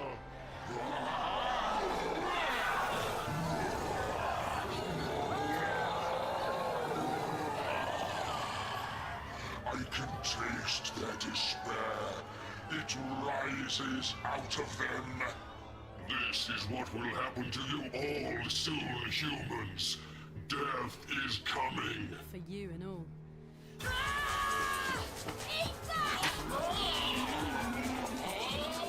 She hurt him. See? She drew blood from his arms. We can beat them. They're not... invulnerable. Oh my God! He's got her! No! You will watch as I take this human apart, organ by organ, and your fear will take us to your Earth, where we shall feed. Go on then! Do it! I'm not afraid of you! Ace! Do I tell them to look or not to look? It doesn't matter. It's all over. We got what we deserved. But it can't end like this. It just can't! Doors opening. Ah, there you are. Leader, demi-leader, Ace. Professor! Benny! Isn't the leader a bit heavy lying on top of you like that? He could do with losing a few pounds. Oh, the Time Lord! You still wear one of our bodies! Yes, I'm thinking of keeping it. The extra limbs come in a bit handy. It is good you are here. We can feed on your fear also. You can witness my dissection of your companion. Oh, but I'm not scared. After all that has happened to you. Because of all that's happened to me. Bernice sorted it all out for me. You dare smile at us? You see, I set myself up as a slayer of monsters, someone who battles with demons. And to do that, one needs a certain authority. What gives me the right to walk into situations like this and juggle with the fate of planets? Who gives me permission to stand up? Who does? My friends do. You putting me through all this soul-searching only served to remind me of that, and of something else, that I'm the Doctor. You said you read many texts concerning me, that the central feature of them was my desire for freedom. Surely you noticed something else. What? That I always beat the monsters. He does too, even when they're inside his head. And now, here I am. Just when you've got victory in your grasp, wandering about in front of you without a care in the universe. Obviously, I have something up my sleeve. Obviously, you're unaware of the trap I've lured you into. I'm what monsters like you are afraid of. So tell me, are you getting scared yet? The scourge are fear. You cannot scare us. Dr. Pembroke, did you know that Annie was pregnant? What? Annie, is this true? Michael, I was going to tell you. And how do you feel about this, Dr. Pembroke? I feel absolutely wonderful about it. Amongst all this destruction, you and I, Annie. You mean it's okay? I mean, I'm damned if I'm going to die now. Not when I'm going to become a father. So, those two are... They say opposites attract, and the Doctor noticed that. He just keeps on surprising you. Do you see now, Brian? Do you see the other side of what humans are like? Does this move you at all? I am not. I am human. Oh, no, you cannot. Oh, help me. Get this thing out of my head. Your army is losing its grip, leader. You can abandon your invasion, abandon these bodies. Let the Scourge consciousness retreat back to your own dimension. Or suffer the consequences. We mock your arrogance, Time Lord. We shall consume you after I have ripped apart this woman and her... Don't you... Doctor! Listen, leader. You can't move. You cannot, but I cannot. How? We're the Scourge. The Scourge are us. And that means we can tell the Scourge what to do. Listen. Hear me, leader. You are Brian Hughes, director of Hughes Aviation. No! I will not! Will not! Your wife is dead. Many innocent people are dead. But none of it was your fault. You have no guilt, no fear, no anger. It's a quiet night at home. The owls are calling outside your window. Be at peace and let the Scourge be gone. No! No! This will not!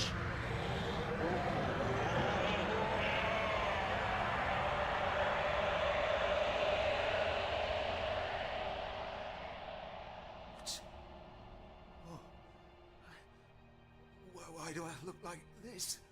What have you done to him? I've freed him. Now you are the last fingertip of the Scourge consciousness, desperately hanging on in this dimension. You can still retreat. You can still get home. Or I can make you let go and be spread across the dimensional rift for millennia. I will kill... Listen. You've done enough harm. Let go. No. I will return, Time Lord, and then...